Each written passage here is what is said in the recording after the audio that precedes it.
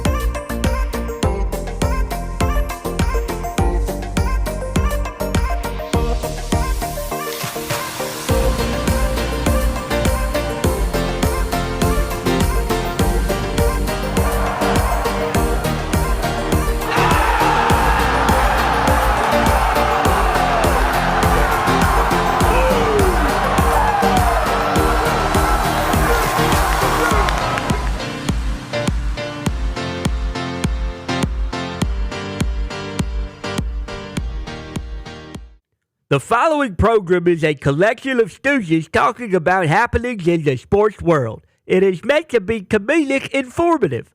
The opinions expressed on this show do not necessarily reflect the beliefs of their peers, their boss, or ESPN. There may be some cuss words because that's how humans in the real world talk. If you are young, please seek permission before watching any further. Hey. What? Let's go. This show stinks, and the fact that you listen, we are very, very thankful for it. McAfee on the line with a gorgeous assist. The all-time leading tackler for the Green Bay Packers. You pig! Stop! Damn it! Be a friend, tell a friend something nice could change their life.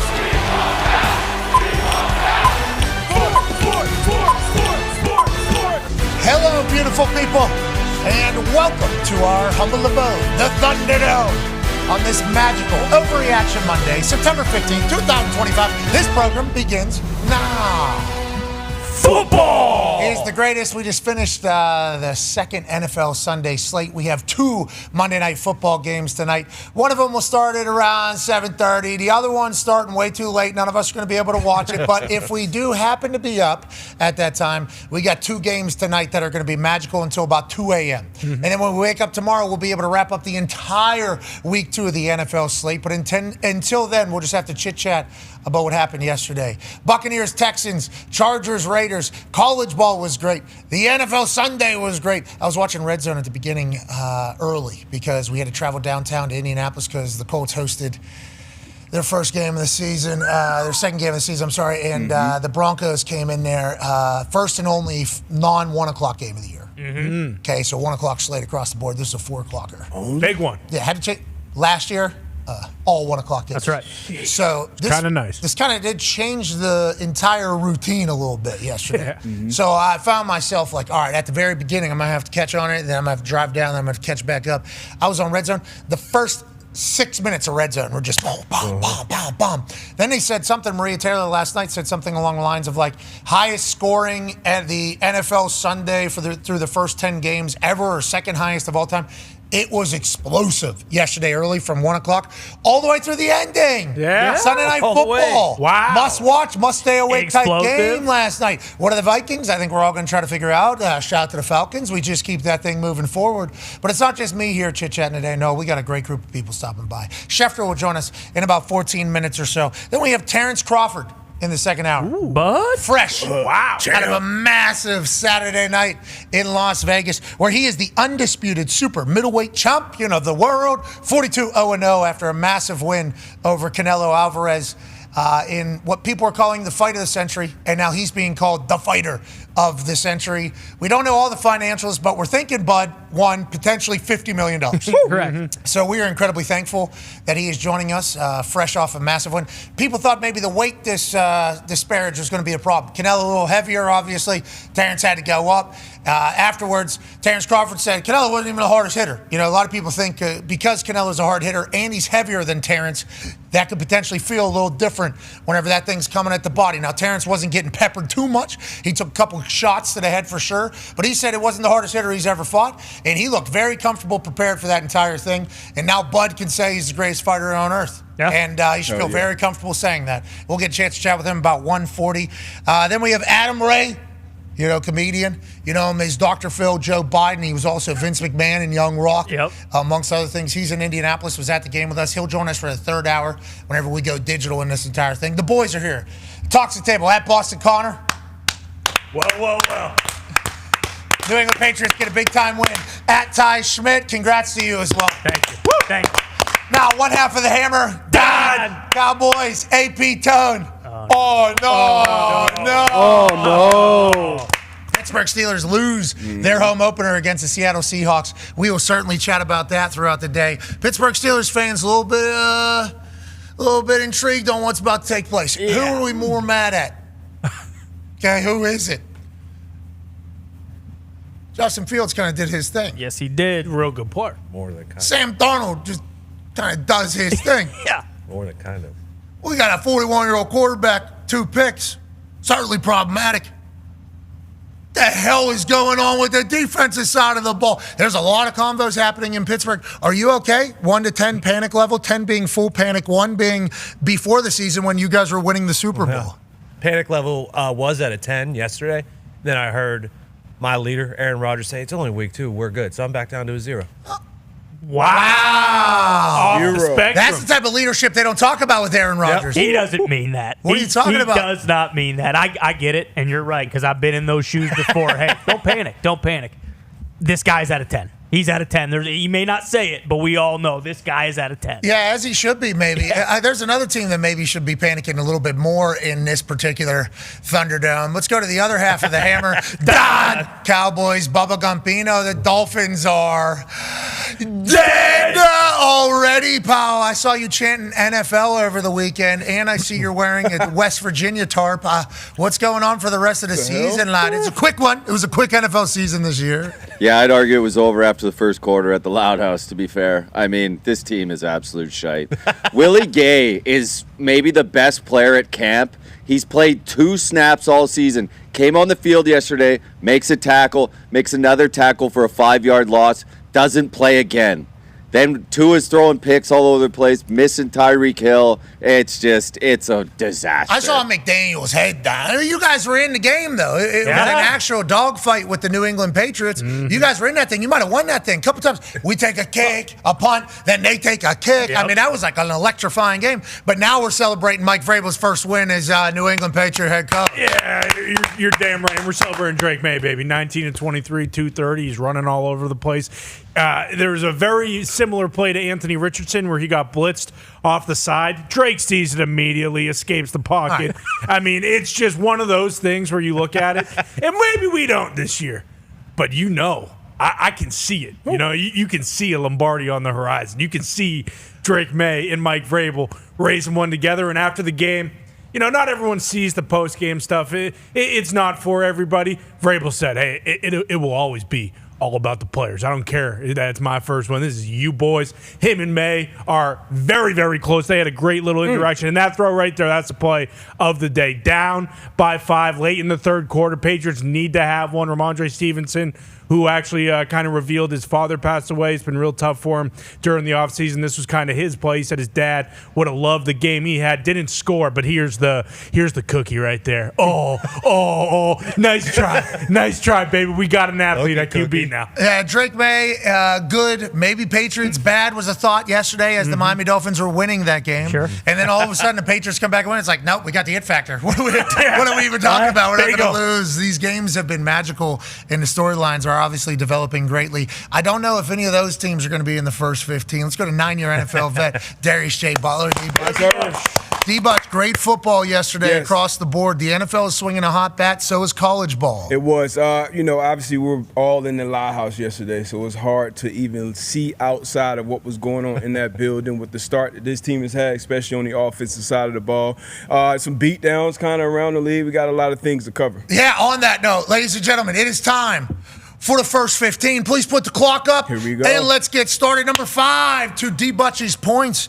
The best brought some beat downs across the board. Now, obviously, the Baltimore Ravens and Lamar Jackson, they're good. Chuck Pagano back in a much better way this week than he was maybe after week 1. He's celebrating the greatest passing quarterback in the history of the NFL. Lamar Jackson's passer rating is now the highest in the history of the league. Look at him holding the ball right there. No laces. Doesn't need them. Nope. Oh, yeah, he also happens to run a 4.2 and is the most elusive guy on the field. So not only can he get it done as a running back at quarterback with his arm being the best ever, he's also got an entire team around him filled with absolute dogs. They end up beating the hell out of the Browns. 41-17. D-Butch, your thoughts on this game? I mean, this game just absolutely dominated on the offensive side of the ball. A lot of chirping. I think Conman touched on it last week. A lot of chirping between both of these two teams in the headlines, and the Ravens got it done. Browns did do a good job with Derrick Henry kind of sealing him up, but Lamar Jackson, you mentioned it, the all-time leader at passing rating, and also the all-time leader at the quarterback position when it comes to rushing yards. So a beatdown within the division here, Ravens-Browns. Let's talk about in-the-division beatdowns. Guess who's back? Back again. Brand new Lions are back. Ooh. Tell some friends. MCDC's got the boys buzzing. The Detroit Lions, 52. Chicago Bears, 21. At the beginning, though, Chicago Bears scored 14 points early. So it looked like, oh, no, the Lions stink. This is the same old Lions. Maybe Kelvin Shepard, former teammate of ours, friend of ours, should not be handling his press conferences the way he's handling them. Maybe he was speaking a little bit too much cart before the horse, where he's saying we don't make excuses to play football, had a little bit of an edge to him. Hey, you haven't done anything as a DC, is what some people were saying about this man. And then 14 points are scored pretty early by the Chicago Bears. Everybody's like, wait a minute. Is this Lions team going to let Caleb Williams, Ben Johnson come into their house and roar all over their faces in a revenge game? And then all of a sudden something just went like that. And poof. Yeah. The brand new Lions showed back up. Same old Lions for a while. Then the brand new Lions showed up. And I'll tell you, they just kept on going. Yeah, they did. And they ran that shit down their throat. Ben Johnson obviously coming back into town. Welcome back, Bob. We appreciate you going to the division rival. Out of all the different places you could have went. Players mentioned that. Fans mentioned that, and MCDC treated the game that way. Are we all the way back to just believing the Lions are the brand new Lions and just get rid of what we saw in week 1 against the Green Bay Packers, who might be the best team in ball, D-Butch? The Packers might be the best team in ball. And I'm all the way back on the Lions. I wasn't too far out. It's week 1. Week 1 is all about just getting a win. How can you figure out a way to get a win? Obviously, they didn't get it done. It takes time. It takes time to build some continuity with the play callers, with the players. Jared Goff looked like his old self, getting the ball around, had the running game going. Gibbs, Montgomery, St. Brown, they all scored, I believe, for the 9th time, which is the most by any trio in NFL history. Saw that on the internet. So I love that goof getting in there. And I love the saltiness. By the Lions fans. Ben Johnson coming back. Way to welcome back, putting a 50 burger up on the board. Yeah, 52 must be nice. Foxy, today a little bit better than 1 week ago from today? Yeah, we're all the way back. Super Bowl is on. 3 touchdowns for St. Brown, a touchdown for J-Mo, a touchdown for Sonic and Knuckles. Jared Goff, 5 touchdown passes. No, not ass and cheeks. Jared Goff, 5 touchdown passes, no turnovers. They looked incredible. I am all the way back. Congrats to Detroit. We didn't want to celebrate your demise, but it did look like it was coming right in front of our eyes. Oh, yeah. And instead, you're all the way back. Did MCT see them Lions move that rock out of the cave? Sure felt like it there. Yes. They are all the way back. That was a huge statement for week 2. And then let's talk about the team that also, you talk about the Packers maybe being the best team in ball. There's a team up there in Buffalo that had Hard Knocks, that has the current MVP. Buffalo Bills just absolutely smacked the New York Jets. As we're watching this game take place, we're all wondering to ourselves, oh no, this might not be good for the Steelers. This might not be good for the Steelers because the Jets looked very good against the Pittsburgh Steelers. Yeah. Justin Fields all over the place, spinning it, running it. The defensive intensity and accountability for the New York Jets was exactly what we thought it would be under Aaron Glenn's head coaching leadership. But then inevitably what happened was the Buffalo Bills were the Buffalo Bills. They end up winning 30-10 over the New York Jets. Couple division blowouts here. What does that say to you, D-Butch? You know, divisional opponents, they mean a little bit more during the season. You want to send a message to everyone. And one of my favorite things I love to see in the National Football League, when a guy who's deserving some money gets his money and then he shows up and shows out early and often. That was James Cook yesterday. Wasn't pretty as far as the stat sheet for Josh Allen. If you had some parlays or some prop bets, you probably didn't hit a bunch of them, but he did his thing, took care of the ball, had some runs, had a little scary injury there with his nose, so but he came back, finished the game. Just an all-around dominant performance in the AFC East with the Bills over the New York Football Jets. I think Josh Allen probably appreciates the fact that he's going to have the photo with the the thing. Like the nose. Black eye. He's probably not fun. I'm not saying it's a good thing, and it's going to suck to sleep. That's going to sneezing. Oh my God. Oh my God. And we're getting into cold season too. Josh, vitamin C. Yeah. Get it. He can't be sneezing with that entire situation. Obviously, getting punched in the face is no fun. Oh. He's tough, son. I mean, there's no questions asked. So there were some beatdowns yesterday. Congrats to the teams that showcased that they are great, either once again or will continue to do as such. Let's go to number 4, a team that everybody thought was going to be great. Spent all the money this weekend or this offseason. Burrow breaks his toe. Oh, no. They're saying he's out at least 3 months. Oh, Joe. Long time. He was healthy in training camp. They paid his wide receivers. They get Hendrickson back. Shamar Stewart said okay to a clause. Everything that was kind of tumultuous ended up being smooth sailing. This is going to be the best Cincinnati Bengals. Holy hell, they won a game. Yeah. Now they got home. Sam Hubbard's the ruler of the jungle. Need to be calling the crowd, get in there a little bit earlier, huh? We want this place to be electrifying. As Trevor Lawrence, Liam Cohen come into town, and they get a win. Yeah. Congrats to the Bengals getting a huge win. Could have lost that game multiple times. Did a huge win, and that's a positive. They can't buy a break. No, they can't. No, they can't. This team cannot buy a break in Cincinnati. They try to buy their players out. They're trying to pay everybody. They're trying to run a new business. We're going to sell the rights to the stadium, and we're going to build an indoor facility. They're trying, I think, to become a team that is, kind of showing respect to the football gods. Like, hey, we understand the power of having an NFL team and the responsibility of having a team in our city of Cincinnati. We want to do right. They were doing it. It seems like they were doing it all. They had everybody. And then, boom, week 2, Joe Burrow was 7-13 for 76 yards and a tud. Okay, let's assume that just continues. Yeah, sure. And he just has a great game in front of Sam Hubbard, the ruler of the jungle. Yeah. And he gets standard tackle here by Eric Armstead. Bang, toe, out, 3 months. That sucks for the Bengals, but that's a huge storyline for the AFC going forward. Yeah, it is, and it does. It sucks so bad. They were doing everything, Pat. You said it. They paid everyone who we said you can't pay all those guys and keep them. They won the first 2 weeks of the year. They never win the first 2 weeks ever. And then this happens to Joe Burrow, and I saw this edit last night, and I did not like it. It was Joe Burrow, and it flashed to Andrew Luck, and then it was Joe Burrow, and then it flashed to Andrew Luck. Number 1 Joe pick. Burrow. It kept going. It was intense. It was like, oh no, these guys, they started their career with all these injuries. They're this incredibly talented, but they were behind potentially an O-line that isn't going to protect them. And we have these stats from Schefter that he then put out this morning, and those don't look good either. I'm just hoping Joe comes back healthy and it's not a similar situation to Andrew where he's just taking all these hits because he is unbelievable. He's great for the league, and this sucks for Cincinnati, and hopefully Browning, can lead them to the promised land as well. We remember whenever he got into the league, it felt as if he was trying to be on a jacked up segment. Yes. With him being the one getting jacked up every game. Yeah. And then he came out and spoke. He was like, I like get hit. I feel like I'm in a football game then. Whereas one time against Philadelphia Eagles, we actually saw his body move and his helmet and head stayed in one spot. Oh, yeah. And then he got slingshotted into the ground. He leaves game. Then he comes back, I think leads him to overtime in this entire thing. His durability and his toughness is always something that's talked about. But anytime a quarterback's toughness in the NFL is talked about, it's normally because he's getting his ass beat. Yep. Right? That's why you would bring up the toughness. Yep. And what the ranks are there for the offensive line, I believe that was a Hembo stat through an Adam Schefter Twitter account. I don't know what they're judging on. I'm assuming offensive linemen would say, well, that's not real. It wasn't my job. Nonetheless, we've seen Joe get his ass kicked, and we've hated it since day one. Yeah. And now I'm not saying this particular situation with the toe. That seemed like a pretty standard tackle happening. It seems like misfortune if I've ever seen it. Yeah. But in the entirety of it all, you pay everybody. Do you take care of the O-line? They made some moves. They tried their best. But it's like this might be an entire career of this, which we don't hope or wish upon anybody. Godspeed, Joe. Yeah. Godspeed, Joe. And sorry to Godspeed to Bengals fans, too. You're undefeated. Yeah. And Jake Browning's played before, obviously, because of similar situations. Well, and that's kind of the silver lining here. It's like two things. One, Jake Browning, unbelievable. He's proven he's won games. Two, Joe Burrow's house not getting robbed anymore because he's going to be home a lot.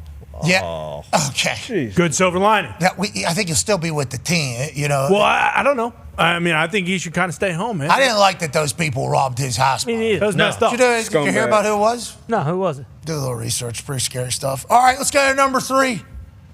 For the brand. And Aubrey is unbelievable. Are you not entertained? This man is like a gladiator in there doing things that nobody thought was possible. We actually got a chance to talk to him a little bit earlier today. Let's talk about this past weekend, yesterday.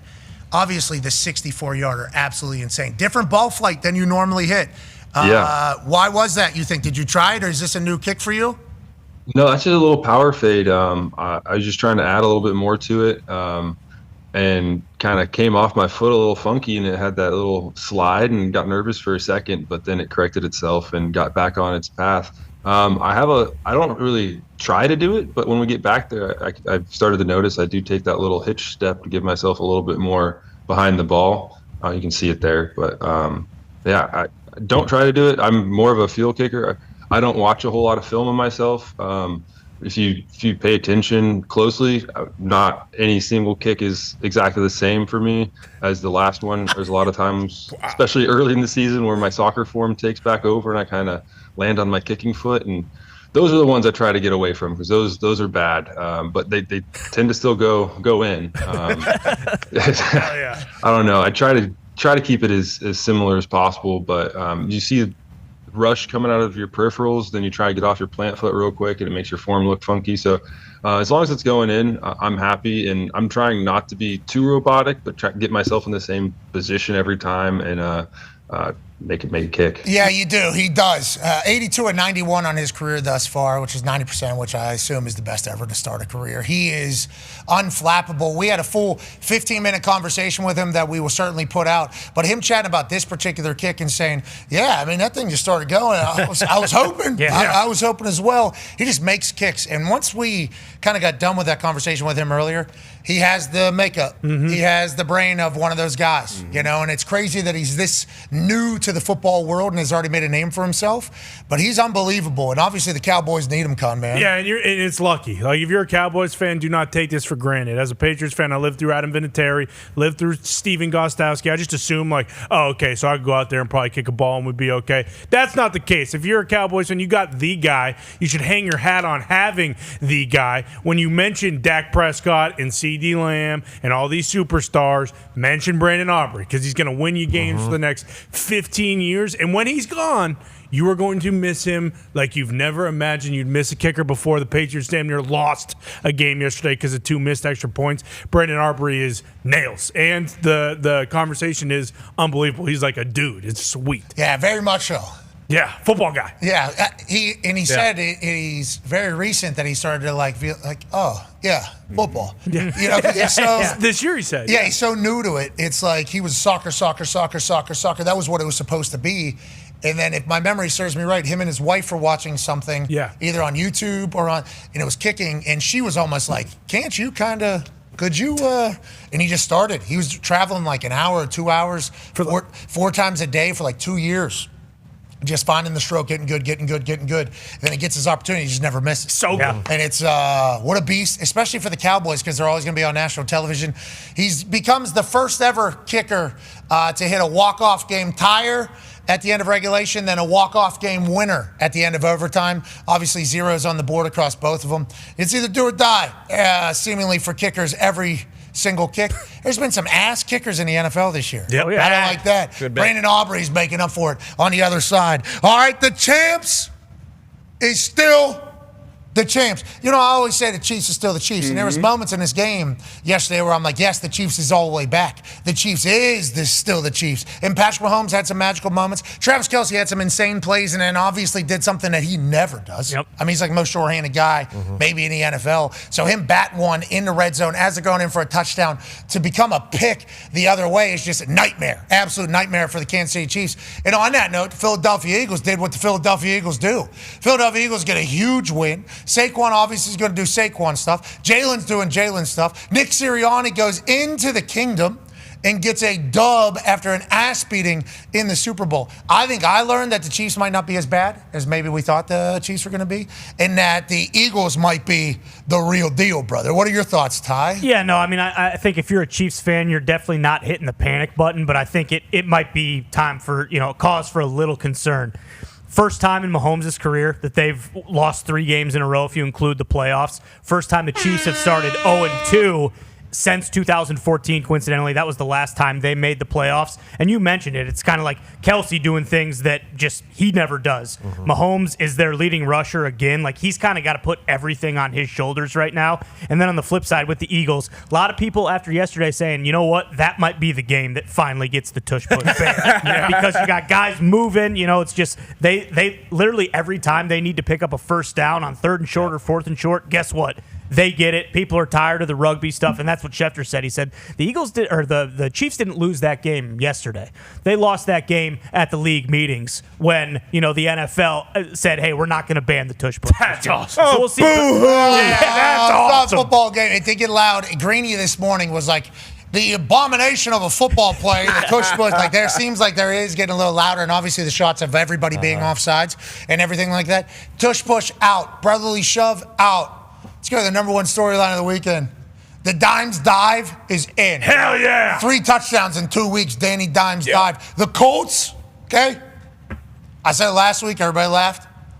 Colts going to win the Super Bowl. I'm not laughing anymore. Nobody. Denver Broncos, great defense. Yes. Denver Broncos got a great defense. Best preseason. A lot of people talk about Denver Broncos maybe winning the whole damn fucking thing. Yeah. Denver Broncos are the team. A lot of money on the Denver Broncos. Now, they were in a dogfight with Tennessee week 1, and I understand Cam Ward had some generational talent plays against them and everything like that. Yeah. But they were coming into the Lighthouse. They were coming into Lucas Oil Stadium. I think all of us were a little bit worried about, are we real or are we not? I mean, we're about to find out. Sean Payton on the other side with Bo Nix a little bit more. And what we found out is, yeah, the Colts are for real. And Tyler Warren might be the best football player in the NFL. Danny Dimes obviously having a full resurrection under this Shane Steichen offense. That's the Dimes dive, and it is beautiful. Okay, it is a touchdown maker, a touchdown creator. And I don't think we've even come close to perfecting it. I mean, there's bodies flying in the back.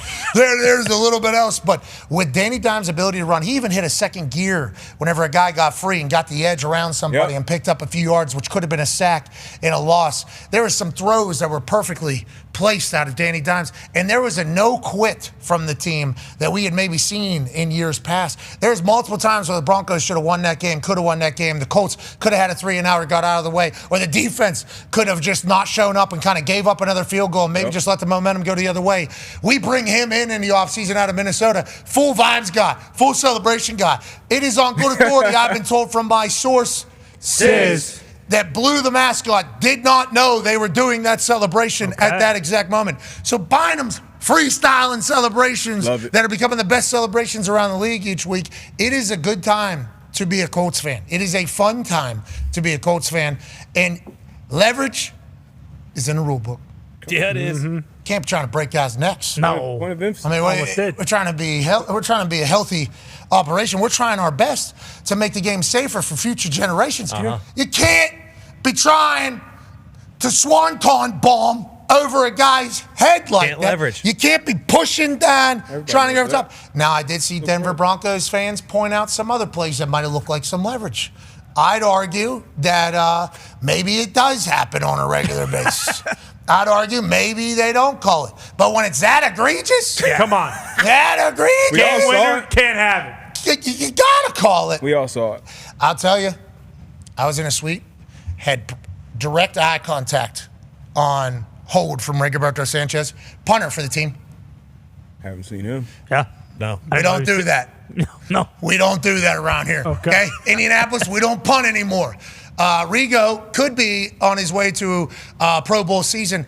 Did have a punt. Might have been 60-some yards. Then they ran into the punter, first down. So he did have a punt in game one, but it did not count. It got ruled off. We got a first down because everything's working for the Indianapolis Colts right now. But I had direct eye on Rigoberto Sanchez and Ball and Spencer Schrader, who has been great for us. This kid, Spencer Schrader, we're very happy he's here. Born in Indiana, right? Yes. Yeah. Westwood, Indiana. Yep. And then he went down to Florida, I Yep. believe. So he is an Indiana kid. We had Matt Gay. He was the highest paid kicker in the NFL for us. Ball didn't always go in. Good dude. Schrader kid feels good. I have direct eye contact on Rigoberto, the ball. As soon as he hits it, not good contact. This ain't going in. Okay, that's just immediately upon contact. Nope, that thing, he hit that thing. No way. Close.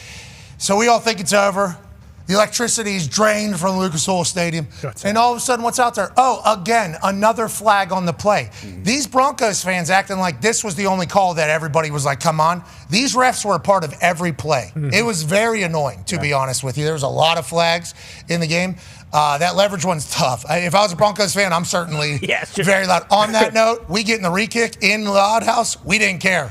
We went ape shit in there. What a huge win for the Broncos. D-But, you were on the call for ESPN Radio. I can't wait to hear that. What a game for you to get to call. I mean, what a game from wire to wire. Both of these offenses are moving the ball up and down the field. We always talk about in the locker room playing complementary football. We always talk about, hey, it's going to take 60 minutes, have each other's back no matter what happens. And that's what happened with the Colts yesterday. The offense was moving the ball well between the 20s all day long. Few drives stalled, but Schrader was nails all day. Went 5 for 5 from field goals, so we weren't punching in touchdowns, but we made the big plays when we needed them. That big one to Jonathan Taylor up the sideline, that was huge. The Cam Bynum interception, because the Broncos, they were getting in the red area and they were converting touchdowns. Bo Nix was pretty sharp once they got in the red area. Franklin, is that quarter or wide receiver? Troy Franklin, yeah. I think, weren't they college teammates at Oregon? Yeah. So this was kind of his breakout game, but this interception was huge. We always talk about tips and overthrows, and that's what Cam Bynum and all the good deep free safeties do. They make you pay for those. So that was a big one, getting that turnover there. Special teams, defense. Defense wasn't great all day long. Like I said, Bo Nix was pretty sharp, but made a play when we needed it. And offensively, just been sharp, man. I mean, just every drive we're getting points, we're getting touchdowns. Tyler Warren, he's been phenomenal. Jonathan Taylor went over 200 total yards. And then Danny Dimes, he was getting his ass blitzed. I want to say 70% of the time he got blitzed, and this Denver Broncos defense, they lead the league in sacks. He had 6 in week 1, 69 coming into this game, and they protected him. He was pretty sharp against the blitz, went over 300 yards for the first time since week 2 in 2023. So love what Danny Dimes. We've been looking for a quarterback. Danny Dimes has obviously been looking for a good place, and I think it's kind of a match made in heaven right now. Shane Steichen's been looking for a quarterback too. I think he is very comfortable with everything that Danny Dimes does. Just the command of the offense. What Danny's saying, and you could tell the offensive line's bought in. You can tell everybody's bought in. It's a different vibe with this Colts team this year. Yeah, and that's probably the best 2-game span for a home team to start a season of all time. Like when you, I'm serious when you talk about like the expectations and the question marks around the Colts, and for them to come out week 1, dominate a team from start to finish, and then week 2 to come out, be down by 5 in the fourth quarter, kick 2 field goals and win. Like you mentioned, it's so much different. Whereas it was 28-23 and it was 4th down. And I just assumed the Colts were going to go for it, screw it up, and it was going to go the other way. And instead, they kick a field goal, get a stop on defense, kick a game winner. Like, it's unbelievable football. And the O-line. This is Danny Dimes' first real offensive line, and he's one of the top 5, top 10 quarterbacks in the NFL right now. Like, Danny Dimes' first shoot is going to be an Indianapolis coach for the next 10 years. I hope so. I've heard he was out last night, maybe having a couple beers with the locals. Yeah. He should. Yeah, we like that. And we are not saying that as a negative. That is 1,000% a positive. That is the boys enjoying the city. That is a good thing, not a bad thing. Hadn't been happening for a long time. Danny Dimes, old school guy, joining us now, ladies and gentlemen, senior NFL insider for ESPN, Michigan man, ladies and gentlemen, Adam Schefter. Schefter, we apologize for having you wait around right there. That's on us. The 15-minute clock might just disappear going forward. But on that note, anything that we missed there, and the Colts are going to win the Super Bowl?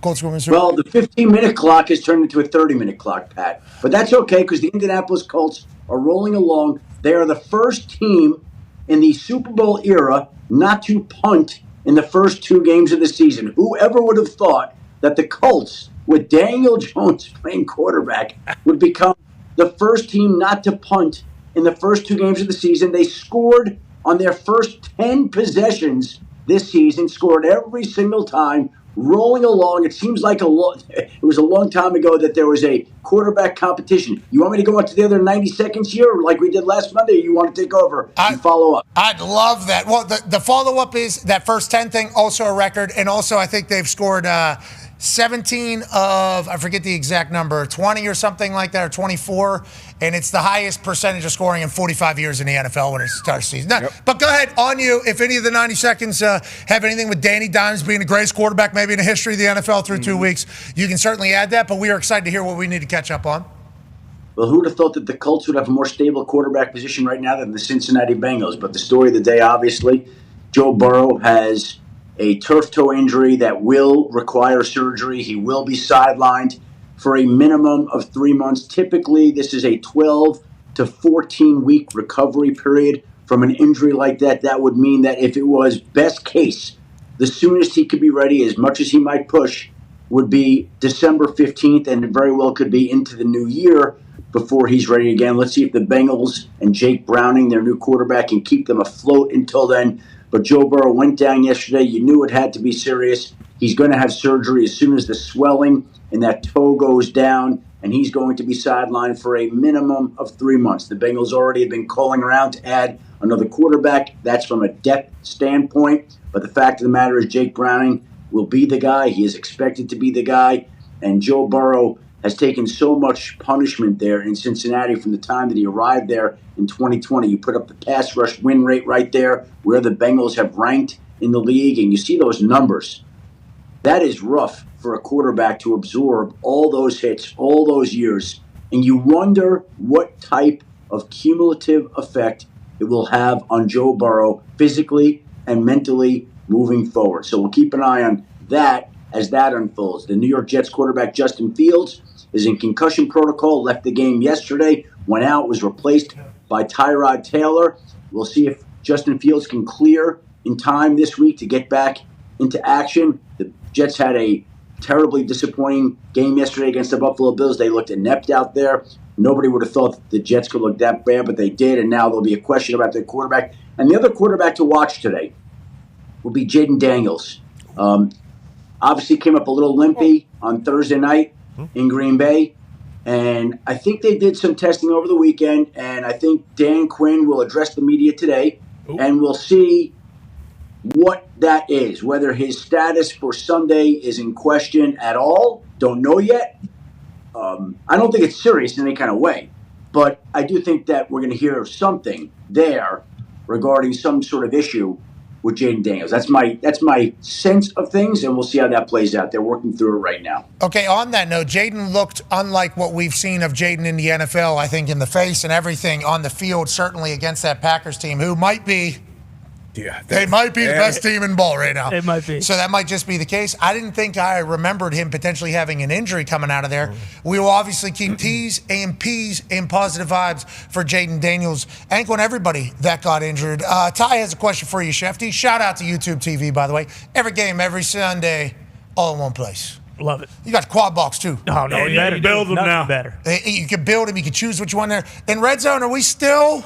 We are? Yeah, I watched it all day yesterday. Oh, okay. Yeah, I had it on as well. Now, granted, I know there's people that didn't because they were saying terrible things to me whenever I said, you guys are going to have playthrough commercials. We do not care. I spoke for the wrong people. There are people that care. I can tell you, you don't go there.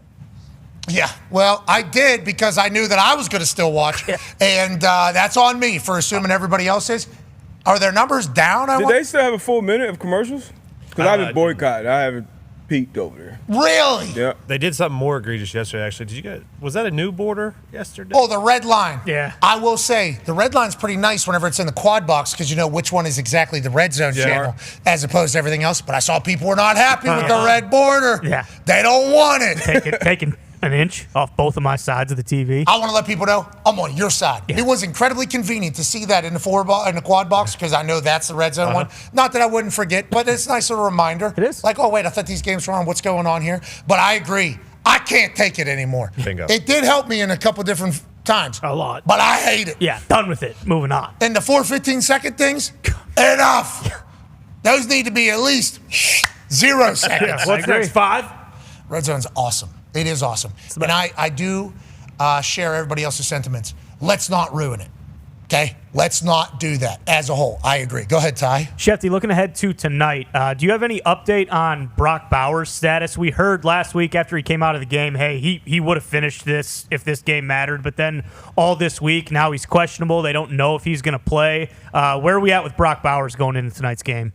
I believe he's going to play. I think Pete Carroll has said he expects Brock Bowers to play. The head coach himself, who's celebrating, by the way, his 74th birthday today, so happy birthday to Pete Carroll. Happy birthday, Pete. They expect him out there. I don't think it's a lock yet that he's going to play. Again, I go back to Christian McCaffrey last year in the opener when everybody thought he was going to play and he didn't. I think Bowers plays. He wore a left sleeve over his knee in practice, but I still want to see that he's fully and officially active before we know for sure that he's playing. But I think it's trending towards that clearly, even though they listed him as questionable. Anything else in this game that we should think about? Oh, there's a lot that we should think about. Khalil Mack, the former Raider, gets to go up against his former team, and the Raiders at offensive line. He'll be up against DJ Glaze tonight, so that'll be an interesting little matchup to see how that plays out. We've got these two great rookie running backs right now. We'll see how that plays out between Omarion Hampton and Ashton Genty. Justin Herbert has played very well. Geno Smith is airing it out for the Raiders. First home game for the Vegas Raiders this year. So really it's the first time that Pete Carroll has coached that team in front of the home fans there in Las Vegas. Ashton Genty making his home debut. We'll see if Brock Bowers is in fact out there as we think he will be. Should be a good matchup on Monday Night Football in the second leg of the game. We're hoping that these primetime games remain good. Yes. Need it. We're starting to look at the schedule. Feels like the NFL really wanted to, put some good stuff up front. Yeah. Yeah, we want this first week to not be a dud. Let's put some division games in here. Let's put some rivalry games in here. And then we all, because I think we got caught up in a moment, we're like, yes, this is the new NFL. Yep. Yesterday's slate, you look around, you're like, hold the phone. Okay? Then you start looking ahead, you're like, what games are on primetime? Do I see the Miami Dolphins are on primetime? See, that's where you're messing up. Don't look ahead. Stay in the moment. Yeah, you JJ McCarthy told me I got to stay in the moment. Mm-hmm. I understand. Tom Brady said I got to stay in the moment. The Miami Dolphins are in primetime here in the not-so-distant future. We can't be doing this, NFL. This cannot be what this is. On the Miami Dolphins, though. Go ahead, D-Bud. Yeah, Tua played a little bit better. It was a game kind of down to the wire for the Dolphins, but everything that's going on over there is under a microscope, including the head coach when he's speaking at the press conferences, body language on the field, the defense. Colts started off historically. They did it as well. Allowed points in their first 10 or 11 drives. How hot are the seats down in Miami? And will Tyreek Hill possibly be on the move here soon? Well, they essentially hadn't gotten a call as of last week. But I think what happens here is as losses mount up, as they continue to pile up, that inevitably it gets the attention of teams and they begin to start calling. Nobody had called as of last week. But if they keep losing, you know that people will be calling. Now, the Dolphins last week had zero interest in trading him, and I still think that they probably think they're 0-2, and they think they're going to be bouncing back. Now, they play on a short week, play Buffalo. That's the matchup you don't want right now. So, let's see how this goes right now. But it's not a great matchup, not a great time. They're not interested in trading Tyreek now. A month from now, there could be a different story. Yeah, but when you put that tweet out, and you're wheeling and dealing right now, is that anything that we need to talk about? There's a lot of going on right now. Yeah, all good. Like what? Like what? stuff, Pat. Like stuff. Oh, come on. Shefty. We'll call you Stuff. Stuff. Adam Stuffer. Stuffer. Yeah, it's a lot of Due Stuffer. Adam had a lot of Stuffer. When you put that tweet out, though, about nobody has really been interested in trading for Tyreek Hill, that's a hooty-hoo, right? That's a bird call for everybody that Tyreek may be available? Or is that you literally just saying, interesting storyline that I'm learning about here? No, I think various people have speculated, about him being traded. People have been saying that Dolphins have been getting calls. Teams have been reaching out. This team's interested. I just don't think any of those things as of last week had happened. I don't think that there have been teams that call. That's why I said to date, they hadn't received any calls from other teams, and they had no plans to trade him. Could that change this week? Sure. Is it likely to change? I don't think so. There's a short week. Miami is more intent upon turning around its season. Obviously, we all have our own feelings about where they will or they won't, but they're in the thick of it, and they think they have a good team with good players. So unless they start the game, they don't. No, they do. Chris Greer's phone might not actually work either. That could be the problem. No, he can get everybody out of town. Yeah. That's a one-way. Yeah, it's can't a one-way figure anything phone. out. He's great. On that note, though, as soon as I read that from you, I immediately think, oh, this is the team saying, Shefty, let people know that we are definitely to date and they currently. Those two little parts right there. You're trying to make it accurate. My wording, Pat. That's like, again, I'm trying to come up with it so that if the events change and circumstances change a month from now, somebody said, you said they weren't trading. Well, that's where they're at on this day. They're not trading them. They're not looking to trade them. We all know that things are fluid and that teams change their minds and circumstances change. So that's my language. Like, I understand, but I'm just telling you from your Twitter account, me reading that, especially with all the people that follow you and all the people that literally, notable people with power in a lot of buildings, read your tweets and go, oh, there's a little bit of a thing over there. Let me go ahead and as soon as I read that, I was like, oh, that's drumming up. That has to be to drum up interest for the Miami Dolphins to potentially hear about Tyreek Hill. How much is he getting paid? What is Tyreek Hill? I think like $30 a year when he signed. Anybody potentially call him trade for head coach, maybe? What do you mean? I mean, that happens in the NFL. Yeah, no, I think like the Maine Red Claws are coach basketball up there, G League. I think they're calling. Who? For Mike McDaniel. Oh my gosh, that is not. That's what he was alluding to. Was like teams trading for the head coach. I said he doesn't even know basketball. The Maine Red Claws. Mike McDaniel's so freaking cool. He could probably figure out basketball in a day. He's right. Probably run that triangle offense like Phil Jackson. Bingo. In fact, he's going to be an offense coordinator somewhere. We all assume, but they like their team. They think they're going to be able to turn it around. Hopefully, they will be able to do that. Maybe he heads back to San Francisco. Wait a minute. Go ahead, Con Man. Shefty, we got to talk about it. All right, you're very tied in with the Niners. I know you're tied in with every team, but when it comes to the Niners, it's like an Eagle Scout type knot when it comes to tied in. Mac Jones went out and balled out for the San Francisco 49ers. Kyle Shanahan, you have reported, wanted Mac Jones in the draft. Something happened, after they trade up to 3, they end up taking Trey Lance. But Mac Jones gets into the Kyle Shanahan offense, and it basically goes off without a hitch while not having George Kittle on the field. Is it too soon to say we have a quarterback controversy? Are we a win or two away from a quarterback controversy? Because we also looked at Purdy's, contract, and his cap hit doesn't go north of $30 million. So this does almost feel like a, not a Kirk Cousins Penix situation, but if Mac Jones has a hot hand, Kyle Shanahan's probably going to continue to roll with him. Shefty, are we reading that right? Well, they're going to roll with him as long as Brock Purdy is out. And when Brock Purdy is able to come back, they're going to roll with Brock Purdy. I don't think there's any quarterback there right now. I think it's them having a backup that they believe in. And I think he's a backup. He signed a 2-year, $7 million deal. He's the backup. He's the number 2. And frankly, the better he plays, the better it'll be for them. If they decide that, hey, he's got value in the offseason and they want to deal him, then maybe they could do that. I don't think they're thinking like that. I think that they're just thinking, look, they've had so many injuries at so many key positions. They had to rely on a backup tight end, a backup quarterback. They didn't know that they were going to have Trent Williams until pregame warmups.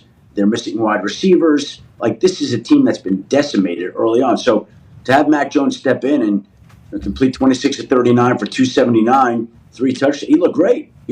And they were saying to me over the weekend that they believe that environment that they have there elevates players. Like, they've seen players step in and perform well. That's what they were expecting from Mac Jones. And it was interesting because everybody kept talking about how awesome he's been to be around, and it's brought a real spunk and swagger to the team. And I just think Mac Jones learned a lot going through his 2 experiences in New England and Jacksonville. And it sounds like, he got there kind of with some maturity and some experience, and probably acted in a way that maybe he might not have earlier in his career. And he played great. Looked really strong yesterday. I don't know. I don't think there's any quarterback controversy there. Okay, we'll continue to monitor it. I think Kyle Shanahan originally wanted Mac Jones. Now he's seeing what he could have had. We love Brock Purdy. Yes. More than anybody else. I have his costume from Ariat. That's right. I bought it. The thing he wore and did the 2-step or the line dance in the commercial. I thought it looked so cool. I actually bought it. But any place on earth that would potentially do this would be Kyle Shanahan and the San Francisco 49ers. Especially if Kyle Shanahan originally could prove, just like I said, it was. Now, on the note about Mac Jones bouncing around, you got Baker, you got Darnold, you got Geno, you got a lot of guys. Danny Dimes here, that go through whatever humbling process or maybe enlightening process that they go through in their own football journeys and their own football lives. Mac Jones in the Kyle Shanahan offense, we all immediately were like, that would make sense, which is probably what Kyle Shanahan was thinking when he was coming out of draft. It appears if that's the case week 1, if that continues, you're saying no problem. Okay. I'm saying it too. You're saying the same thing as Shefty? Same thing. Brock Purdy's the guy. I agree. However, Kyle Shanahan is a guy that has done this. I mean, this is something Kyle Shanahan would do. Not saying he wants to cause any problems. There's no riff. Brock Purdy, definitely quarterback. They paid him and everything like that. But if Mac Jones, the guy he wanted a number 3 overall, they traded multiple number 1s to go get. And he comes into his system. Kyle Shanahan's the guy in charge over there, right? Kyle Shanahan has this guy that, just like I fucking said it would, starts happening. That's a tough thing, I think. 2 years, $7 million, too? You know what he just saw? Somebody wants Brock, right? Yeah. We got a lot of salary cap all of a sudden. I'm not saying that it's Overreaction Monday. Who's playing really well right now that they couldn't hold on to?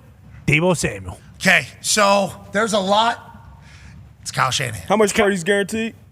182. 182. So much money. It's a lot. That's including much money. Including injury. So who knows what the actual total number? No, I think that was. All right, Schefter saying it. You're saying it. I'm in. Brock Purdy, can't wait to get you back. He's got to stay healthy. It's good to have a good backup. In 2 years, you got a good backup for 2 years. 279, 3 tuds, 112. This is without Kittle. One game. Purdy is, Kittle's one of Purdy's guys, though. All right. Kittle's on. We got last question. 2-3 years of Purdy. I agree. Saints are tough, too. Got 10 years of math. Last question here from AP Tone. Yeah, Shefty, to be honest with you, I thought I was getting a darn stuffed this weekend. I saw a tweet, but then I went ADAM. Nope, that's at Adam Schefter. You put out a tweet that Shedeur told the Ravens no, they wanted to draft him in the 5th round, and he said, no, I don't want to be a backup to Lamar Jackson. That was a real thing? That's a real thing. Yeah, the Ravens were planning to take Shedeur Sanders at pick 141, and that was the plan. And word got back to him that he preferred not to be in a situation where he would be in a quarterback room with an all-world superstar elite quarterback, Lamar Jackson, where he wouldn't be able to sniff the field. And so that was something that did not appeal to Shedeur, and he preferred to take the mystery behind door number 2 rather than the certainty of Baltimore at door number 1, and basically let it be known, I thank you very much, but please don't. I want to be in a place that I can have a better opportunity to play. And so, if that message had been there, would the Ravens have picked him at 141? Yes, they would have done that. That was the plan. I want to play behind another guy. Great history in Baltimore, that other guy, though. Yeah, one of the goats Joey of the Flacco, other guy. one of the other guys. Maybe learning from Lamar would be cool. Getting drafted at pick 141, is it a guaranteed that you're going to play anyways? Man, I'm on Team Shedeur, always have been. When I read this, just like Diggs, I was like, who would want this info? Why do we have this? And I read it, I'm like, why did this happen? that I started thinking like 10 different times. If it all works out, it all works out. But if I could have the opportunity to be in a Lamar Jackson room versus any other room, I think I'd want to be in a Lamar Jackson room. Not me. No? Nah, not if I'm a quarterback that feel like I'm good enough to be a starter, feel like I'm good enough to be a first or second round pick. I don't want to go to a team that has Josh Allen, Lamar Jackson, maybe Joe Burrow, Patrick Mahomes. Those are probably, I'll open the other door if I'm a guy that wants to get on. Because these guys, we expect to play for another 10 years unless something happens. And this happens usually at the back end of the draft. Sometimes guys don't want to get drafted late 6th round, 7th round. They'd rather be an undrafted free agent to pick a better destination and go in there and compete in the roster. So it makes sense from that standpoint. A lot of times this type of shit doesn't get out either. When did he end up getting picked? What pick? 144, 3 picks later. Okay. Yeah, and if, to your guys' point, like picking a place, with all those things considered, would you want to go to a place where you're the second rookie quarterback drafted in the class? Well, I mean, I'm sure he didn't want that either, but I would what if he told the Browns? He said no to the Ravens. He could probably say no to the Browns. I'd rather be in the Browns situation than the Ravens situation. Yeah, if I'm a quarterback. Yeah, but man, I don't know. That doesn't look good. I don't think it personally looks good. Only 3 picks later is good, I think, as a thing, because the complaints about him not getting picked were the thing. And now we're hearing, well, he told people not to pick him. How many other people did he say not to? Yeah, good point. So then that's the issues. Because I was like, what the hell's going on? I was part of the whole, we're not drafted. And then now we're hearing, well, he turned down a team to get drafted to them. And it's like, did that happen anywhere else? I have no idea. Like, did the Beals say, hey, we'd love to have you? No, I don't want to go there. Like, Panthers. If it all ends up working out, it's good. But I hope that's the only time that happened. What if there was a 4th round team that didn't want to? Yeah. Or 3rd round? We don't know if that's true. It's not. Maybe. Well, I mean, that's what we heard, though, with, like, the interviews. Like, was he just going in and being like, you guys can draft me. I'm not coming here. Sorry. If it all ends up working out, it's all good. Good luck, Shedeur. Pulling for you, man. Always will. All right, Schefter, we appreciate you, man. Hey, if you got any more of that stuff that you want to tweet out, we'll follow along. There'll be stuff coming here soon. What type of stuff? Good stuff? Let's do it now. Not good stuff, no. Oh, no. Oh, bad news stuff. So we got suspensions coming in. Bad news stuff. Oh, no. Oh, no. Injury or suspensions? Bad news stuff. Bad news. Fire? Injury. You'll see. You'll know when you see. Oh, no. Ladies and gentlemen, that's Adam Stufter, dude. Baby Stuffy. Thanks, stuff. That's Adam Bad Stufter. I mean, kind of perfect, though, because we haven't done the Jeez Louise plays the moments. Moments, excuse Sorry, me. Jeez Louise moment of the weekend. I don't know if now's the time. I was going to say, if not now, then when? That's Yeah, a I mean, if very we're doing dour way for him to end that. Yeah. I feel like I did a massive star player die over the weekend that I'm not Bad aware of. news, Yeah. bad news. he I mean, if said. we're doing bad stuff, I mean, I think it might be Joe over in Miami. what? Oh, no. It's Mike McDover. I think the way I looked into his eyes and his face. Okay. So That's yeah, what- so nothing Hey, other that's than- why- Looking into Schefter's eyes. I Couple felt coaches already it. got I fired felt this it, brother. weekend. Call why back Schefter, please. Gumpy, you can't just be saying that just He was because on. you're hoping for it. Okay, that isn't how this works. It is Overreaction Monday. After week 2, if they fire their It coach. might be Joe Over down there, dude. It might be Joe McDover down there.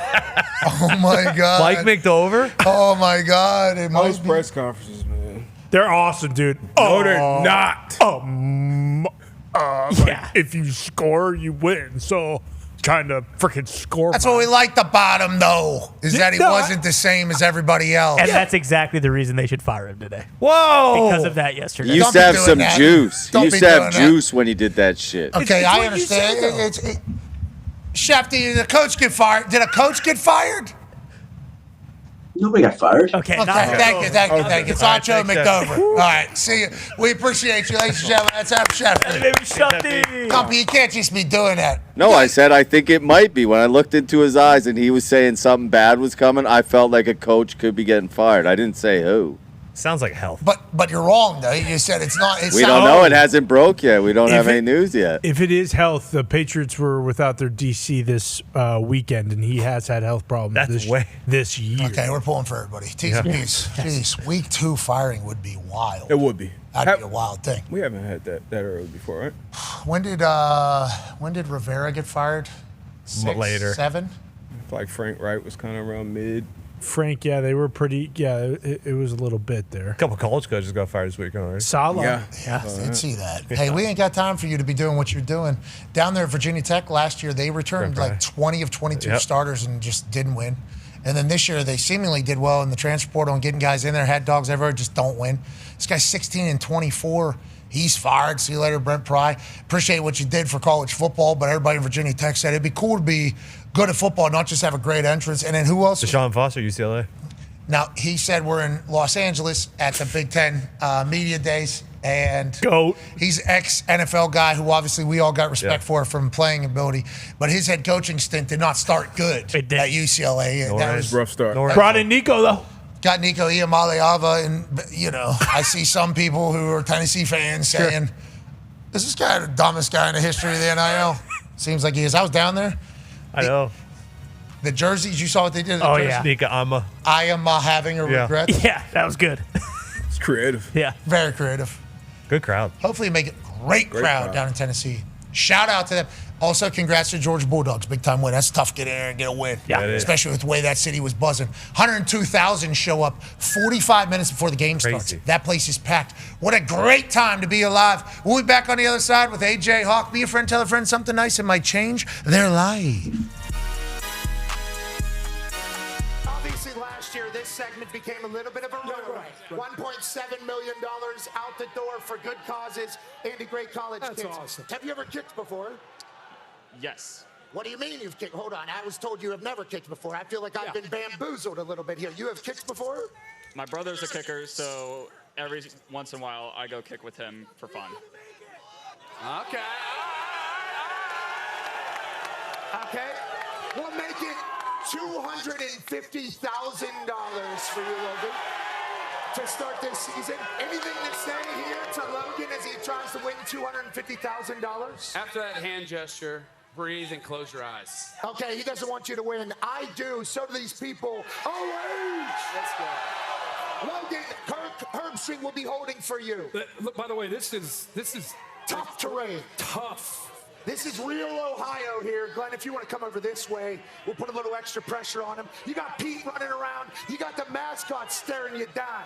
They don't want you to win. Glenn doesn't want you to win. Peter is taking a dump in the middle of the field goal kicking contest. Sniff it in, Logan. That's Peter's manure. Now, through manure, great things grow. Will Peter's poop grow you $250,000? You only have one kick. I don't care how loud they chant for a re-kick. You only have one kick, Logan. Good luck, sir. 33 yards. Kicking is easy, everybody says. Let's find out. Ready? Glenn, what are your thoughts? I'm trying to give you. What are your thoughts? This is really tough. I think that poop was a bad omen. Yeah, I mean, Pete just pooped right in your face. I can't believe we don't have turf. Well, we're in Ohio. This is a football state. You got to be tough. Logan from Ohio, sophomore in business finance. Does he win $250,000? Oh!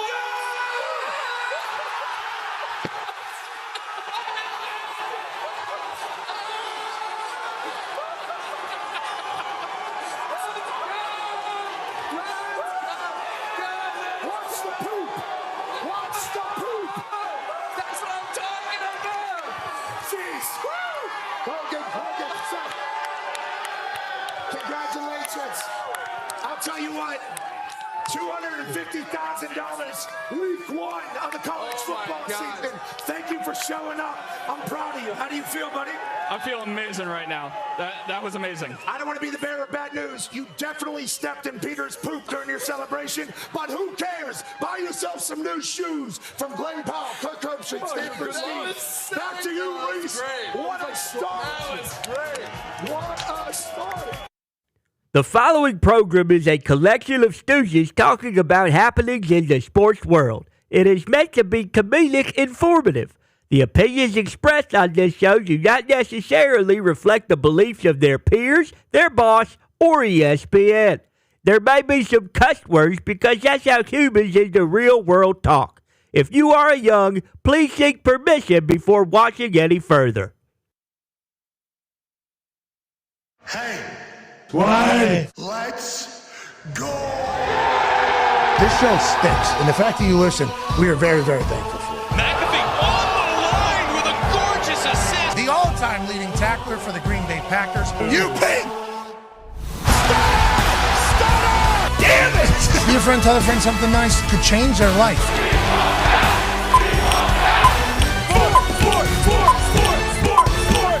Hello, beautiful people, and welcome back to our humble abode, the Thunderdome, on this Overreaction Monday, September 15th, 2025. Hour 2 of the program begins now.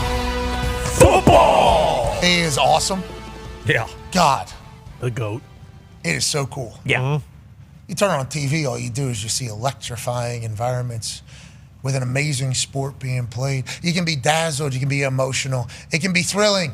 It can be a bummer. Yeah. It's the greatest sport of all time. We're lucky to be right in the middle of its season. College football has been delivering in a big way. Ratings are up 21%, whatever that means, across all college football games. Wow. And I assume the NFL is going to have similar statistics. Sports as a whole are a great unifier, a good thing to really rally around. And we're certainly doing that with our sport, football, for the next, 5 months? Yeah. Love that. It's been great. Tonight, 2 Monday Night Football games will cap off this NFL Week 2 slate. Obviously, one of them is very, very late, and we are going to struggle to stay awake for it. But the Buccaneers will take on the Texans at 7 o'clock, and then the Chargers will take on the Raiders. Baker Mayfield, C.J. Stroud, let's go. Mm-hmm. Okay? Let's do that. Let's have a good one, especially down in Houston. Monday night in Houston, early in the season. Texans still very much at a point where they can go. The Houston Texans fans are about to be outrageous tonight. That was by far the loudest stadium that I played in every single week or every single year. I did not get a chance to go play in Seattle. Have since gone to Seattle, witnessed the game there with the Amazon Prime commentators. It's loud as shit. I'm not going to say it's not. I assume that I would have said that place loudest if I ever got to play there. Houston, though, every time we played there was an AFC South Championship game. It was like a primetime feeling game. Obviously, JJ was there, so the place was crazy. Mm-hmm. Loud. You'd leave the place, your ears would still be ringing for like an hour, 2 hours after the game. Tough to have those types of environments and lose. So I think tonight might be tough for the Buccaneers in primetime. And then Chargers and Raiders. Harbaugh taking on Pete Carroll. I feel like there's a lot of love lost between them. No, there's not. AFC West, is there going to be some new kings this year? Patrick Mahomes and the Chiefs show a little bit of weakness, and maybe it is time for one of these other AFC West teams who have legendary coaches to go on a run. We shall see. The Talks and Tables here at Boston Connor and at Ty Schmidt. Sweet hoodie. Thank you very much. Yeah, it's part of the New England NFL rivalries gear. It is unbelievable. It says, well, actually, it just has the end of it. We are all Patriots. But the full thing is we, the people of the United States and New England, are all Patriots. Okay. So it's kind of like I know you guys consider yourself Patriots.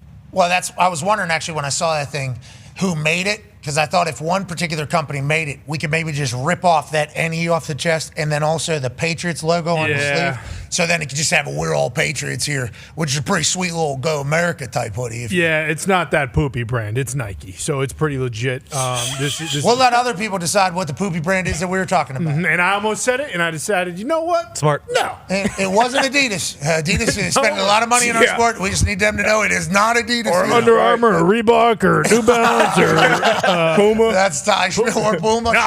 Hallie ones. got the Pumas. Whoa, how did you get those already? Boom. Are those the Hallie ones? They are sick. The Opals? Is that the Opal collection? Yeah, I said it should have been called the Avatars, but Opal's cool too, man. It does look like it's straight out of Pandora there. Unobtainium right there on your feet. I'll tell you. With the blue pants. Those green pants are sick. They are clean. Yeah, you do got nice green pants. Yeah, it brings the whole outfit together there. I think you look at. They're also very comfortable.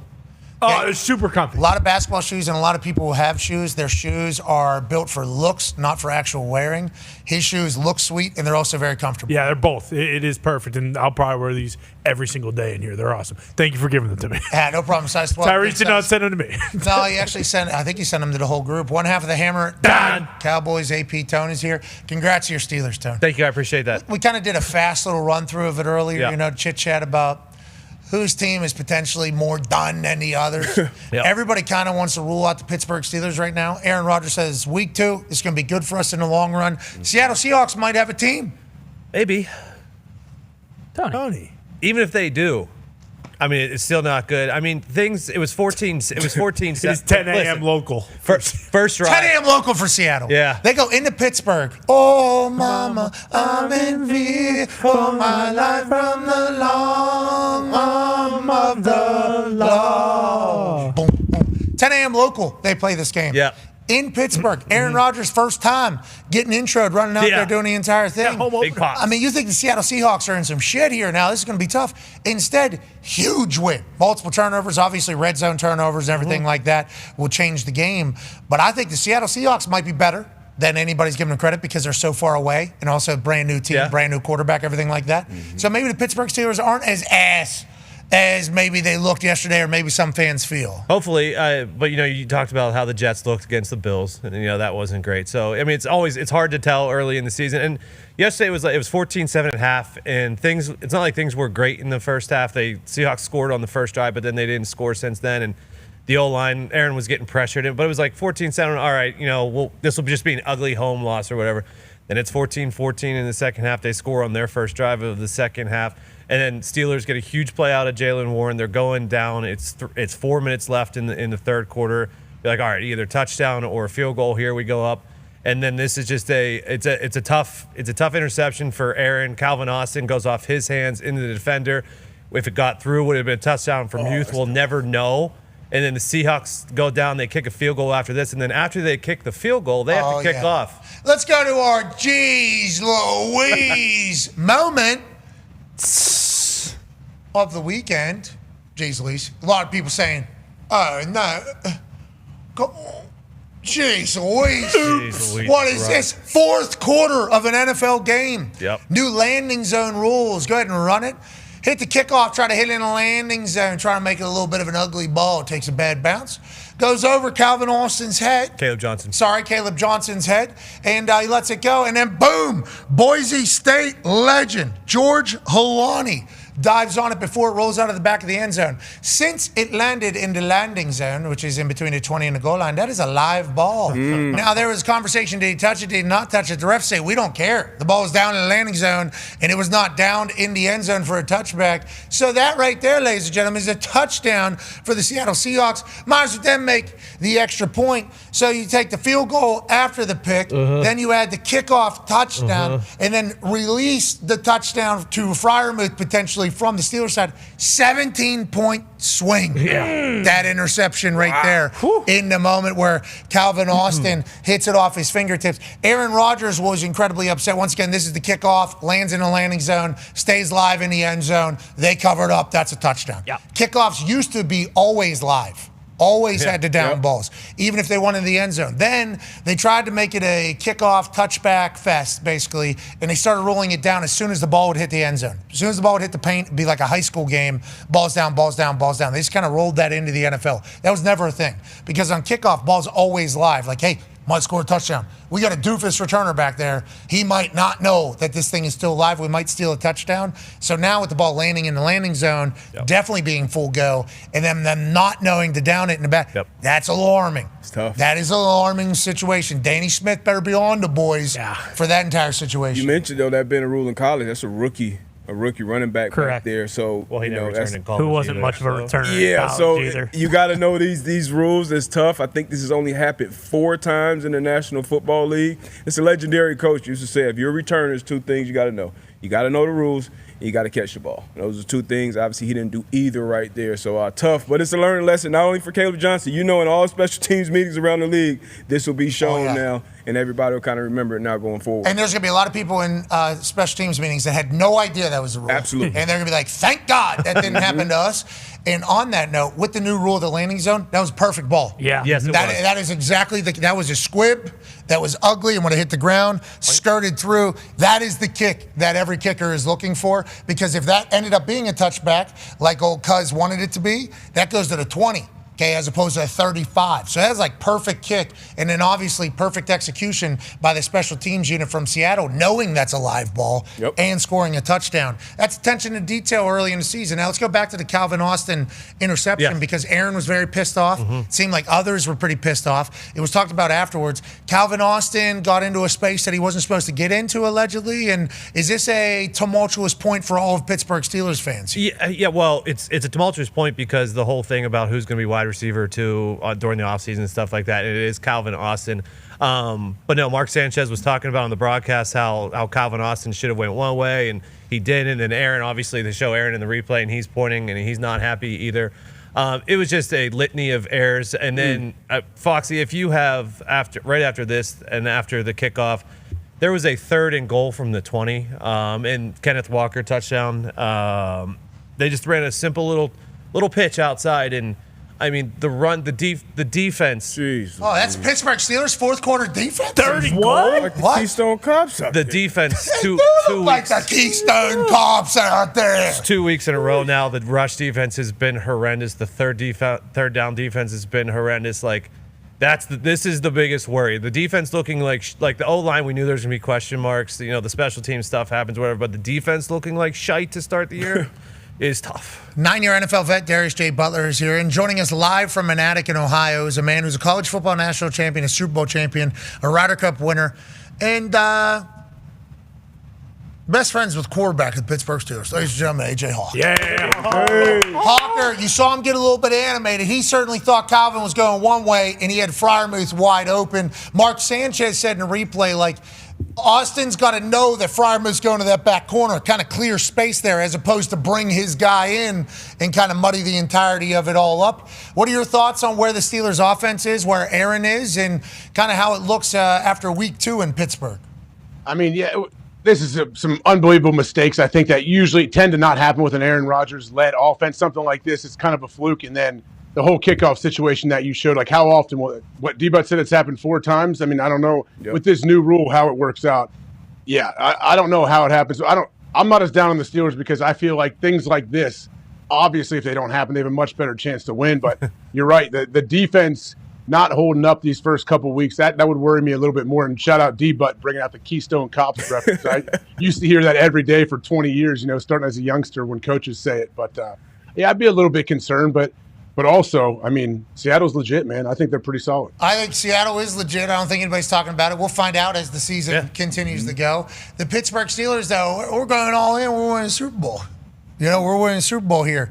I don't think anybody in Pittsburgh thought Seattle was coming in and beating them on that particular day. way. I don't think any Yinzer thought that was possible. I know that Seattle Seahawks fans thought it was possible because they think they have a good team. They're like, McDonald's defense, good. Like, hey, he's got a good defense. That's why he got this job. Sam Darnold, you forgot? Good. Also out there. I think they like being under the radar. Kenneth Walker, under the radar as well. Kenneth Walker, man, I love that dude. Well, especially if nobody's going to tackle him or try to get any lane discipline out there on a 3rd and 20 in the fourth quarter. He had 100 yards on 13 carries, I think, so that was pretty good. Yeah, that's the other thing. He's running all pissed off because they're using Zach Charbonnet now, too. So he's all, motivated with him, with Charbonnet kind of creeping up on him. For Pittsburgh, like the rule thing, I saw people killing Caleb Johnson, rookie. Let's remember, Kyle Juszczyk went to Harvard. He didn't know the rules in the Super Bowl when it came to overtime. But are people pissed at Tomlin for this, too, like in Pittsburgh, just because, like, rookie not knowing the rules, you kind of point right at yeah.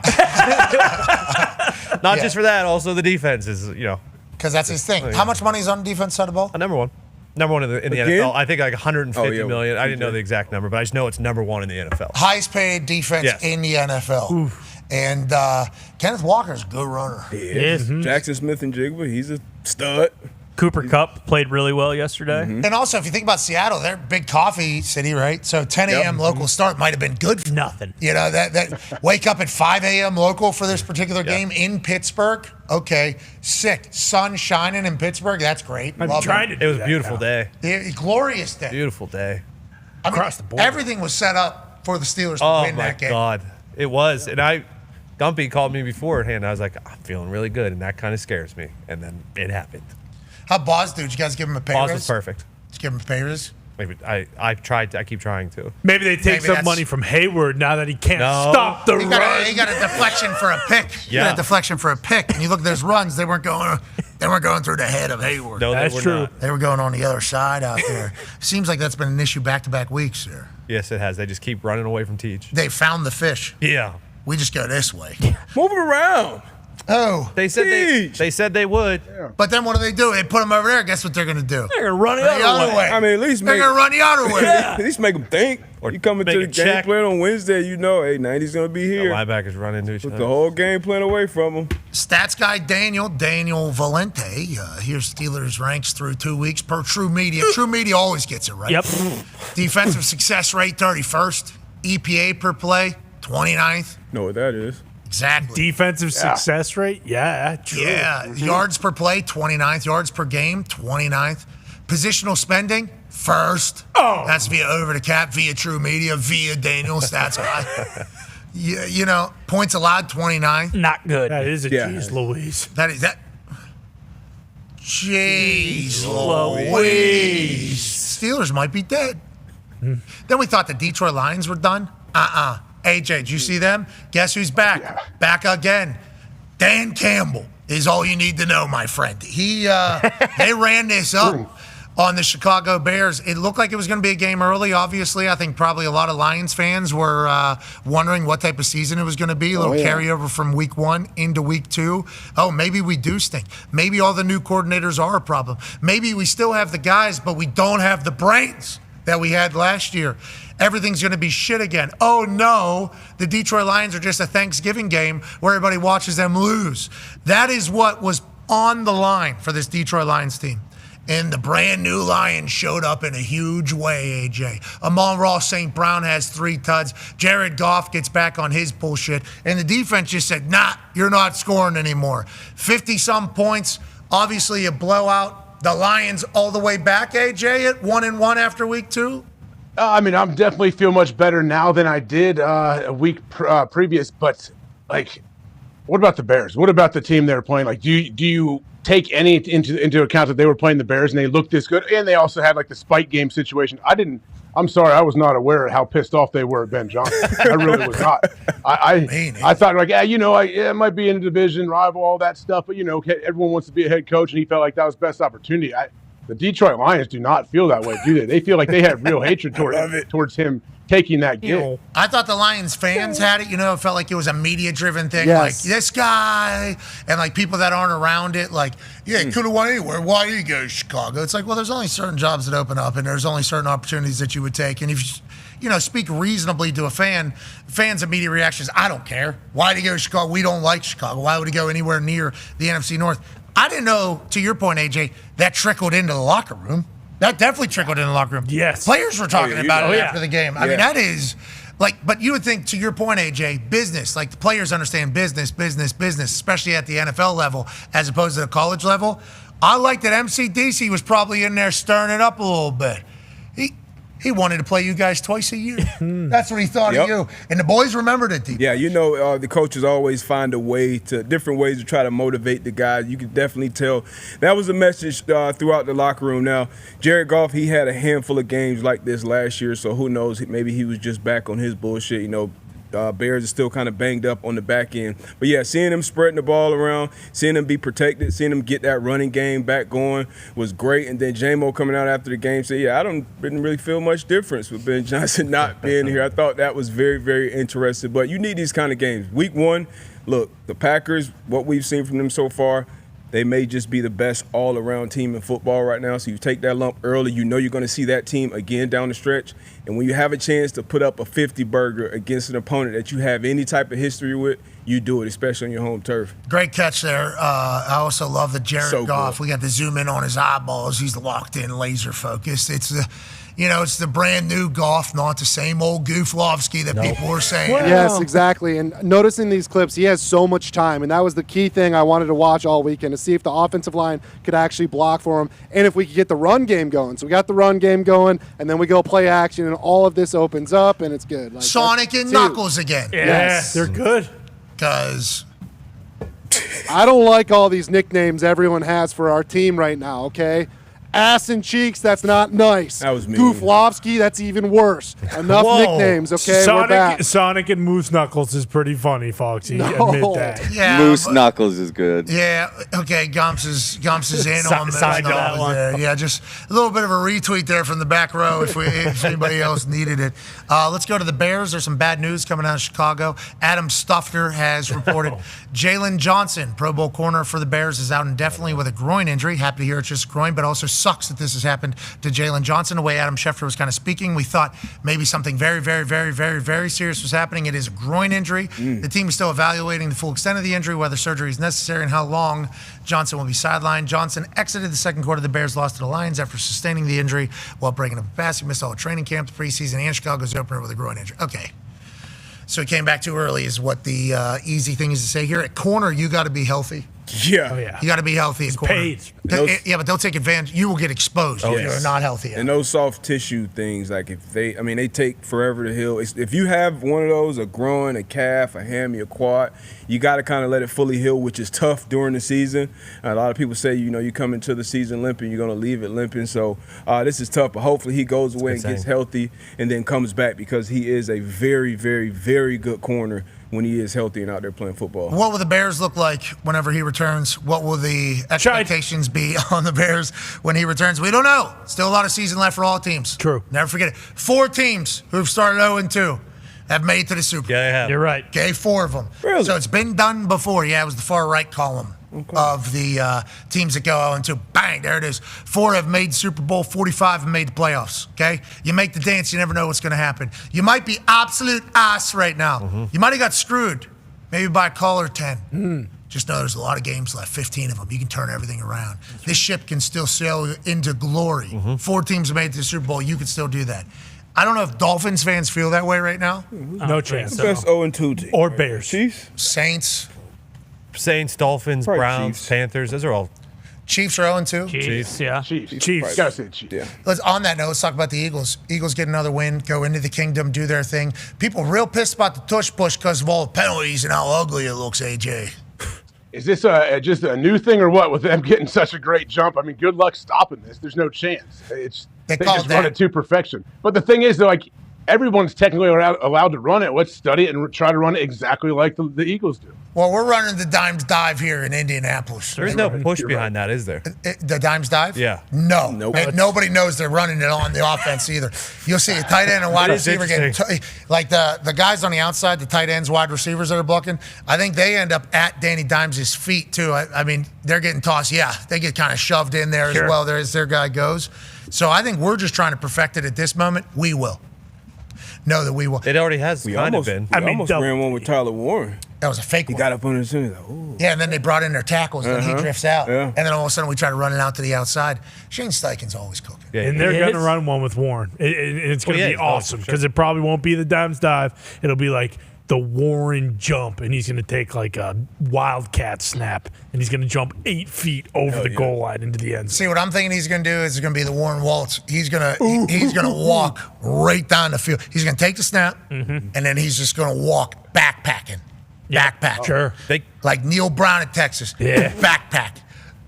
And then the boys in front of him are going to be Borlini. Yeah. Yep. Borlini. Sure. He's going to be pushing and rolling the pasta, the dough right down there, and he's just going to walk. It's going to be a touchdown. That might be the next play that everybody wants to ban. Can't tackle the Sasquatch. We know. Figure it out. It's football. Colts win the Super Bowl, AJ. I don't know if you saw. Wild leverage call. Wild call on that field goal. But you know what? It is What? Technically, you cannot. So he's saying he pushed off of him to try to jump. Is that what Yeah, he pushed down and he tried to break his. Look at him try to break his neck. You can see him touching it, springboard up off it. Luke Rose. That's classic leverage. Oh, snap. Technically in the rules, you cannot touch it. You cannot touch him. I think the rule is stupid. I think you should be able to bull rush that dude and jump over top. But these are the rules. I get it. Hey, I agree. If we're just going to play chaos with no rules, let's do it. Okay, let's just not play within the rules of the game. No, I mean, now the rules have changed. I'm saying the rule is dumb, but under the rules, yes, you can make that call. Well, for leverage as a defender, as Craig Rolls said, you're not allowed to place your hand on an opponent or teammates and push off to propel yourself into the air to block a kick. In this case, number 92 came across the line line to the right guard, and he put his hands on the right guard and pushed off him to elevate himself in the air in order to try and block the kick. You're not allowed to do that. It was a personal foul and a 15-yard penalty. In this case, since it was the last play of the game and it was a foul on defense, we extended the game for one untimed down. We assessed the 15-yard penalty, and they were able to run another play. Is AI answering these questions? That doesn't sound like a human. No, it does. That's bullshit. No, that's referees. There's no way that is coming out of somebody's mouth. I feel like I'm a above average speaker communicator there. That sounded like ChatGPT answered that question. I could see that. That was a Grok answer right there. I mean, for leverage, as a defender, you're not allowed to place your hand on an opponent or a teammate and push off to propel yourself into the air to block a kick. In this case, number 92 came across the line to the right guard, and he put his hands on the right guard and pushed off him to elevate himself in the air in order to try and block the kick.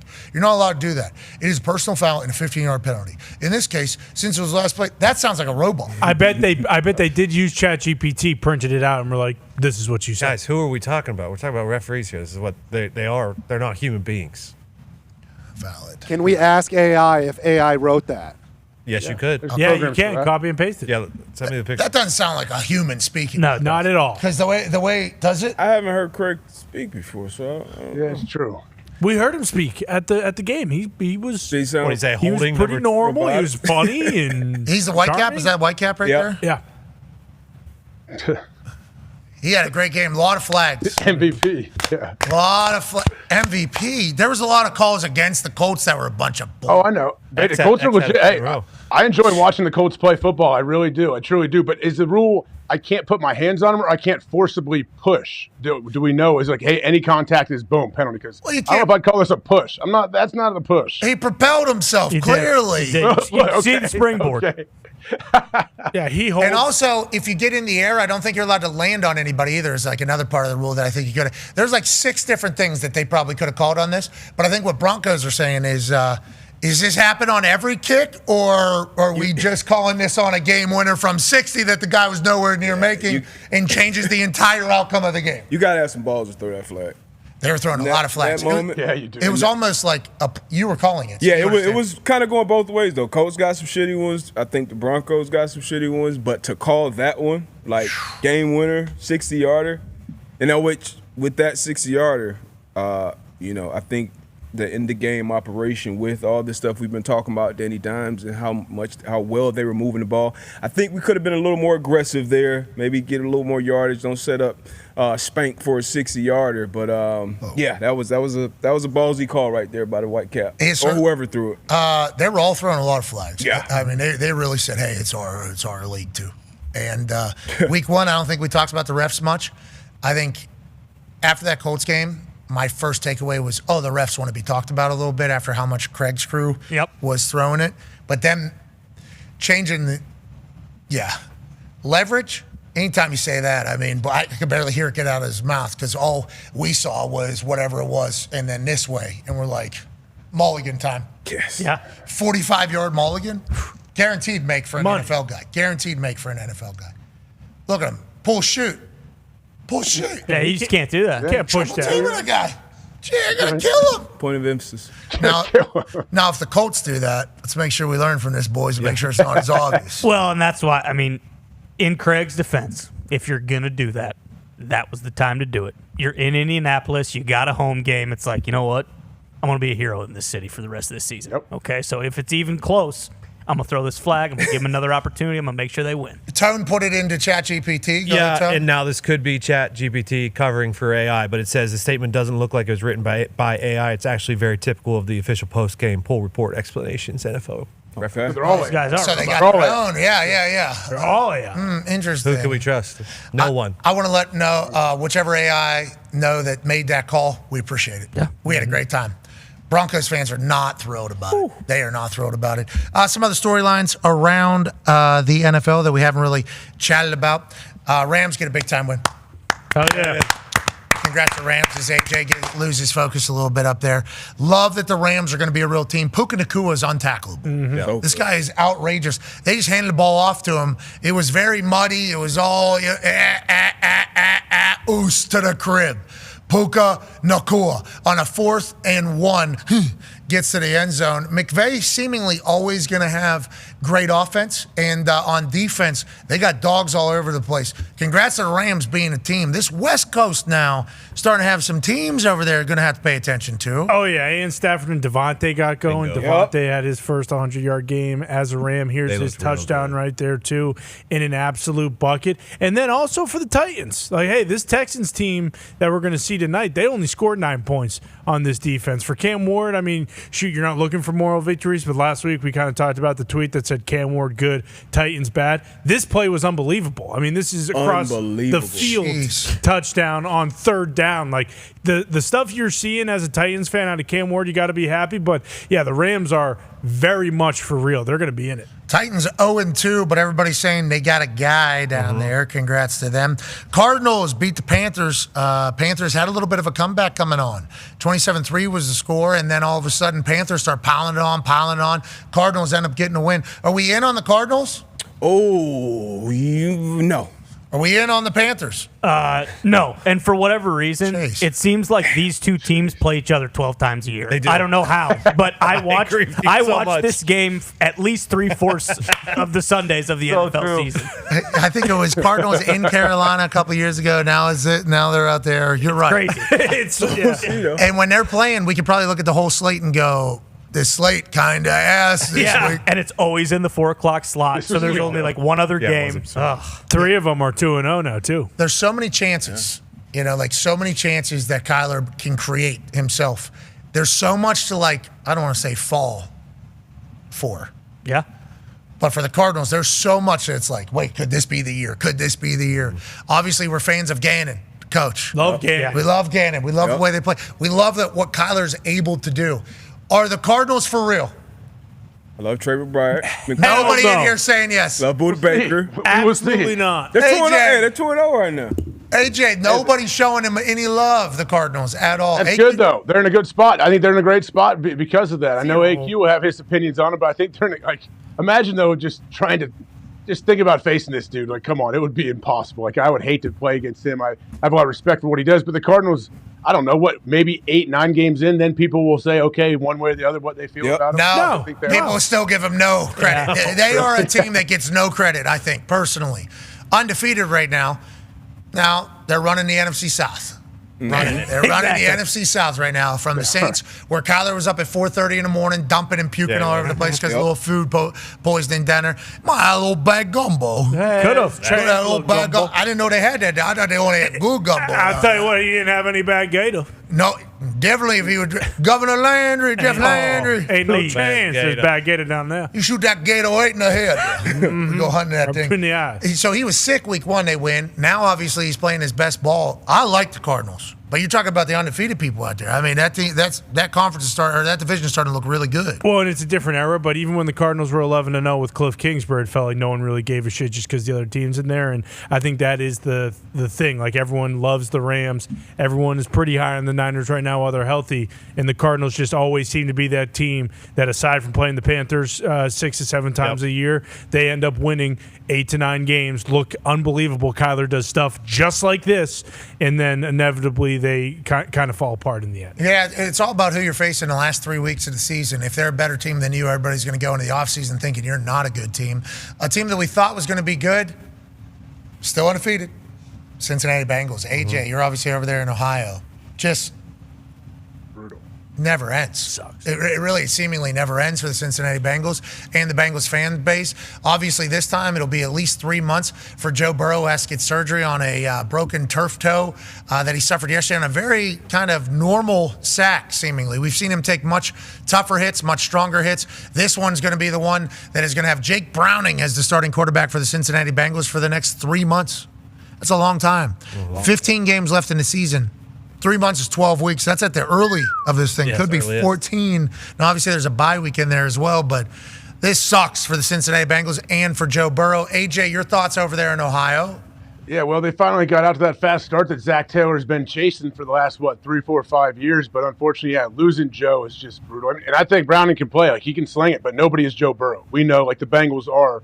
Everything is run through Joe. And for it to happen on a play like this, too, it's weird that I don't know. 3 months is wild. I hope Jake Browning can find a way, but man, he's going to need some help for sure. Yeah, and there's a lot of obviously in that play, he skips out of the pocket, comes back into the pocket. He's under duress. It's like that's kind of been the story of Joe Burrow with the Cincinnati Bengals. Even during their Super Bowl run, I think he was sacked 11 times in one of the games and then 9 times in another one of the game. Like 8 in the Super Bowl. This has kind of just been the story, including the final play with Aaron Donald, where if he has a half a second longer, he hits Jamar Chase, they might win the Super Bowl. They win the Super Bowl in this entire thing. So this has kind of been the story of the Joe Burrow Cincinnati Bengals. The AFC North, though, also a division that gets after the quarterback as well. Yeah. So it's going to get exposed if you can't protect your quarterback.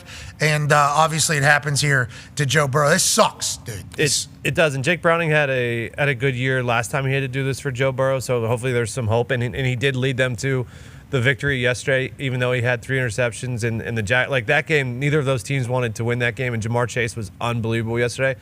But no, like if you wanted to compete for the North and against the Ravens, like I think that might be probably out the window, but there's still, you still hold on hope for the playoffs, and maybe that there's a chance that Joe can go back for that. Joe coming back for the playoffs and the Bengals going on a magical run would be insane. 49ers and Mac Jones go down to New Orleans and do their thing. Hey, Mac, I brought this up to Schefter. Schefter said no way. He is tied in there. Okay, D-Butt said no way as well because there's $180 million in guarantees. It's one game, but if you're Kyle Shanahan, he traded the future of the team to get this dude at number 3. And then he goes on his voyage from New England to Jacksonville, gets humbled multiple times, learns different offenses, learns different situations, is publicly executed, basically publicly ridiculed and murdered by everybody in football, saying this guy stinks, basically. Then he ends up in Kyle Shanahan's offense. Kyle is a guy that will make that decision. Kyle is a guy that would do that. $180 million, maybe not. But Mac and he looked great executing an offense with some injuries across the board, AJ. Yeah, they did. And it wasn't just like dinking and dunking, like Mac's pushing the ball down the field. So I was impressed. And you would imagine that Mac does have a good relationship with Kyle. And they started off the right way. Let's see if they can find a way to keep this up. But yeah, Mac did. He looked the part. Maybe he is like a little more mature. We'll see, I guess, when the first time he slides, if he tries to kick the dude in the dome, what happens. Maybe if Kyle wants him to do that or not. But yeah, good first start for sure. I forgot he was dong kicker whenever he was he had a lot of stuff that made him very hateable. Ankle twister. But he was playing for a team that was hated by the masses at the time. A little bit different now. I think most people are kind of indifferent to this era. New England Patriots beat the hell out of the Dolphins in a close one.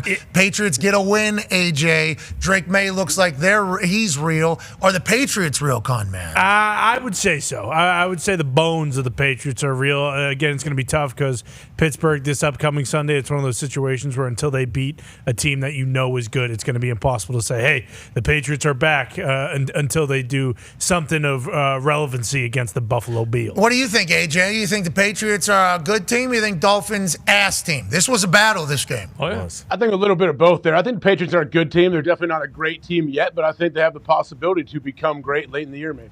People are talking about Dolphins as if they are just ass cheeks. Yeah. We're talking about getting clapped every week. 15 more games, got the capability to become the first ever team to be 0-17, as well as being the first ever team to go completely undefeated back in 1972. The Dolphins have both ranges potentially on the horizon. What are your thoughts, D-Butt, South Florida guy? It's ugly. It's ugly right now. And the things that is most concerning is the quarterback and the head coach not being on the same page when it comes to personnel and operation and all these things. They've been together for 4 years now. So if you came into this season, that was the thing you wanted to hang your hat on. All right, we got explosive weapons. Tyreek did finally have a 30-plus yard catch. He had a 47-yard. He went over 100 yards. But he had another terrible interception talking about Tua. And then defensively, even though we don't have a bunch of household names on defense, I thought we had some good players, a good defensive coordinator. So for the Dolphins to start off, I believe, first 10 or 11, however many drives, to give up points on every drive, that's tough. Yeah, and I don't know if the Patriots are good or bad, but I am pretty quite sure that Drake May is good, and that's all that really matters. I'm pretty quite sure the same thing. Yeah, right. The Patriots also have a 50-year-old coach who's trying to run with kickoff return. Yeah, exactly. It's a good strap. How's he not pop his hammy here? Look at that lean. It's good leg. It's unbelievable. I mean, everything about it. He's at 90, knees at 90, good lean on there. And I don't know if he thought he was going to keep up with him or not. Looks like he's running a little bit of mud, but he certainly got down there. The Patriots all the way back, Con, man. Yeah, and it does feel like it is a little bit of a different vibe. I'm not going to say people like the Patriots or anything, or they want them to be good, but it does feel like there is some sort of buzz around like, hey, the NFL is almost better when the Patriots are good. It feels like Vrabel also pretty babyface over with a lot of fans. Like, I almost feel as though you guys and a lot of the country wants the New England Patriots to be good, and that is why we're all Patriots. You said NFL is starting to realize that it's better when the Patriots are good. That's Boston, brother. That ain't the rest. That ain't the rest of the country. One last thing, a little bit of an update here from Jeremy Fowler about the Baltimore Ravens, a team that could potentially go and win the Super Bowl. Lamar Jackson, #1 passer rating in the history of the NFL. Absolute beast with the arm and obviously on the ground. And now Kyle Van Noy is potentially going to miss multiple games due to a hamstring injury suffered on Sunday. Not going to call him old, but I'm just going to say, sometimes as you age, these types of injuries linger a little bit. Kyle is in incredible shape, takes care of his body very well. We assume he'll be back as soon as physically possible. Bummer, though, for this Baltimore Ravens team. Yeah, bummer. You always want one of your best pass rushers out there, led him in sacks last year. But as you mentioned, as you get older in the league, these things get tougher to bounce back from. But hopefully he has the proper amount of time to recover and then finish this season strong. But I feel like the Ravens defense, they obviously have the pieces, they have the talent. They just got to continue to get better week in and week out. Ladies and gentlemen, joining us now is the undisputed super middleweight champion. I think he's currently a champion at 5 different weight classes. Jeez. He's kind of all over the place. 42-0-0. No big deal. You never fought anybody. Well, who would you like? Well, Canelo Alvarez. Well, he's like 15 pounds heavier than me. Well, why don't you fight him? Sure, I'll do that. And then what will I do? Put on a master class in the fight of the century. The fighter of the century. Out of Omaha, Nebraska. Ladies and gentlemen, Terence Bud Crawford. Yeah. How's it going, man? Going great. Hey, just relax. We appreciate you representing America out there, brother, in the fight of the century and getting a big-time win. How does it feel here? A couple of days removed. I don't know how many hours, maybe 36 hours removed from that fight. Did it feel special when you were in there? And then immediately afterwards, did we celebrate this thing properly? Of course it felt special. You know, it was a historical moment, historical fight. I just chilled afterwards. I went to dinner and just came back and relaxed. Been there, done that, brother. It's my first fight. It's my 43rd. Okay, you got to do what you got to do. 9th round. You had it won. I think everybody thought. Like you were winning the fight.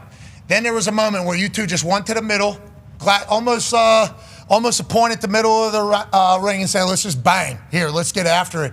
What is the mindset? Is it to put on a show? Do you think in this moment, okay, I'm built for this and also I can outclass him in here? Like, what is the strategy round around? And in this exact moment, did it feel like Allegiant Stadium just needed some fireworks real quick?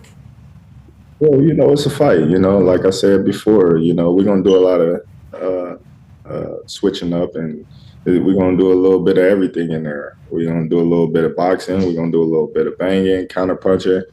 You know, it's going to go a lot of places in that ring. And that's, you know, one of the places that it end up in is in the middle of the ring. Have you seen the clip? Obviously, you saw it live in person. I don't know if you remember every single moment of every single fight. You caught him. You caught him with a great left. His head spins, and then he looks back at you almost like a what? Well, I did not expect that. I did not expect that. Neither of you guys obviously get knocked down ever. Felt like you caught him with a few. Was there a moment where you thought maybe you ended it on, like, as you connected, and then his jaw maybe impressed you? Or what was kind of the feel as you're kind of figuring each other out with the power and the strength of the shots to each other? Not at all. Canelo's a strong fighter. When I caught him with that shot, he was actually, you know, anticipating the right hook. So he kind of rolled with the shot and then was anticipating the right hook a little bit. So, you know, that's kind of why he looked at like, it was like, going. Had him on skates in there. Go ahead, AJ. Yeah, how do you prepare for a fight like this? Are you a guy that sits there and do you watch a bunch of his older fights or his most recent fights? And I guess when you do bring a game plan into a fight, Are you constantly changing that, especially like in between rounds? Are you making adjustments that your corner is giving you, and you can actually execute those in the next round?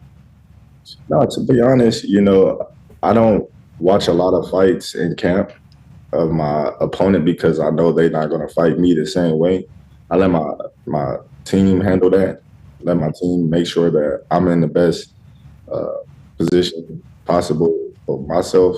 So I just want to sharpen myself up. And then fight week, I watch a little bit of fights and see, just to refresh my memory of what they tendency is and what they like to do.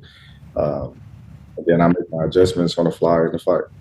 Okay, so when you're in there early, you're feeling like, oh, wait a minute. Because obviously there's the mystique of Canelo, just like you have the mystique of Terence fucking Crawford here. So this was why it was the fight of the fight. There's a feeling out process, and then is there a moment it's like, oh, I got a good tell on this guy, I got a good quick. Was that early? Is that going into the fight you feel that? And you just maintain that confidence throughout it all? Or is the first couple rounds a moment for you to realize, okay, maybe this works, maybe this doesn't work? Yeah, the first couple of rounds is always a fill-out round, see what you can get away with and what you can't. And then, you go from there. You make, your assessment on what works and what don't. Size looked good in the fight. Mm-hmm. On that note, D-Bud has a question for you. Yeah, champ, you kind of talked about your camp and get ready for the fight. What was it like putting on the weight to jump up a couple weight classes? How did you feel in the ring as far as your speed and as far as your power once you got in there? I felt great. I felt strong. It wasn't a sense of putting on a lot of weight. Like a lot of people is running with that narrative and said, oh, he had to put on all this weight. Like, no, I just didn't have to lose too much weight. That way I could put on, a little weight here and there because, of course, I get to do more in strength and condition. But I didn't have to put on too much weight. Okay. I ran with that narrative. I thought you were fucked. Yeah. That's what everybody was saying. The people that ran with that narrative convinced me that was a narrative because I don't know the world as much. The thought of not having to lose weight is probably a happier.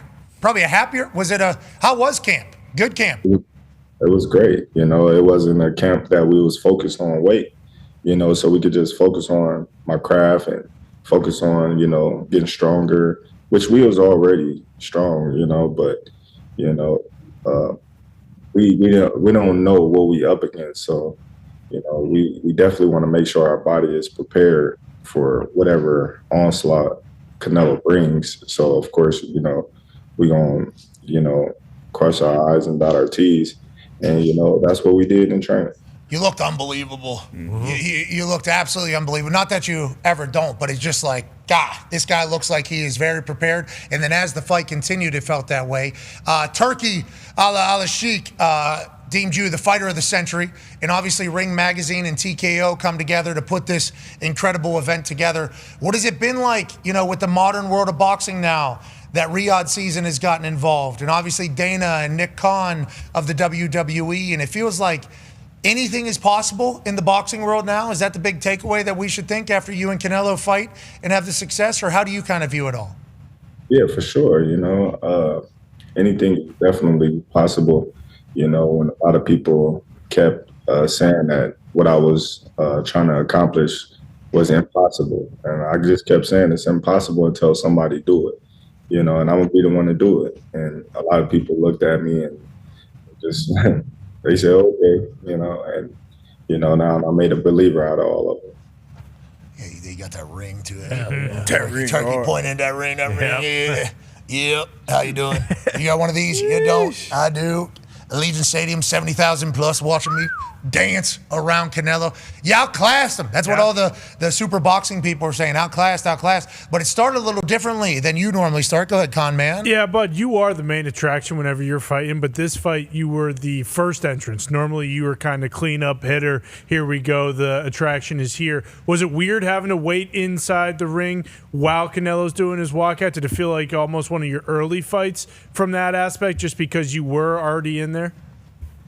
Oh, not at all. It's part of the game. I've been in that position before. It's been a long time. But at the same time, I understand.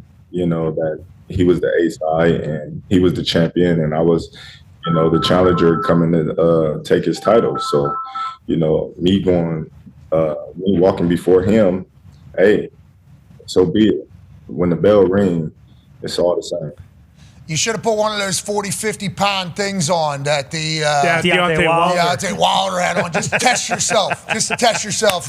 Have that on the entire time. I assume that phone call was Turkey or Dana or Canelo saying, when's the rematch? Or when does that type of conversation start for you? I already saw you getting called out by folks.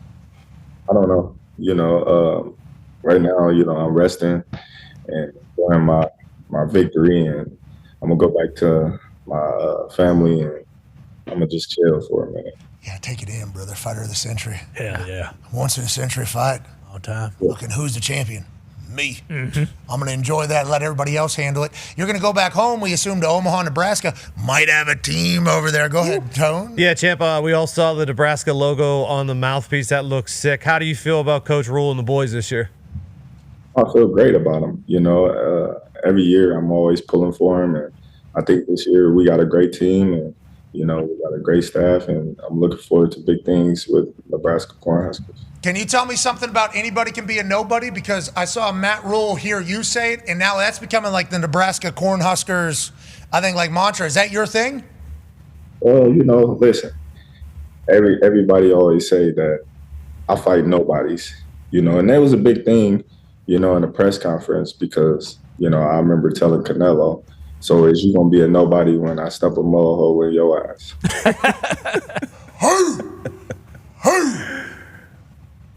I just wanted everybody to remember that, you know, everybody that I fight, they say, oh, they nobodies, or they washed, or they this, or they that.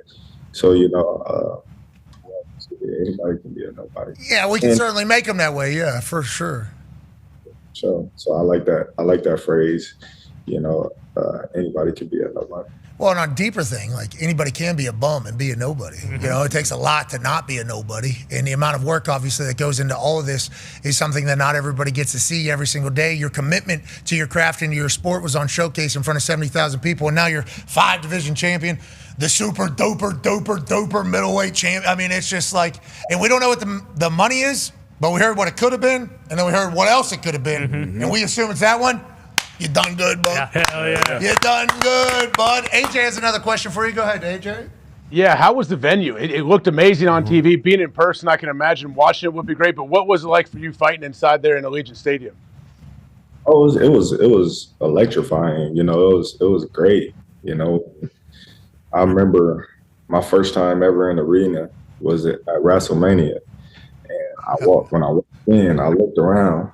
And I was like, dang, I kind of got nervous because I was like, man, look at all these people in here. Like, man, you're going to be fighting in this mug in September. I was just preparing myself mentally of what it was going to feel like, what it was going to look like, you know. And me walking in that arena, it was like, whoa.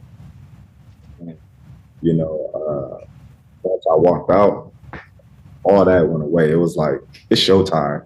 You know, so go out there, have fun, be the star in the sky, and do what you do best. So, you know, I was more relaxed. I was more, you know, ready than ever, you know, for that moment. I was watching all the stars ringside go crazy for you. Were you feeling that in the moment? Did you see Chappelle's losing his shit right over here going crazy for Bud? Did you feel that, see that? And who all did you chat with afterwards? Well, I seen Dave Chappelle afterwards, but, you know, during the fight, nah. I just seen, you know, my corner, Shakur Stevenson. I seen Bill Haney and Devin. A few other people. I seen Chance, the rapper, you know, in the crowd. Okay. You know, the people I kind of made eye contact with. While you're fighting? No, before and while, you know, like fuck. Not while fighting, but like action and things like that. Canelo, Chance right there. Yeah, watch this. All right, last question for D-Buck. Go ahead, Bob. Yeah, you and Canelo obviously have a ton of respect for each other. And I saw something you did after the fight. You handed him back a bunch of his titles. Now, I don't know how often does this happen? I know they're customized every time you win one, but how often does it happen that you actually hand it back to the fighter?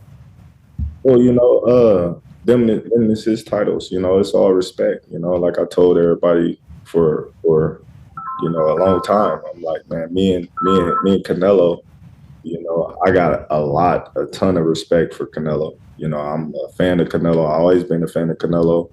And, I wanted to be the one to give him back his belts. I didn't want my team to hand him back his belts. I wanted to be the one to give him back his belts. That's sick. All you guys that fight each other for a living seemingly have such a better sense of maturity about it all than I would or anybody else. It was an honor to watch you work. Are you in the Fontainebleau right now? Yes, sir. That place is beautiful. Oh, yeah. We were there for WrestleMania. That place is glorious. Enjoy it all. You've earned it. It was an honor to watch you fight on Saturday, and we can't wait to see what you do next. Appreciate it. Thank you. Ladies and gentlemen, that is the champion, Terence Bud Crawford. Yeah, baby champ, Terence. 70,000 people boxing. Yep. Awesome. Yeah. Fight of the century, 2 names. It was stunning at Mania, too. Like, you can attest to that, just being in there. Yeah, the stadiums, anytime the stadiums have a ring in them, like any of the WrestleManias, just walking out before anybody gets in there and you're just kind of looking at the layout, it's like, jeez, how are they going to people are going to fill this whole place? That's a big, it's a lot of area. Yeah, both nights, actually. Yeah, and then you come walking out on the stage, and you just kind of like, it's hard not to just be like, whoa, holy fuck. Super Bowl, kicking off Super Bowl, that was hard not to just be like. Could you feel the flash bulbs going as you're approaching the ball? Yeah. I thought maybe I had a little bit Back of in the day. wardrobe malfunction. I thought there was a reason, something hanging out here. Oh, pee stain? Oh, no, this is history. Got it. Let me not whiff on this thing. Hit it pretty good. Not the best kickoff in the history of Super Bowls, but it's not the worst. That's Hey, it was the last time the Colts started 2-0. Huh. Lost in the Super Bowl to the Saints? Got all the way to the Super Bowl. Don't worry, that's not happening this year. Saints aren't going anywhere. Yeah, you're right.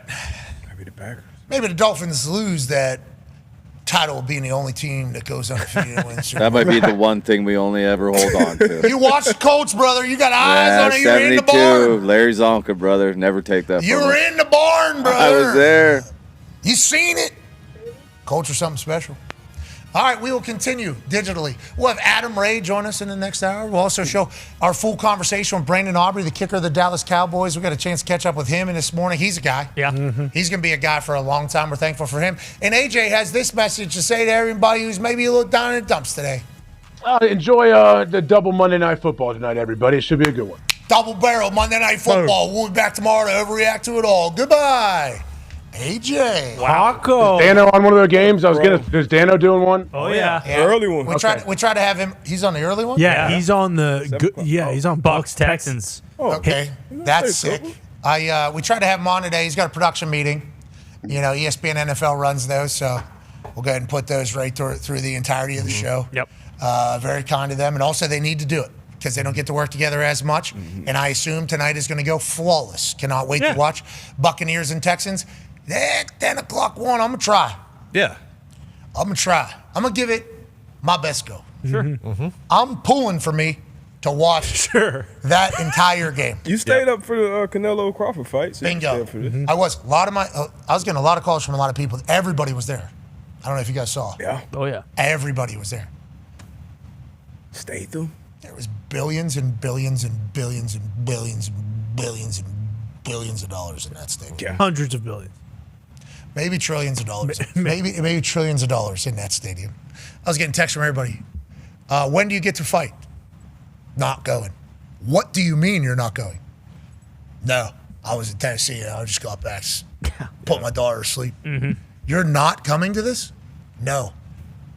Who made that decision? That's what everybody said. I'm like, me, motherfucker, that's far flight. What do you want me to do?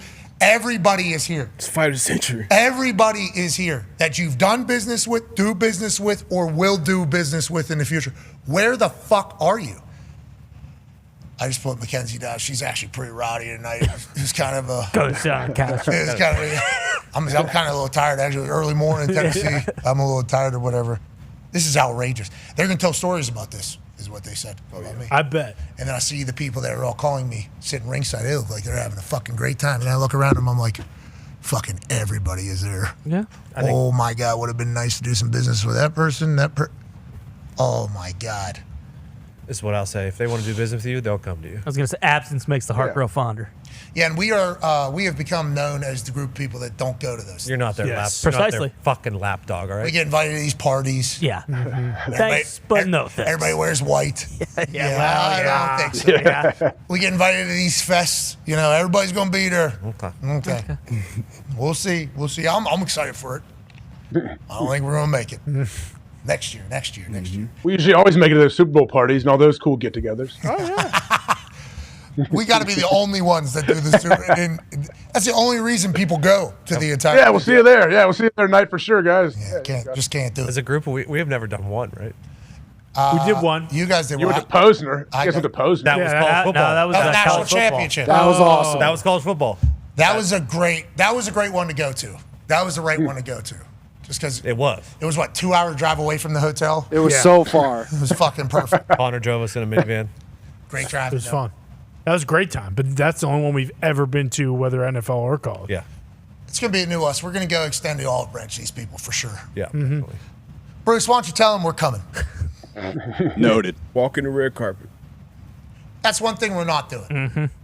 Not doing that. I guess we just had to do that at the ESPYs, didn't we? No, we avoided it. We had to do the picture. Well, area. yeah, I guess, they did just hurt us like cattle in front of the. Forced us to do a picture at the ESPYs. Okay, pick. which is cool. It's a good pick. I'm happy we did it. Group picks. Happy we did it. Wasn't planning on doing that. And then they're like, all right, you're heading this way. No, I'm not. I am not going down that thing. Walking in. Everybody's going now. We don't have another entrance. Sweet.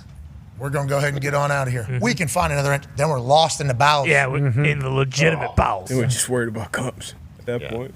Gumpy, there's no way Gumpy was going to find us down in the bowels. He had to come through the front door. Yeah. Gumpy had to come through the front door, which was the right move to get to us, by the way. Yeah. We're not good at that stuff. But that fight, I guess, would have been a nice We went to Slapfest. We did. Boom.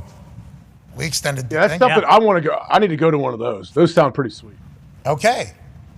We already did that, so it's going to be tough to get us to go to another one. Yeah, that's on you. Yeah. But I think I'll you. recruit some. Maybe Mitt will come with me he and definitely- be my plus one. Oh, fuck yeah. Yep. Just know you have to wear. We got to give you guys the microphones, the thing, and then we'll Oh, have Talk with a God. camera and Bailey with a camera. That honestly would be a lot of fun. I would really enjoy myself. I'm not joking.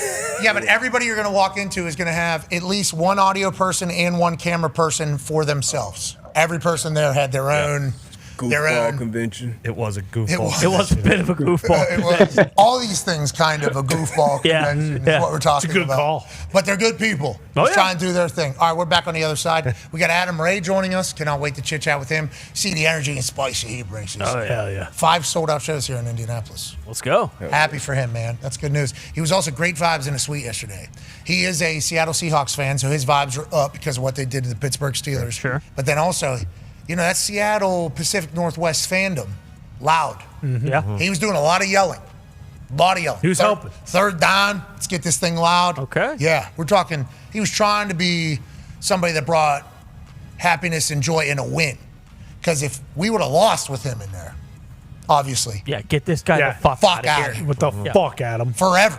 Yeah, We're the best team in football a week ago. that's right. You fucking pop in here and we lose. Yeah. So he didn't want that. So he was helping team win. He was up there Yeah. with Blue. Yeah. Getting it going. Bang, bang, on Jumbotron. He's up there. Did Blue get Great anybody? vibes in the suite. No cream pies for anybody, but that we saw. But it was a joyful night. Adam got a little bored with the dance. They started doing his own. Good move. Started doing his own remix. I like it. Yeah, he was having a good time. Place was alive. All right, let's wrap up all the storylines. Let's make our predictions for tonight. How'd we do this weekend? How'd we do on picks? Do we know? I have not seen, AJ. This is real. I have not seen. It wasn't me. 8-6, you did good. Boom. Whoa. Comes down to the night, boys. We got 2 tonight. Okay. All right. I think I know which way I'm leaning so far in these 2 games. All right, which way? We'll see, won't we? Well, I'd just like to know which way I'm going to be forced to go here, which will be. I don't know yet, but I'm a big Baker Mayfield fan, and I do like Justin Herbert. Okay. All right, I'm okay with that. If that's how this ends up going, I'm okay if that's how this ends up going. But I don't know, though. Actually, I'm not exactly sure because C.J. Stroud is the man. Whoa. And Dino is legit. We made our decision already. Didn't you already make your decision? I didn't make any decisions yet. I just told you where I'm leaning, bud. Do you want to pick him right now? He should have to send his picks off of there. AJ, what's your pick? For which one? First game, Buccaneers-Texans. What's the money on right now? The money. Give me the Bucks at +2.5 or +3, whatever it is. 52% on the Bucks. Okay, 52% on the Bucks. +2.5 is the biggest he can get? The odds are, yes, +2.5 is the biggest you can get. Okay, so that means I'm on the Texans -2.5. And for second game, you got? Give me the Chargers. All right, and I'm on Pete Carroll on his birthday and the Raiders +3.5. Is that the most? Can I get 4? 3.5 is across the board. Okay, so I got +3.5 with the Raiders and -2.5 with the Texans at home. D-Butt, do you like the picks? Who do you like? I got Texans at home as well, -2.5, and then Chargers on the road, ruining Pete Carroll's birthday. They win and they cover. In Las Vegas, they just had That's the a tough barn. Tough barn. I am a little afraid of that hook, but it is what it is. All right, be a friend, tell a friend something nice that might change their life. Take 5.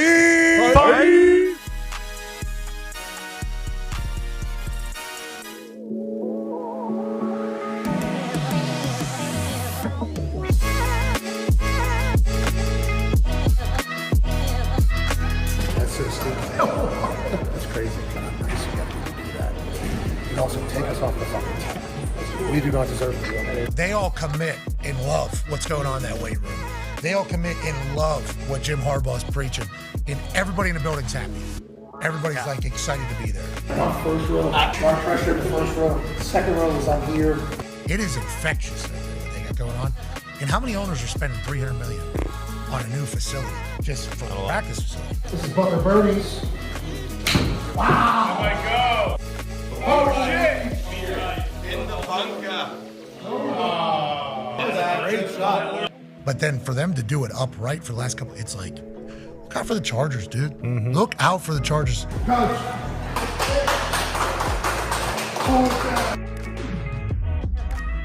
Hey, we're gonna get for you. Where you at? Okay, so we missed your birthday, we missed Christmas. We couldn't have Whoa, look at that. Your perspective on high fives is one of the greatest things we've ever seen. So long time David Ben. I love the high five. Yeah, give each other a high five. Boom! Damn. Boom! Damn. Boom! Boom! Oh my God! Wow! Boom! So we wanted to make you basically something that you could high five. My dad made this. Oh wow! Yeah, He is talented. Yeah, boom. Keep that feeling. Yeah, boom. Yeah, boom, boom. And we tested it. I think you can get that a pretty good pop if you need. Yeah. That is incredible. Obviously, national champion, Michigan man, and greatest high five. Yeah. Because of what you brought for the high five world.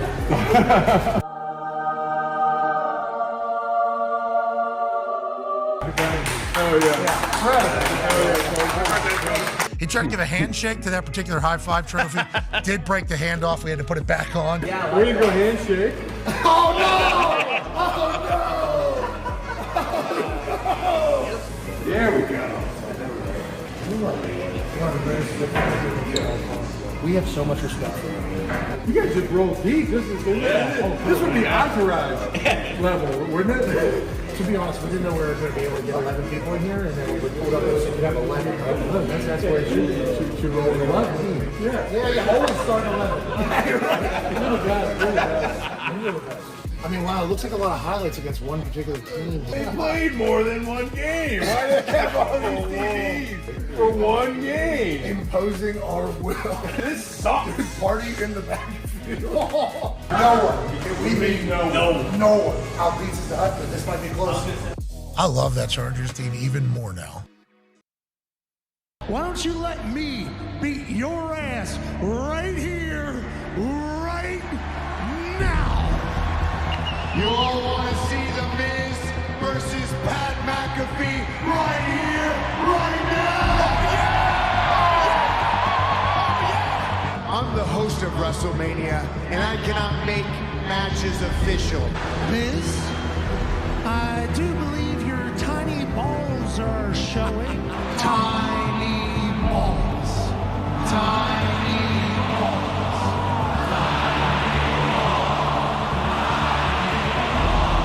Baby meat as well. There's 80,497 people here. Somebody has to be able to make a match official somewhere. I am the Dog Father and the host of WrestleMania, so I feel like I could make that match happen. Right now, we got a ref, we got you, Let's get cracking. I'm out. Let's go.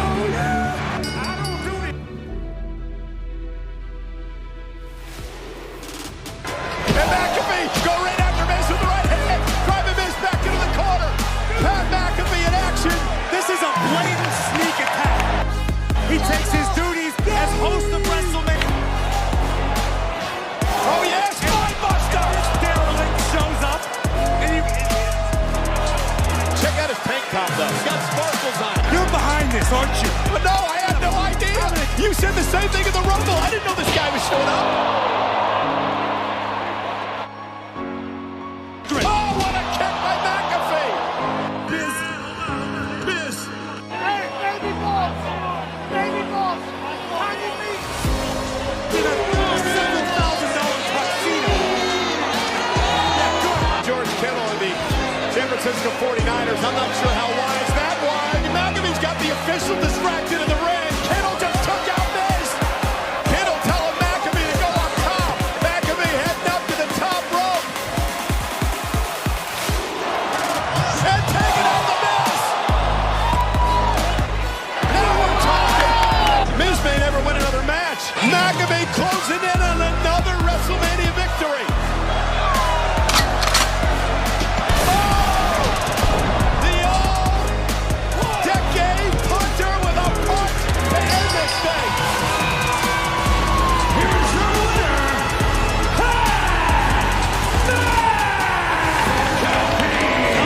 Pat McAfee. A surprise here tonight, and WrestleMania goes Hollywood.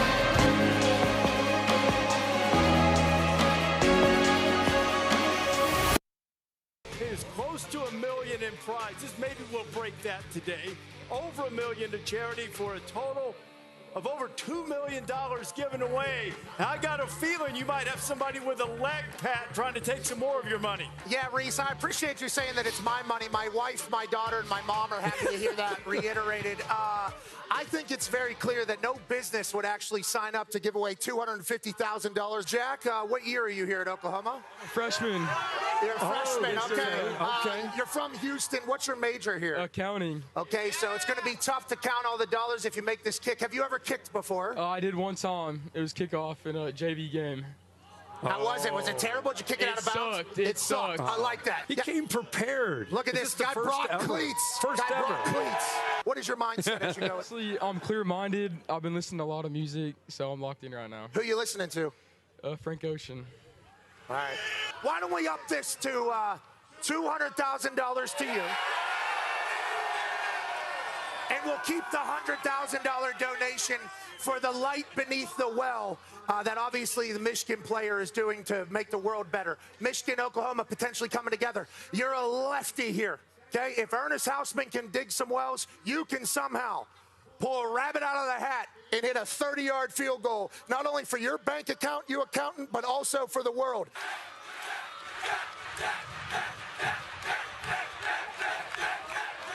Go on, Jack!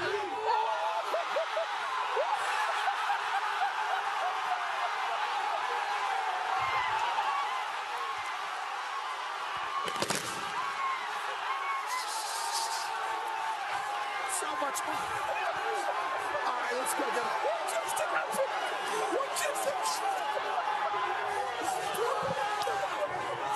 Jack, come here, Jack. Jack. Oh, shit. Okay. Look at that swing! Unbelievable. Jack, upset Jack. of the week. Jack, come here, buddy. The scouting report did not have that going through. Okay, so it was a $100,000 kick. Son of a bitch. It ends up being $200,000 to you, $100 to Ernest Hausman's The Light Beneath the Well, $550,000 in total over the first 2 weeks. Jack, congrats, dude. That was unbelievable. What just happened? I can't believe you hit that. It was all worth it, bringing the cleats, doing the whole thing. Sir. How close did that come? 2 yards. 2 yards, you cleared it by. Congrats, Jack. Let me sign this check. What a magical morning here in Norman. Thank you, Ruby.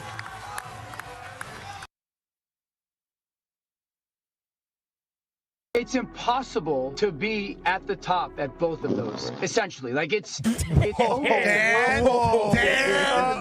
Another farting Dan Orlovsky situation just took place. What do you mean? It's unbelievable. Your butt was just talking, okay? I did not fart. Dan. This is 2 times now, Dan. This is the Orlovsky thing. You guys be serious right now, or are you messing with me? Dan, listen to this clip. This is you just moments ago. It's impossible to be at the top at both of those, essentially. Like, it's Dan. I mean, undeniable. You guys definitely just freaking idiots. Dan, we swear. You guys, 1,000%. No, we swear. We swear. No way. No one did that, Dan. Those cartoons. What did you eat? I haven't even ate you guys. Hey, if I were you right now, I'd go grab some food. My wife texted me. She said, "Oh my gosh, McAfee Show, I'm dead." I go, "Babe, I promise you on everything, I did not fart." Who runs your Twitter account? AB. I do. What's this all about? I would like to know, in that situation where your butthole started talking, what did I do? I'm here to be serious with you, man. What are you, chugging a glass of milk, eating some fruit over there, get you some coffee, get that butthole a little bit more active? I haven't ate. I'm eating yogurt. I have 1,000 text messages right now of people going, "Oh my gosh." I'm like, I just wanted to have like a quiet Tuesday. I don't even know why we're going to have another hour. Maybe we run that clip. Yeah. On loop. We have the video. Shams, let's let you judge here. It's impossible to be at the top at both of those, essentially. Like, it's... I need to hear the context. I want to give our guys... Shams, shut up. He said it sounded like a fart. What did AJ vote? It's a fart all day long, Kurt. You know that. Has anybody voted no? Dan. I'll be the captain of Team No today. We need you to do a tie-breaking vote. Is that okay? Sounds good to me. It's impossible to be at the top at both of those, essentially. Like, it's... There's no doubt. I mean, I like how he just kept on going right there. When he was talking, he didn't even break stride as that thing came out. He went and got the buggy, went to the store, grabbed some dude wipes to wipe those ass cheeks, just like I assume you do as well, Cabal. You have to go dry, wet, dry. Toilet paper, white toilet paper. If not, you're really risking the rest of the day having the swamp ass. You know, Dan Orlovsky, man, he got to accept that, man. He got to wear that with a pride. One thing that really bothers me when people do not take credit for it. You know, if somebody says, "Oh, that was you that farted," I get upset when it wasn't me. I'm like, no, when have I ever not claimed it when it was mine? You should claim it. What all those airports? People are traveling today, looking up at the ESPN. Dan Orlovsky farts. What's wrong with this guy? The closed captioning person, whoever it is, they got it. I believe it said inaudible, muffled, and it said Dan farts, ! I think a couple times. Wow. Hey. What? Let's go. This show stinks, and the fact that you listen, we are very, very thankful for. McAfee on the line with a gorgeous assist. The all-time leading tackler for the Green Bay Packers, you pig! Damn it! Your friend tell a friend something nice could change their life.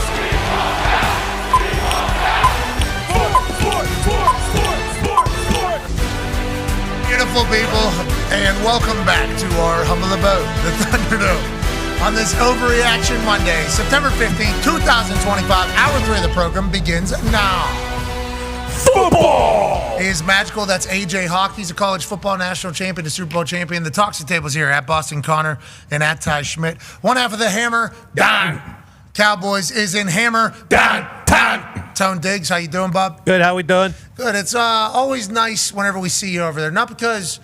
You know, it's great to get you off stage, but it's because we have somebody special on stage. That's right, sure. And obviously, every day we have a 9-year NFL vet, Darius J. Butler, coming through. Oh, yeah. With his big brain, he looks so cool. But ladies and gentlemen, you know him from either his stand-up comedy or his stand-up specials, or from Kill Tony, where he is a multitude of characters, or you know him from Young Rock, where he was Vince McMahon. Tough casting. Yeah, tough casting. That is a tough guy to have to do. Yesterday, he was a diehard Colts fan. Ladies and gentlemen, Adam Ray. Yeah. There it is. There it is. You nailed it. You nailed it. I had the towel. Me and Sally were doing Jello shots in the bathroom. I mean, the vibes were high, dude. I don't know why you're in the bathroom with my mother, Sally. It was her birthday yesterday. So I was just trying to add a little spice to the show. Yeah, it was her birthday. Happy birthday, Sally. That's right. Add a little spice. Yeah. Tim McAfee loves hearing that. He's on his way back with his gun. No. You were a great fit in the suite yesterday, dude. Thank you for coming through. Thanks for the hospitality. You guys, I'd never been to a stadium.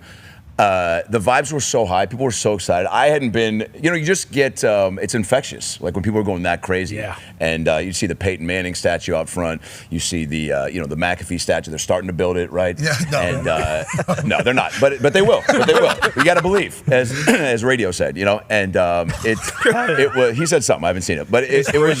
He did say a lot of things. He said something like that. He said something, man. Shout out to Cuba. But he, it was wild, man. You guys being 1-0 and Jones at the helm and the good D and I mean, dude, Tyrese right at the beginning was, so sweet to me, and he was asking me what my, diet plan was, and I was like, 6 push-ups a year and Crustables, and he'll be back soon. But it was awesome, man. You guys do it. Don't you be telling anything to Tyrese.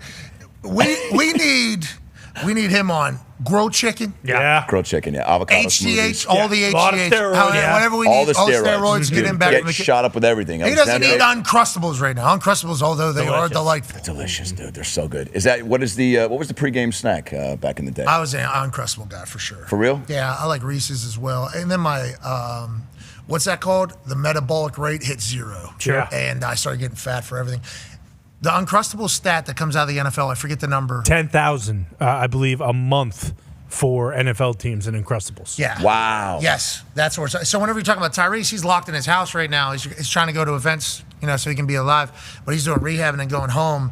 He's doing some gaming. He's gaming. He told me he was talking a lot of shit to some kid in Nam on Halo or something. Exactly. Yeah, makes sense. Because he's a good gamer. He's got to be doubted. He's a gamer. 2K and. Yeah, but he doesn't need to be thinking about Uncrustables because one of those Uncrustables, that turns into, I'll have. Oh, it's a gateway snack. To another one. Yeah, dude. And all of a sudden, we got 400-pound Tyrese Halliburton. Goes on and on. As a former fat kid, I'll tell you, I used to dip Pop-Tarts double fisting into Cool Whip. Thanks, Dad. Where's my thanks, Dad cam? We left. Yeah. No, that's what happens. But you eat your feelings. But Pop-Tarts also, shout out, so delicious, dude. It's Kellogg's fault for having 97 flavors. Did you see the movie? The Pop-Tart movie? Yeah. Oh, the Seinfeld one. Yes. Yeah, it was all right. Yeah. It was good. It was, yeah. It was the story. I don't think anybody knew the story, so I'm happy to know the story. Yeah, I don't know what people were expecting. Everything else, but I wish it had more of a twist. I wish like Harrison Ford came in at the end and was just like, "I work at Post. You're all gonna die." Just some. I wanted a little more action. Sure. Seinfeld was just like, there's not enough strawberry. Are you a? I didn't see it, but you were flying high yesterday because flying high, man. Because the Seahawks beat the hell out of the Pittsburgh. Can we just give it up one time for SD card, as I'm calling him, Sammy Darnold? No one's catching on with that nickname, but he is he's dialed in, man. Our defense looks strong. I think we had 146 yards passing week 1 against the Niners. 268. Shout out to my white rapper brother-in-law Dirte, who hit me up with a bunch of stats. He hit me up. Dirte. Look him up. Dirte, look him up. He's got Dirte's got a lot of hit songs. One's called "I'm an Asshole." One's called "Is This My Life?" One's called "Watch Your Back, Adam." He's on Twitter. He's on Instagram. Dirte hates Adam. No, we had our beefs. He's a great guy, great dad. What do you say? He goes, dude, Rodgers has very few red zone interceptions. We held DK to 20 yards. A defense without Witherspoon. I mean, that's the thing. I think going into the game, I was nervous because I'm like, we are shortchanged, but we got Big Cat, we got SD card, we got Mikey McD. I don't know. I feel good. Losing last week sucked, and I think a lot of Hawks fans started to panic because we missed the playoffs by 1 game last year. So I mean, you can probably attest to this better, but I know it's early in the season, but still. Every game still fucking math. Yeah. You can curse, right? Yeah. All right. Fucking it. Fucking math, dude. Yeah. Dude. Fucking right. It fucking does. But it does matter. I don't know. But it was big. On the road too. It was a good test. Does Dirte swear in his music? Bro, Dirte, I mean, he's. Let me hear those. He got one. I mean, he's a little bit like DMX. I mean, I have these old. Dirte's like DMX. Rest in peace, DMX. I used to say, when your sister comes home and is like, oh my God, I met someone special. The next words out of your mouth usually aren't, I hope it's a semi-locally famous rapper named Dirte.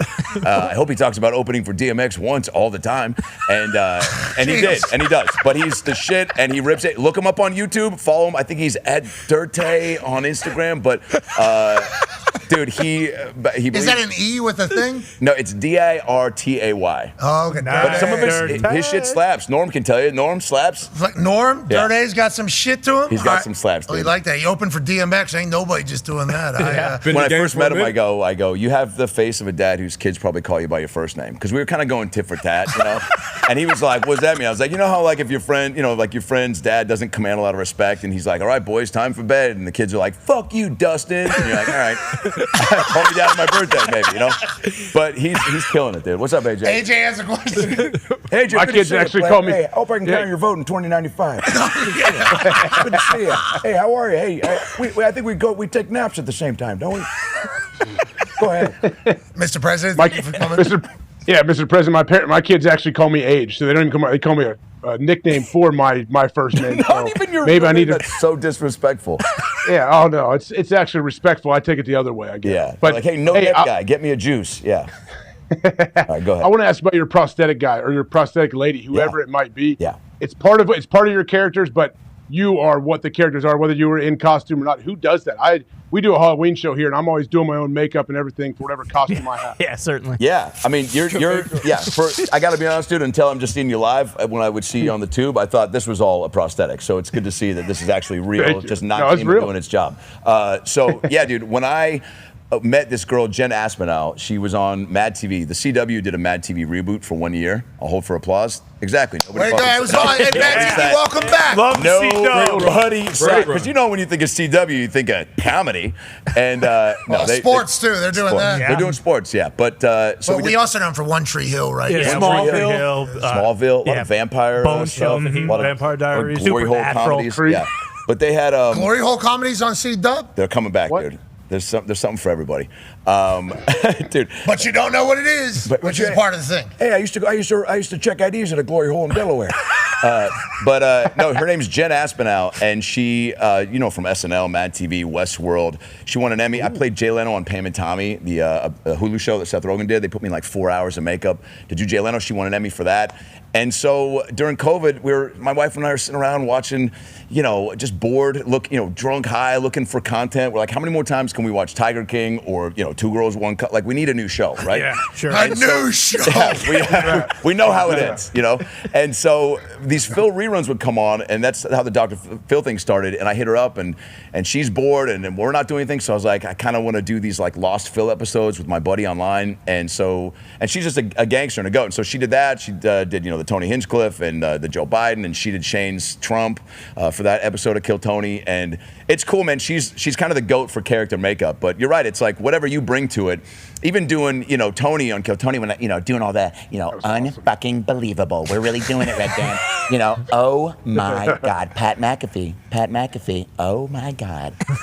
So it's like, but we taped my ears out for that, and like did a little bit of a nose job, and put some stuff. I don't know. What's that?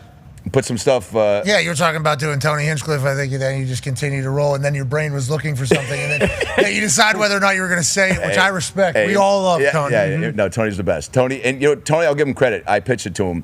I go, Tony, all these fans are telling me I should do you on Kill Tony. And he goes, absolutely. And then he goes, right before the show, he goes, just don't make me look like a fucking asshole. Of course. And I'm wearing the same vest as him. Bro, Woody Harrelson was there that night at that Kill Tony. And Woody, and I walk up, and Woody's just like, and I walk up, I go, Woody fucking Harrelson. I go, oh my God. And he's like, holy shit, man. He goes, yo. And I think Woody was enjoying himself. I took a hit of whatever Woody had at the end of the night and forgot math for an hour.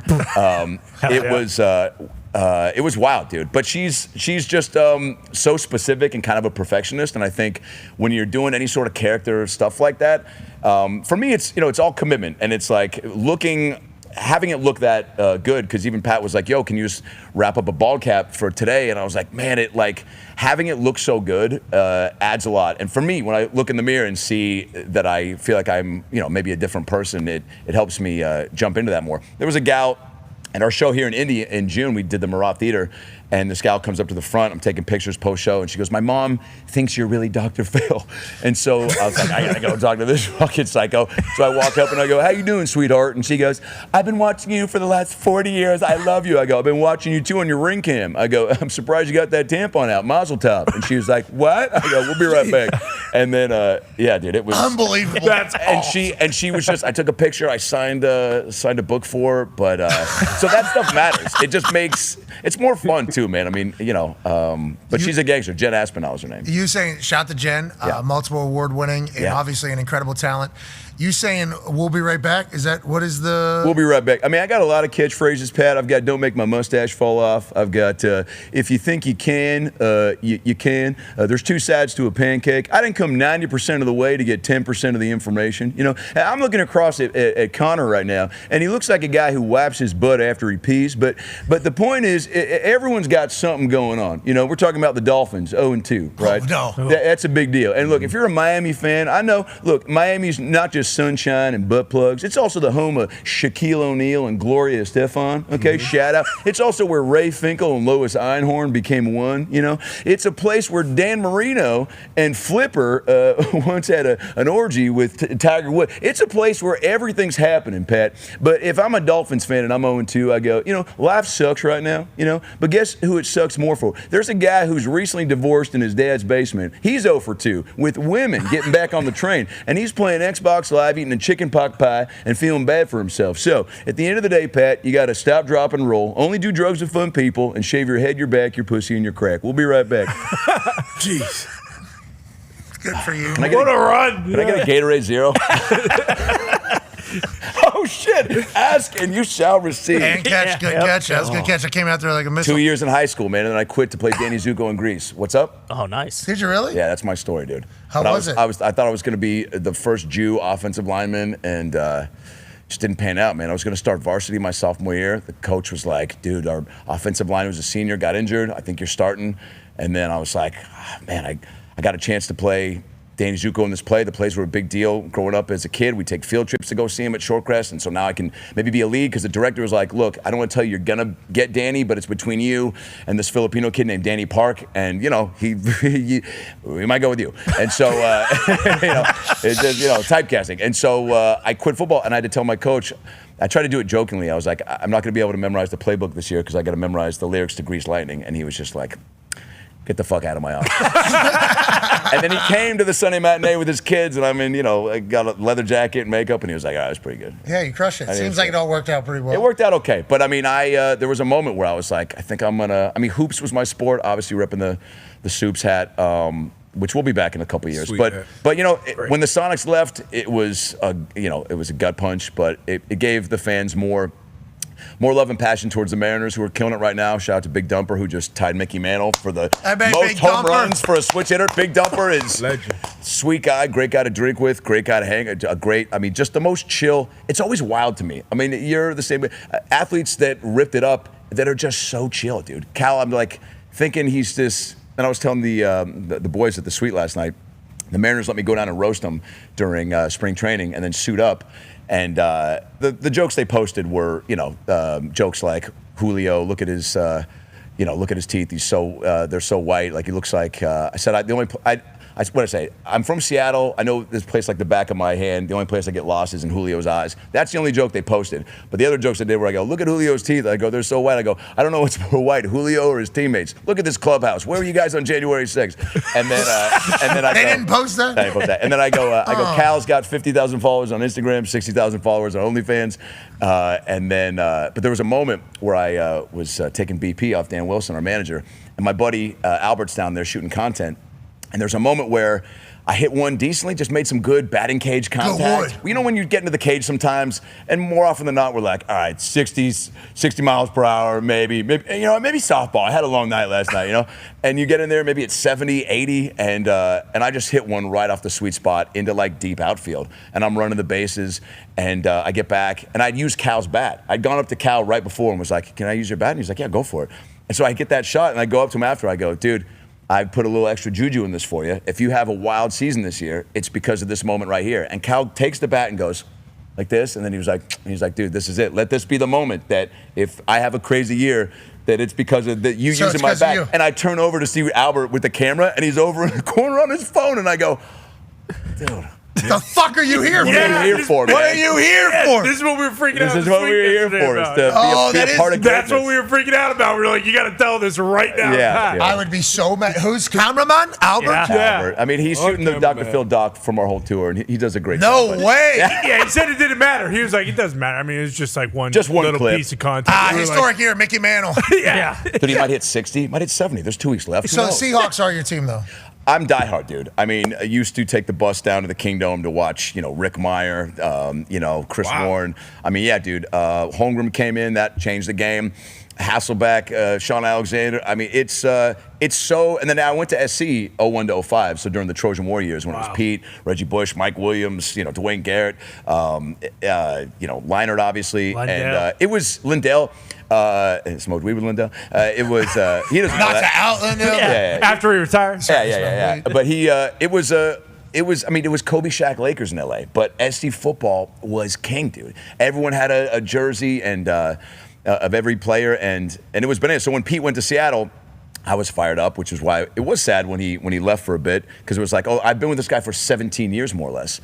But it's awesome, dude. Yeah, you guys kicked him out. We kicked him out. I mean, yeah. You kicked him out. That was me. I sent one Facebook message to Jody Allen, and she responded. And she said, yeah, it's time. I'm on it, Adam. Yeah. But they did kind of kick him out, though. Yeah. It was, I mean, it would have been cool to let him, I guess, finish one more. Those things are so complicated. I think it's really tough. And it seemed like I watched Pete, I think on Mike Robb and Beast Mode's podcast, and he said something about that, philosophies were just different towards the end, and he wanted it to go one way and knew it was kind of the beginning of the end anyway, and so they just kind of, cut it short sooner than later. But Mikey McDonald is crushing it. This is his first full year, really, like where he feels like it's his team. And I was at camp. They let me call the Chiefs-Hawks preseason game, and I don't think it'll happen again. I pitched a lot of catchphrases, like Jake Bobo had 2 touchdowns, and on the second one I go, somebody check my watch, it's touchdown time. And Steve Rabel was like, oh, can you just stop talking? and then Torrey Horton, I think, got a touchdown, and I was like, I go, someone open back up the kitchen, we're serving touchdown salad. Okay. I might have been on an edible, but it was a good time. And how was everybody's response? Pretty good. Pretty good. Overwhelmingly positive. Overwhelmingly positive, yeah. They sent me a contract right after that. But we look good. And Mike said, he's like, dude, the squad is so, he said no egos. That's what really stood out to me. He goes, everyone is just on the same page, and we got some high-paid guys, but like Leonard Williams and Lawrence are such good, I guess, mentors and leaders, and the young guys are swagger-filled but not cocky, right? There's such a balance between cocky and confident, and I think Sam is a beast, and I think. Mark Sanchez and I used to have this short-lived podcast. We did it where all the smoke guys did it. It was called Fourth and Forever. And we would have on comics and athletes. And, we interviewed Miles Teller before Top Gun and Deshaun Watson before the massages. And we had Jason Kelsey. And I remember. Yeah, and it was awesome. And so I got to know Sam then, right before he got drafted.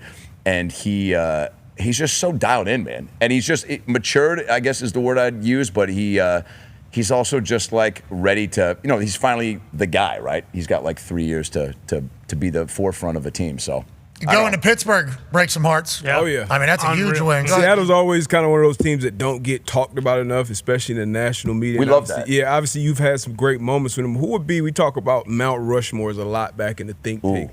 Who would be your Seattle Seahawks Mount Rushmore? Ooh. Man, I got to throw Joey Galloway in there, just right up top. Of course. Just because when I started, I think that was probably around between 10 and 14 when you kind of find your sports fandom, I think in any city, right? I remember, the first sports moment I had, and I'll get right back to that, was my mom took me to a Mariners game. Shout out to Puddin'. Single mom, did it for a while, then married George. Shout out to George. But shout out to Puddin' and George. Shout out to Puddin', though. Puddin's the GOAT. You want to talk about Tom Brady's 7 Super Bowl rings? My mom had 5 jobs while she had my sister and I. And then married George, and then George was like, do you want to, stop working so much? What do you want to do? She's like, I always want to be an actor. I was living vicariously through Adam. So then she did like 7, community theater productions of the Vagina Monologues, which was fucking weird to watch her be in that, but she crushed it. And then she stopped, and then they called her, and she came back out of retirement and did it again. She was like the Brett Favre of Vagina Monologues, right? She just couldn't stop talking about her fucking vagina. And shout out, Mom. Shout out Puddin'. Shout out Puddin'. Give it up for Puddin'. I don't think I know what you're referring to there. It's a play, the Vagina Monologues. It's a play, yeah. What's the last play you've been to? Probably Hamilton. Let's go. Yeah, I've been there a couple times. Yeah. Book of Mormon. Book of Mormon. Book of Mormon. Seen that a couple times. Classic. What else? There's a couple I went to in New York. Oh, the J Sud one. The one where he was Robert Williams. Dead Poets Society. Dead Poets Society. Yep. I went live? Off Broadway. J Sud played. Wow. Yeah, I'm cultured, dude. Let's go. I'm cultured. There was like 200 people in there, maybe. Oh, yeah. It was like They're in a intimate. roundabout. They're intimate. He was up in the crowd at one point. Yeah, imagine being in a 200-seat theater and your mom's like, it won't stop just oozing wet. And you're like, you made my lunches. You got to stop talking. But Puddin' was so good. Puddin' was so good. But she was so good in there. Funny. She was great. She knew the timing. She had Adam's time. Yeah. Actually, Adam's got Puddin's time. Bro, 1,000. Once you see your parents as people and not parents, you see what you get from them. And my mom, super quick, super funny.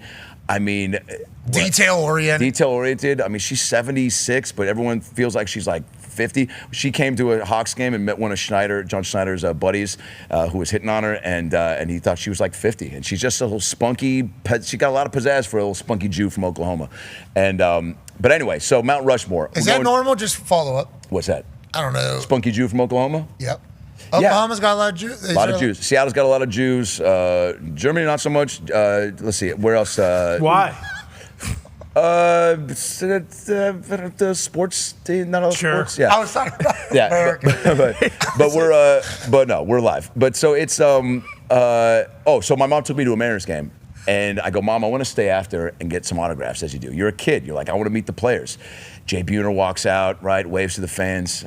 Wade Boggs comes out. We're playing the Red Sox. We're talking Mo Vaughn. We're talking Alan Trammell. We're talking Mo Vaughn, his family. We're talking Wade Boggs. And I see Mr. Boggs come out. And I go, Mr. Boggs, right? Somebody, I guess, had told me, call them Mr. and then their name. Mr. Boggs. I go, you saw me baseball? And just young fat Adam, just my tits are shaking out of my shirt, right? And he goes, follow me, kid. He grabs my ball and goes, follow me. And so I follow him, I'd say about 200 feet onto the team bus. I'm now walking onto the team bus where there's Roger Clemens, Mo Vaughn, guys are cracking beers, just walking down this Greyhound bus. And I'm walking all the way down, and no one's really looking up at me. I remember Roger Clemens did kind of look up and kind of look at me being like, Joe Biden.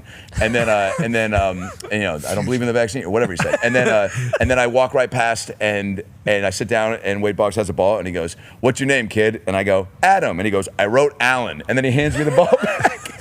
You'd already written it. Anyway, but so Mount Rushmore, Joey Galloway, I say beast mode for Wade sure. Boggs, maybe. Even he didn't I mean, shout out to Wade just for being, it's so, when you see players, stiff arm a child for the graph, it drives me nuts. Well, it's not the kid normally getting a stiff arm. It's all the autograph hounds around them. Yep. Well, that is like, I don't mind if you're... Scumbag behavior. I guess those guys end up intercepting some of the... That's the problem. What about the Phillies gal? Did you guys cover that a lot? Was that... Which one? I don't think we talked... I don't know if we talked about up here the Philly lady who stole the ball. Went back. Oh, yeah. Jeez. Isn't that wild? Yeah. I mean, now, I do want to play devil's advocate. What do we think about the dad leaving his base and running over to a section that's not your section? I think it's fair game. I think it's fair game too. Yeah. I'm just trying to, play both sides. Yeah. But because I think finders keepers at the end of the day. Without a Also, doubt. it's every man or woman for himself. A ball's coming towards you. I mean, dude, I've been to games where I saw a ball. Dude, Edgar Martinez hit a fly ball. It went off the guy's head.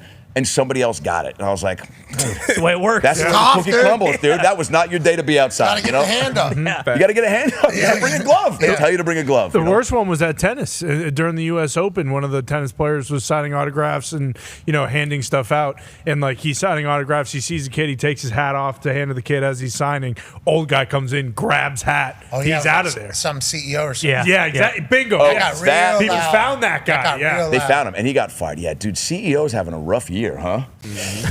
Dear Coldplay, thank you so much for taking the heat off the Epstein. I mean, he was so pumped, dude. It was Epstein nonstop. Dude, you know what I love about the Coldplay CEO, the guy that went to the concert and oh, yeah, we know. Yeah. Like, he apologized, but then he blamed Coldplay in his apology. Well, he was like, dude. I'll tell you what, I think they might have something there. But bro, that guy was like, first of all, I fucked up. All right, I'm a bad dad, I'm a bad husband, but I'm also a huge Coldplay fan, and what you guys did was not cool. That was a Coldplay, man. I mean, dude, blaming Coldplay. I was telling my buddy, blaming Coldplay for your affair, like outing you, is like shitting your pants in traffic and then calling the Gap and be like, you said your pants would hold my poo-poo. What's going on? You're like, it's on you, man. You got to take some accountability. But, I agree. So I'm going Marshawn. I'm going. We're back. Maybe Coldplay. Yeah. Maybe Coldplay. Maybe Wade Galloway. Boggs. Wade Boggs. Joey Galloway, Marshawn. Joey Galloway, Lynch. Marshawn. I mean, dude, Hasselbeck was Russell Wilson. Good call, AJ. Can I be honest? I love Russ. I think a lot of good memories. The same way, like Hasselbeck over Russ. No. I'm just saying. This is a sidebar. Oh, okay. Loved Russ and for the memories. I think the way things shook out at the end, bad news bears, dude. I will say this. I got to roast the Steelers, and shout out to Cam Hayward. Shout out to the Steelers for setting that up. And I get out there, and I thought it was going to be just the rookies for like their talent show. They were like, hey, will you roast and host the rookie talent show that they do, Ends up being the whole team. Tomlin's in there. Fucking Russ and Fields are right up front. I'm like, oh, shit. And I had a lot of jokes, and the opening joke was about Russ, but I wasn't going to do it because I didn't think he was going to be there. So now he's up front, and I go, guys, so pumped to be here. Russ, I see you right up front, man. I'm a Seattle boy, so thanks for the memories. And, man, I'm so glad you're getting a fresh start in Pittsburgh, man, because they did you dirty in Denver, man. I haven't seen someone get fucked that hard on tape unless it was at Diddy's house, man. And this was right after the Diddy thing. And, dude, they all laughed, and Russ just went like this and then shook his hand and then looked up, and I go, Russ is laughing. We're fine. Yeah, thank God. Yeah, thank God. He knew you, by the way, I assume. Yeah. From Seattle? Yeah. Oh, great. Yeah. We're having this guy. Okay, It's been fun. I don't think he was pumped. Yeah, he hasn't responded to my He had a good game yesterday. He ripped it up. Yeah, Didn't he, Bruce? Almost 500 yards. Yeah. Career high. 460. I was telling Connor, I go, he might still have the best deep ball in football. I mean, it's like he put that shit on the money. It was on last night. What do you on have the money. And how did it end, though? Yeah, when he needed to complete one, he threw that nice deep ball right to the middle of the field. And that's what you remember, can right? of corn. Fuck yeah, dude. Yeah, it sucks that Russ had such a good game. You think? Yeah. Boom. Great. I mean, it's such a great game. He did. And then...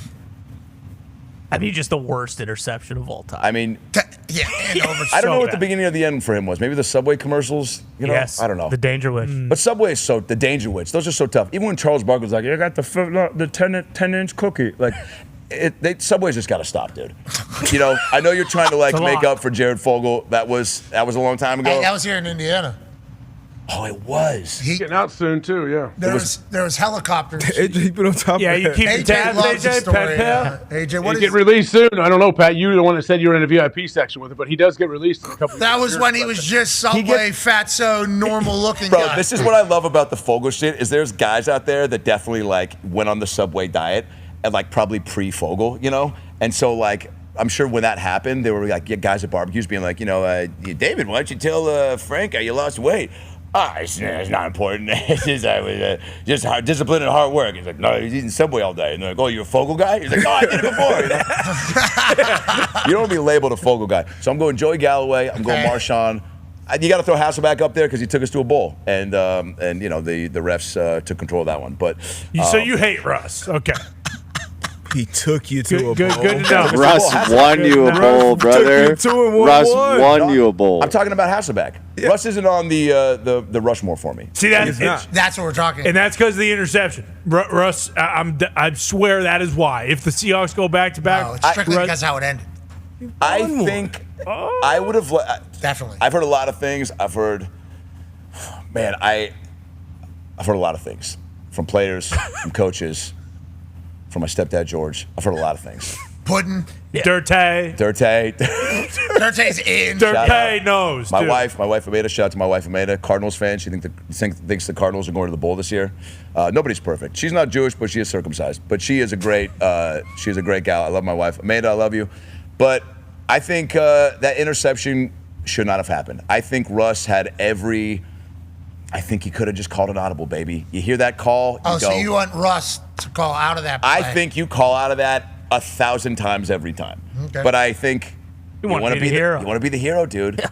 And I think, it's so funny. I was telling Connor, I go, because, anytime I meet a Pats fan, that day is one of the, I went to the bowl in MetLife where the Hawks, took care of Denver, where nobody picked us, And after that snap went over Peyton's head, and he was like, Papa John's, And shout out to Peyton. Peyton's a great guy, by the way. Was that Peyton? That was Peyton, yeah. I don't do a Peyton Manning, but I do a Jason Statham. Here's Jason Statham finding out that he got bumped from the Pat McAfee Show. Ready? Hey.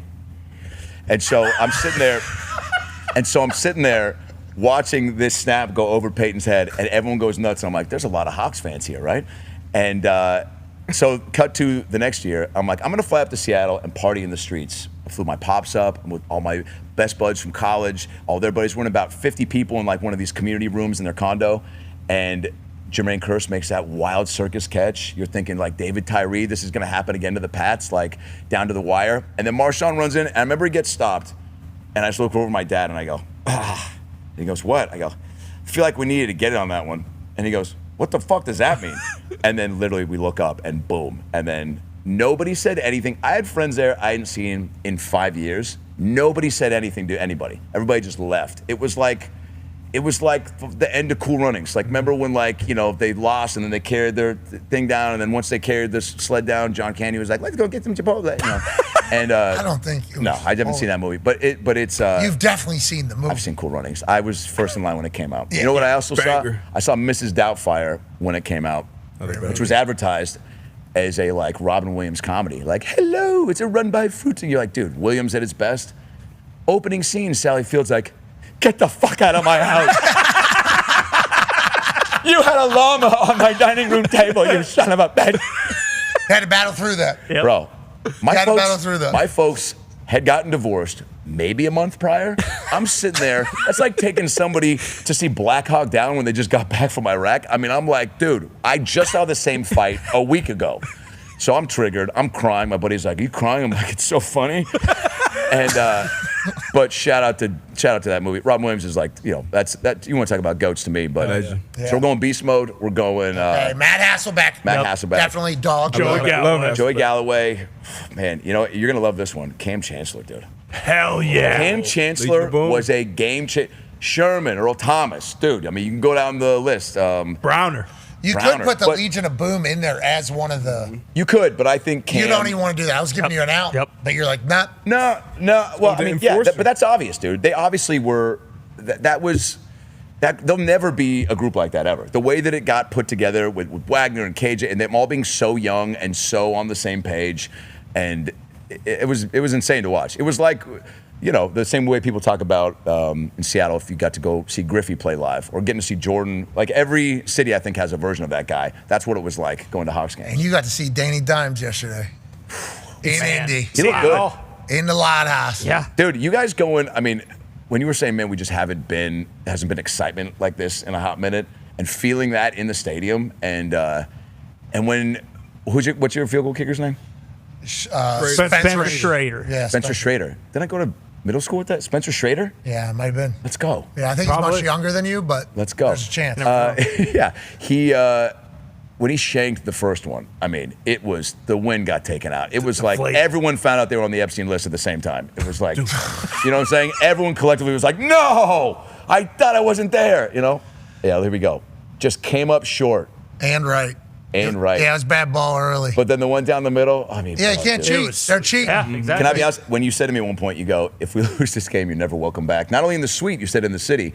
And then, and we believed it. And even Sally was like, I second that. And I was like, I thought we were friends. And then I sang my heart out for your birthday. And then, and then Blue is doing the pelvic thrust from New Kids on the Block. I mean, but by the way, you guys just have all the right things clicking in that stadium. Right now. Right now. Whoa. But this is 2-0 at home, right? So, like, I don't know how you are on the road. You know, time will tell. But we're gonna be even better. Find out next week. Dimes is a road Tough warrior. Titans. I'll tell you this though. I mean, confidence Animal Hunter. in any avenue, right, is like huge. Like you get a good, like, you know, obviously, like once, you know, like coming off these 5 sold out shows at Helium, which was shout out to everybody that came to the shows. Yo, your boy Derek came last night. Derek on mic. Attaboy Murph. Can he confirm? He came to the show, which is big time. It was awesome. But like, you know, you're riding that high into my shows for next week or whatever. But yeah, what are you? So you're in the middle of a run right now. a huge tour right now. I'm doing clubs everywhere. I go to Milwaukee the 26th to 28th, and then we're talking Cincinnati, then Kansas City,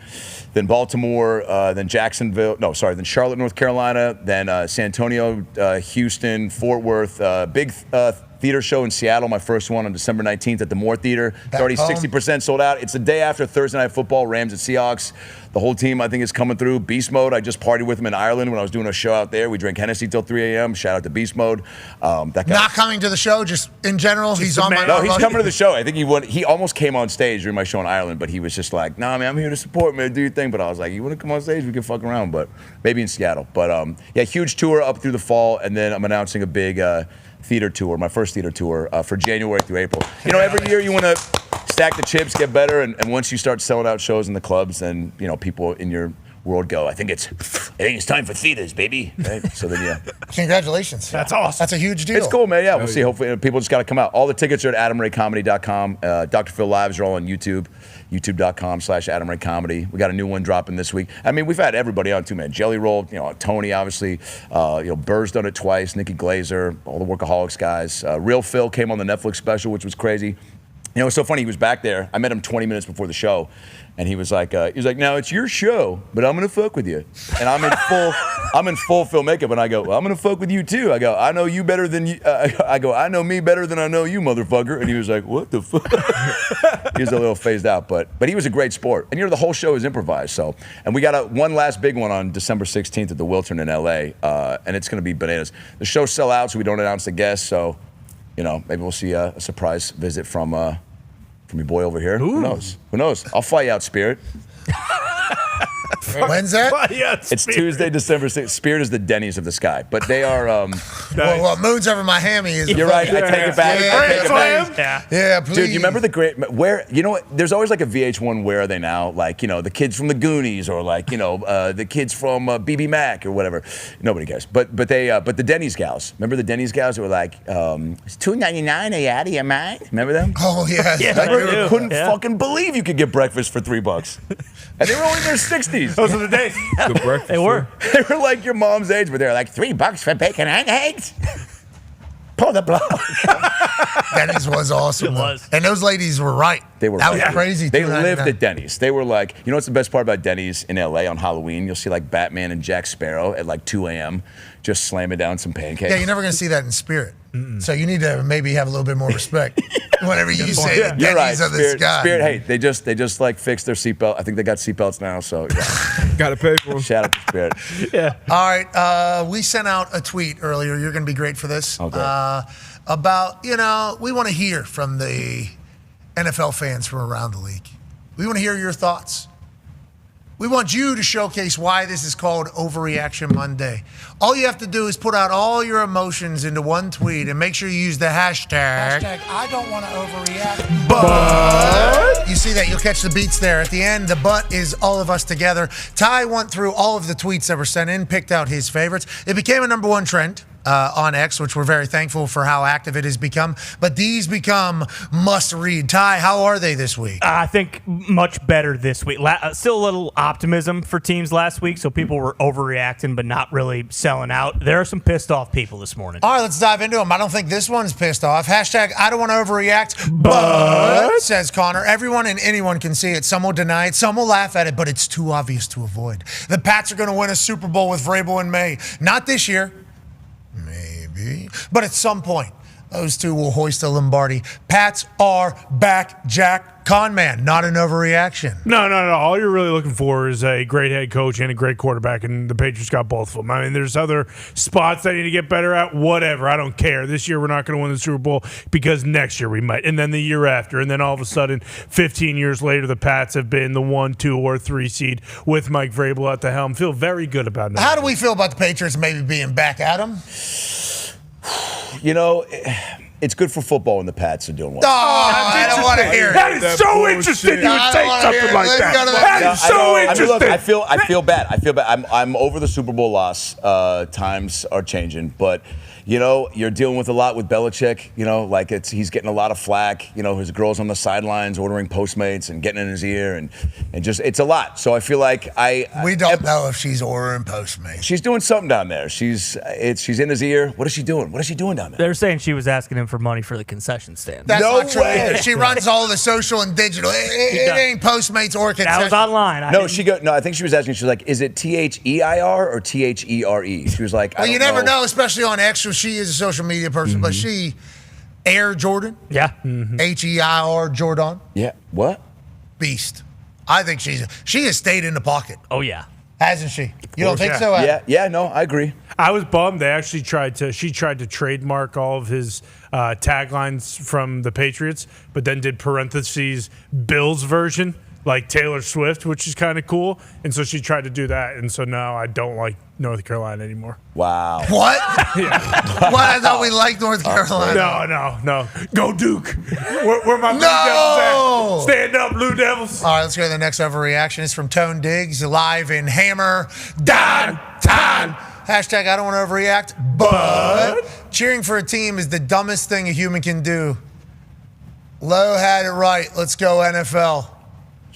Processing men's new era graphite NFL training camp 970 adjustable hat with just NFL on it. Okay, let's go to Hammer Tone. Love it. You're an NFL fan now, just like Gumpy. Yeah, that's Rob Lowe, star of 911 Lone Star. Oh yeah, I remember the hat with him sitting in it. Yeah, I was just thinking. I was like, I don't have a Division I football team to root for, so I just have fun on Saturdays and I enjoy football. And then Sundays, my life is fucking miserable. So I was like, you know what? I don't want my life to be miserable Sundays anymore. I'm just going to be an NFL fan. So that's kind of, I ordered the hat today. I feel really good about it. NFL. Gumpy had a little passion behind that chant there. Yeah, it's dark days, you know. Tua just takes the stand, and it's terrible. It's can't get any worse. Takes the stand. Was he on trial? What are you No, talking about? when he takes the stand and does the post-game interviews, I can't take it Talking anymore. of Tua. Yeah, we like when Tua's talking because we learn a little bit about real Tua. Show me the money. I felt like I knew the guy. Show me the money. After getting a deal, did you see that video? No. It's a good video. Some would argue that was also the downfall of Russ, Mr. Unlimited. It was not a good look. And then he was, I don't know, a lot of the selfie. Here's the thing with the problem with social media. It's great because now we know exactly, you know, where Kardashians get their smoothies from. You know, it's great to know, like, oh, dude, like, the kid from Home Improvement got a DUI. Like, we get to see. AJ's related to him. It's AJ's cousin. Yes. We'll be right back. Wait, are you really? You're related to Zachary Ty Bryant? I'm not. My wife is quasi. Yeah.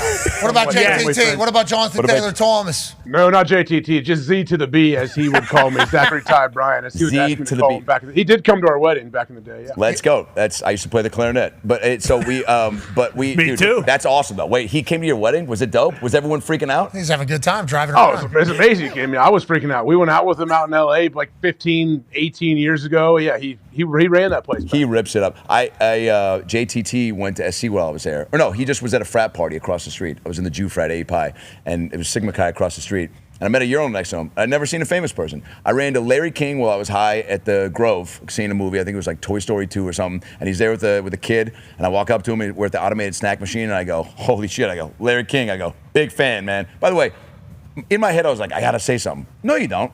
Just let him be. Larry's better off not having a stony encounter from some fucking. So I was like, I go, okay, and he was like, hey, how are you? And I was like, good, man. I go, how you doing? And then he was like, I'm fine. Yeah, I'm with my nephew. Do you mind? And I go, not at all. I just got interviewed by Larry King. And he was like, huh? And I was like, I'm gonna get some licorice. Peace. And then went back to the theater. But JTT. Great interaction there. I felt What'd good. you say immediately afterwards? You said, I nailed that? Yeah, oh yeah, I felt like it. And Larry King saying what on I was in the pocket. Larry King probably, I mean, he didn't care enough to talk about it on the show, but he, R.I.P., but JTT was right next to me, and I was like, same thing, and I was just like, I wanted a moment, so I look over and I was like, by the way, not a fan of talking to the urinal. Where do we all stand on that? I'm with you. What do you mean, where do we all Small stand? talk. We're all in the same. Yeah. Small talk. Like, I was once in the airport and the guy looks over and goes, is it me? Is my dick just small, or is this urinal is it urinal too big? And I was like, hey, your penis is fine. Like, I didn't know what to say. Like, he just almost sucked me into that conversation. So I look over at JTT. He did suck you. And I look over at JTT and I go, He baited Bubba. Yeah, in the bathroom. He baited Bubba in the bathroom right there. I go, what's up, JTT? And he was like, hey, just so thrown off that and he was like, what's up, man? And I was like, yeah, this party's crazy, right? And he was like, yeah. And I go, oh. Yeah. I Sure, he did loves fucking that. Tim Allen to it, bro. All he did was just go, like shake his head. But it's like, dude, like, You I don't think know. you nailed it, though. You sound like you had a pretty good little grunt. Nailed it, dude. I just was like, dude, if I ever see one of the Tim Taylor kids, I'm gonna do my Tim Taylor. Don't have a choice. Home Improvement was a great show. Great show, underrated. Tua has not been great. Tua's not been great. Yeah, for the Miami Dolphins. And Is it because he's shaking? Is he playing timid? Is he playing scared? Or I don't know, Tua. Gumpy, what do you think it is, fan of the Dolphins? My thing is, he had his best year when he was like bigger. He was jacked the year he had in 2023. Yeah, when he got fat and he was rolling. Jiu-jitsu, worked out all off season, didn't get hurt, and then we decide we're gonna scrap that and just change everything, and now we're shit. Got paid. He played well yesterday. That's fine. He also missed Tyreek on the exact same ball he threw the interception on when they played here. Like, he misses those chances when he could have taken that game yesterday and won that game. Yeah, Gumps doesn't like that Tua changed trainers. He just goes to this trainer. He just moved on. Did that happen? Gump doesn't like that. Did he really? Did that real happen? He changed the training regimen. And look, I told you guys, Tone, you're coming over to the dark side. Gump, I saw your tweet. You sound like you're coming over to the dark Not side. doing it. Don't let these organizations hold you hostage for 5-6 months. You're going to think, look, Packers fan, I get it. Thank you. Patriots, a lot of success, a lot of parades, I get it. Steelers, 6 titles, I get it. 25 years, pick another team. Get another. maybe go NFC. Maybe go in a different division. Don't let them hold you hostage. I mean, we sit there 4, 7, 10 hours watching football. You just got to be shitty all week, all season long because your team stinks. Organization top down. I mean, come on, man. Yeah, you're still enjoy the other game. You're supposed to be Free country. You're supposed to be waiting all day till Sunday night, not hating all day. Exactly. Until Sunday Amen. night. If your team is ass, you're saying don't be scared to snoop around. Maybe pick up another team for a couple weeks, maybe forever. Why not? Or just say you're a fan of the players. Use that gimmick. Oh, I'm a fan of this That quarterback. gimmick sucks. Don't do that. I love gimmick Justin Herbert. sucks. I root for the Chargers. I like Jalen Hurts. I root for the use that gimmick. Shut up. How about this? If you like Jalen Hurts, root for the Eagles. If you like, who's the other player you said? Herbert. Whatever. Have fun. Go Chargers. Don't do the player shit. That sucks. That's the generation that doesn't go outside. You're not a real fan. That's the same generation that roots No for team fandom, you're saying. This is Yeah. fantasy football. Yeah. Bingo. Yes. Boom. Yes. Like, if you want to be exactly, draft a fantasy team. What percentage of fantasy football players you think are that way, that are just rooting for the players, for the I think coin? this has gone through a cycle. I think there was a time where it was just players. I think everybody still likes players, but I think being a team fan has become more of a in thing. Yes. I think personally. They made it easier to join teams too, where they have the commercials with all the celebrities that are repping their team. Like I forget, there's Twitch guys that were in it that I can't think of their name. Ninja? Maybe Ninja. And that other guy with a T. Tim the Tat Man. Tim the Tat Man. Yeah, like people who A lot of T's, 3 T's. Yeah, right. 4 T's. You can't actually. you can't remember the Twitch guys' names? That's weird. So nobody fucking knows who we are either. Okay? I didn't claim to. Sound like you kind of were. Oh, you were just shitting on all of Twitch here. Is that what that was? Well, no, I've been on this for a long time. Their names are so weird. It's always like Bubble McBubblestein or fucking something like that, you know? They do have cool, crafty names they do. over there at Twitch. Is Twitch still going? Where's Bill? Is Twitch still a thing? I'm not Still farting around, yeah. Is it? Yeah. Kick still a thing? Is Kai on Twitch? I think so. What's Yes. Kai on? I have no way. I think Kai's on Twitch. What's Speed on? Everything. Everything. He's everywhere. He's definitely on Dog. Kick, I thought. They're everywhere. What's that, Bill?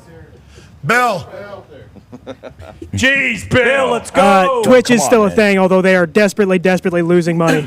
Okay, who's on Twitch? Where's Kai and I Show Speed and that entire streamer university group? What are they on right now? So I think they bounce around. Like Kyle will go back and forth. I think his last one was on YouTube, but he will do stuff on Twitch. I think Kick is another big one that Gumpy just said. That's where like Aiden Ross and a bunch of those guys are. It's kind of just like a free-for-all right now on where people are. They'll get paid for like 3-month runs at a time and do stuff on those platforms. All right, well, good luck to everybody for 3 months at a time. Hey, sometimes you got to live life 3 months at a time. That's right. Fast and furious. Exactly. Okay, what's the next overreach? Oh, jeez. Whoa, It sucks boy. that he got hurt. Turf toe. It's also like when the injuries like just don't sound cool and sexy. What a bummer. Tennis elbow. Tennis elbow. Yeah, that stupid wrist. Premature ejaculate. Like there's just so many things that take you out, and you just can't. I don't think. No one's set out for that. No. Well, maybe, actually. know. We don't know what's going on in We don't know. pants. About 30 years. The next overreaction comes from a Giants fan, Bruce Brown. Hashtag I don't want to overreact. But, oh, Bruce, be happy. At least it was an entertaining close game where the offense scored points.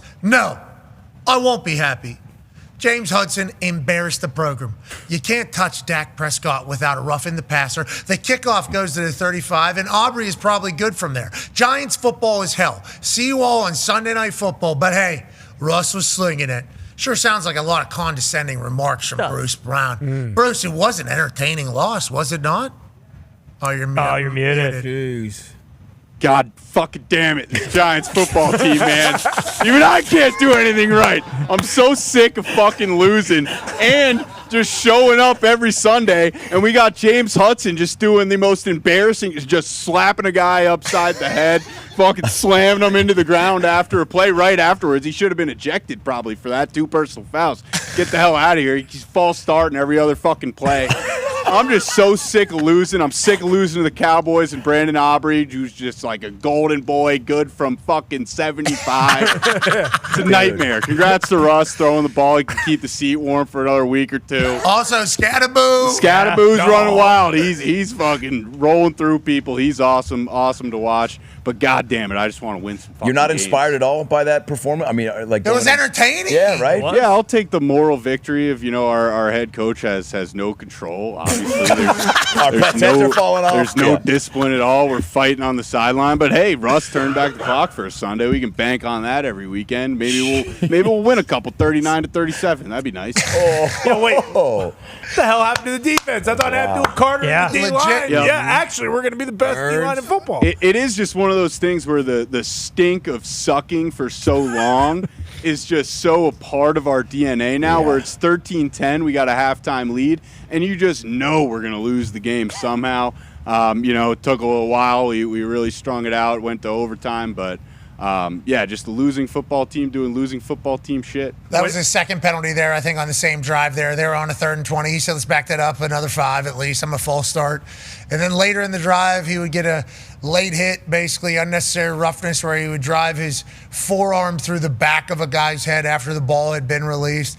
And then they get all the way down, and then he would false start, just run all the way into the defenses. Yeah, here's the unsportsmanlike conduct after a play. Yeah, that was after 2 penalties already. That was his 3rd penalty. And then a few plays later, he would, decide to get off on the ball just a little bit too quick. Tough Sunday for James. Yes. I think everybody would say. There he is. That's his 4th penalty in same drive. 4 penalties, same drive. 6:40 in the first. Okay, and then also gave up a sack, I do believe. And it inevitably led to Dayball saying, okay, how much more are we doing? Get him out. Get him out. Get him out. And then afterwards, there was a little bit of a differing of opinion. Maybe he was just upset for how bad it all went. Maybe some people said that can't happen in professional football. Whatever it was, a lot of emotions. So and Jameis closed it up, bringing him back down. So it's okay.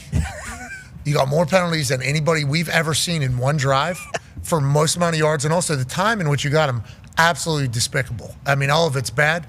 But next week we're going to be better. He got paid, I believe, some money. Bruce, what is the deal that you guys have for him? Yeah, it's 2 years, $12 million. He was us shoring up our O-line. It's like, okay, Andrew Thomas coming back from Liz Frank. At least we got James Hudson to kind of, handle things. Obviously not. He's fired up. I love the passion. But hey, just between the lines, maybe not when the ref is like right in front of you. Do you shove the guy's head into the fucking ground after like a 40-yard pass play? First and goal. Sorry, Bruce. Not an overreaction. Big week next week. A very sane, normal response. You're fine. You know those 4 teams that started 0-2 to end up going to the Super Bowl? Guess who one of them was? Oh. Eli Manning. The New York Football Giants. Was that Tom Coughlin's team? That was Tommy C, yeah. Shout out. Discipline. Feels the same. The New York Giants are certainly a team that we can look forward to for bringing entertainment through that guy. That's right.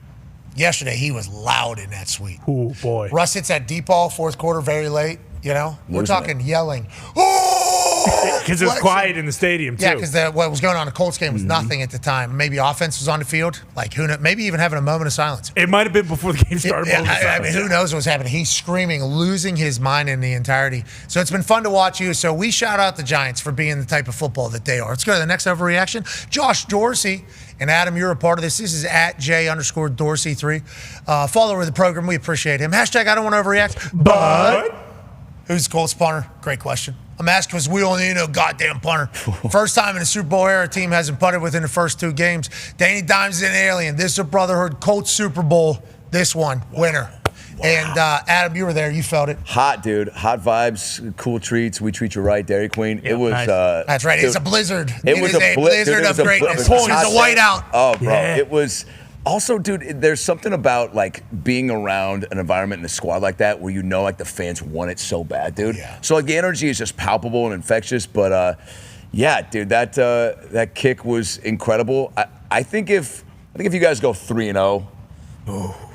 Dude, I mean, I might just have to fly back for every home game. Come on. I mean, I don't want to. I don't know if you're sitting with us, but you can definitely. second team. No, I'm Joe. You're welcome. Kyrie said I could stand outside of his box. Do they always do the red Dahn dropping the T-shirts with the umbrellas with the freaking parachutes with me? Yeah, Sam tries to win that every week. That sick. Yeah, so it always goes to the same section. Those things are falling to the same section basically every single time. That's fucked up. Yeah. Well, the only reason why I know that is because Sam has been desperately trying to win one since we got there. Like pushing people out of the way.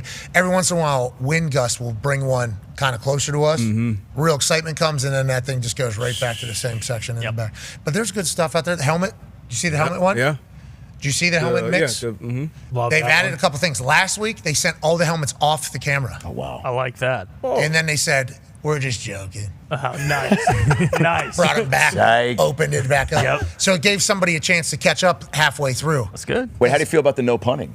2 games. So Rigoberto had a punt in the first game. He hit it for like 60-some yards. Penalty, roughing, first down. We went on to score. Obviously, we scored every single drive in that game and then the first 3. The goal of the game is to have no punts. I mean, that is very much the goal. So I think I, as a punter, and Rigoberto definitely as a punter for the Colts. I don't know about how everybody would feel, but we love it.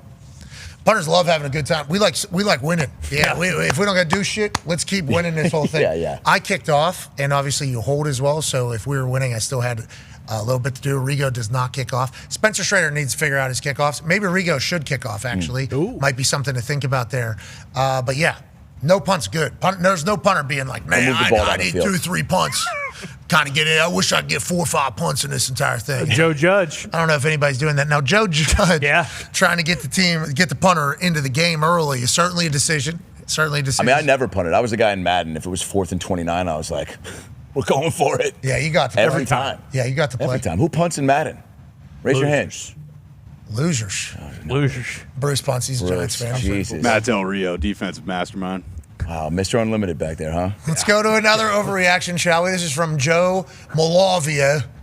Paisan here really loves football. # I don't want to overreact, but as a Bengals fan, the season is over.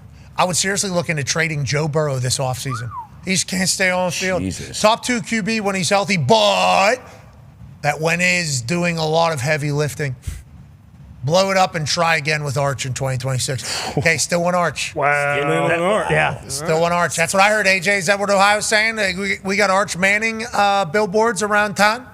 I have not seen any of those yet, but you never know. What about Kirk Cousins? Is he a possibility? 1,000%, right? It's got to be. They were thinking about him being traded before the season started. Yeah. Michael Penix's clearly going to be the guy for them. You've been watching this QB show on Netflix? With Kirk? Yeah. Oh, yeah, brother. I mean, dude, he's like just foaming at the mouth. Just like, I'm going to just be a good guy and just, help Mike win. But, like when the cameras go, he's like, all right, thanks so much for being here, guys. Oh, did you get the coupons for the Panera broccoli cheddar soup? Okay. Thank you so much, man. No, really appreciate you guys being here. I said, and again, you can sleep over next time if you want. Okay, thank you. Door closes. Fuck! I mean, that guy I think, just needs to play, He needs to have the keys. Needs to have the keys to the Hyundai Tucson, I don't think he does have a Hyundai Tucson, and him and his boys can build a great fire. Yeah. We learned. And he has that he has that brain thing he puts on his head. Oh, yeah, dude. He's one of one, I do believe. And why not Cincinnati? He's the best option right now. Why not, right? Also, they I think a picking guy up that tab. 2025, I think Browning over Kirk. Really? Personally. Jake Browning's got the juice. He gets slinging He now. does. We like Jake Browning. I'm a fan. He's got great moxie, too. Yeah, Jake Browning can talk. Young stud. From what I've seen, Jake Browning's got moxie. He does. He's got game. Yeah. Could be a college football coach if he had to be. Wow. Guy can play. He can.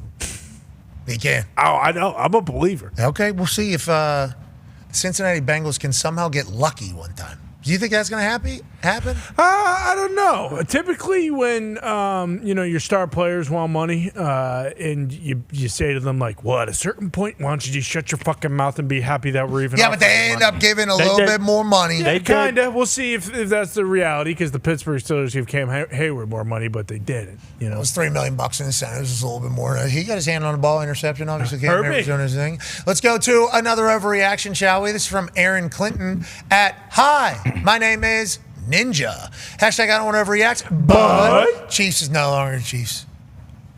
Go run, boys. But the O-line is worse than last year somehow. Might go winless and get the number 1 overall pick. Hashtag see you at the draft. Whoa. Chiefs fans going through it right now. They really are, dude. I'm going to the steak restaurant on Wednesday for Pat and Trav, 1587 Prime. I mean, I was fired up, but...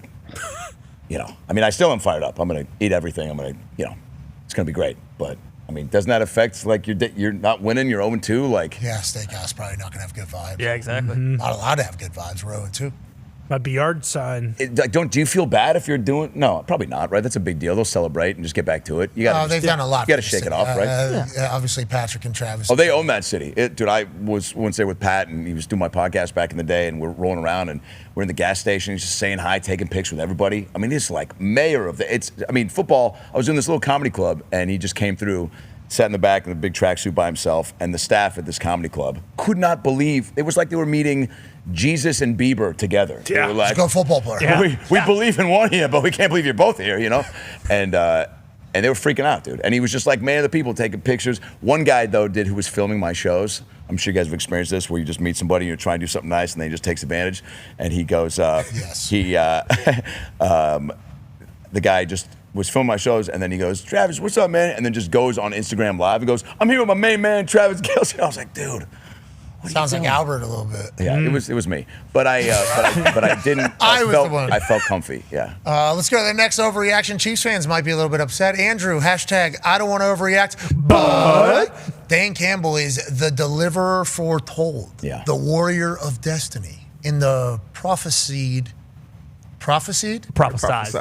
Yeah, he spelled it wrong, but you get it. You sounded it out correct. Prophesied champion. Yeah. The Lions look great in week 2, and it's because of MCDC. Build the statue, sign him for 100 years, and promote him to senior manager at Applebee's. Applebee's commercial this year is ass for MCDC. Not good. We thought that was going to be a trend for how the entire Lions season was going to be. We thought it was the same old Lions. We thought Detroit was back to sucking. You're all the way back, Foxy. Is Andrew on the same page as you? Yeah, I love everything what Andrew said there. MCDC, I said it last year, give him a lifetime contract, give Jared Goff a lifetime contract, because the Lions were absolutely irrelevant until those guys came in here, so I love what Andrew's doing. And let's be honest, last week was probably the most hell Detroit's been in with the Lions for so long, because before those guys, expectations were so low, so no one cared. And then after that, they just won every single year and continued to get better. Last week, they finally regressed. So Detroit was in hell. The coaching came back, won a game, we're back. Let's stay in the NFC North. We actually have some breaking news. I believe this is what Schefter was referring to as obviously a part of his bad news that was coming. Vikings quarterback J.J. McCarthy is expected to be sidelined 2 to 4 weeks with a high ankle sprain. With McCarthy out, Carson Wentz is now in line to start. Carson Wentz football is back. J.J. McCarthy, we hope you get healthy. Obviously, it wasn't the greatest game for the Minnesota Vikings offense last night. J.J. McCarthy in that fourth quarter, the first game, showcased absolute excellence. Him getting hurt again obviously sucks for the development of J.J. and the entire J.J. McCarthy era. But now, one ankle sprain opens the door for potential 2 ankle sprains. 2 sprains, Carson Wentz back on a field.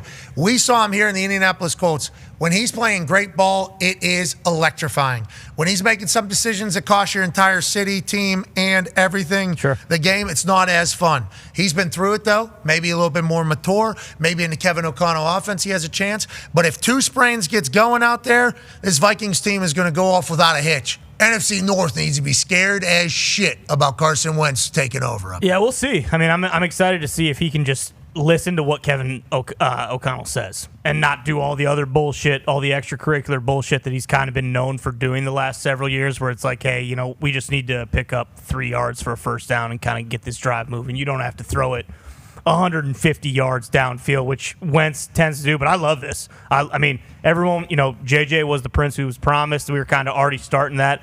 Let's see if Carl Wentz can kind of turn his career around. I mean, we might be talking, you know, we said, hey, same thing with Mac Jones and Brock Purdy. Are we looking at a situation where Carson Wentz potentially is the QB of the future for the Minnesota Vikings? I think there's a chance. There's also breaking news coming out about Jaden Daniels. He had a minor knee sprain that they got. I'm texting it in right now. Okay. Underwent an MRI following the loss to the Packers, was diagnosed with a sprained knee. Not a long-term injury, but Daniel's status this week versus the Raiders isn't down. Holy shit. Wow. So that's what Schefter said he was referring to.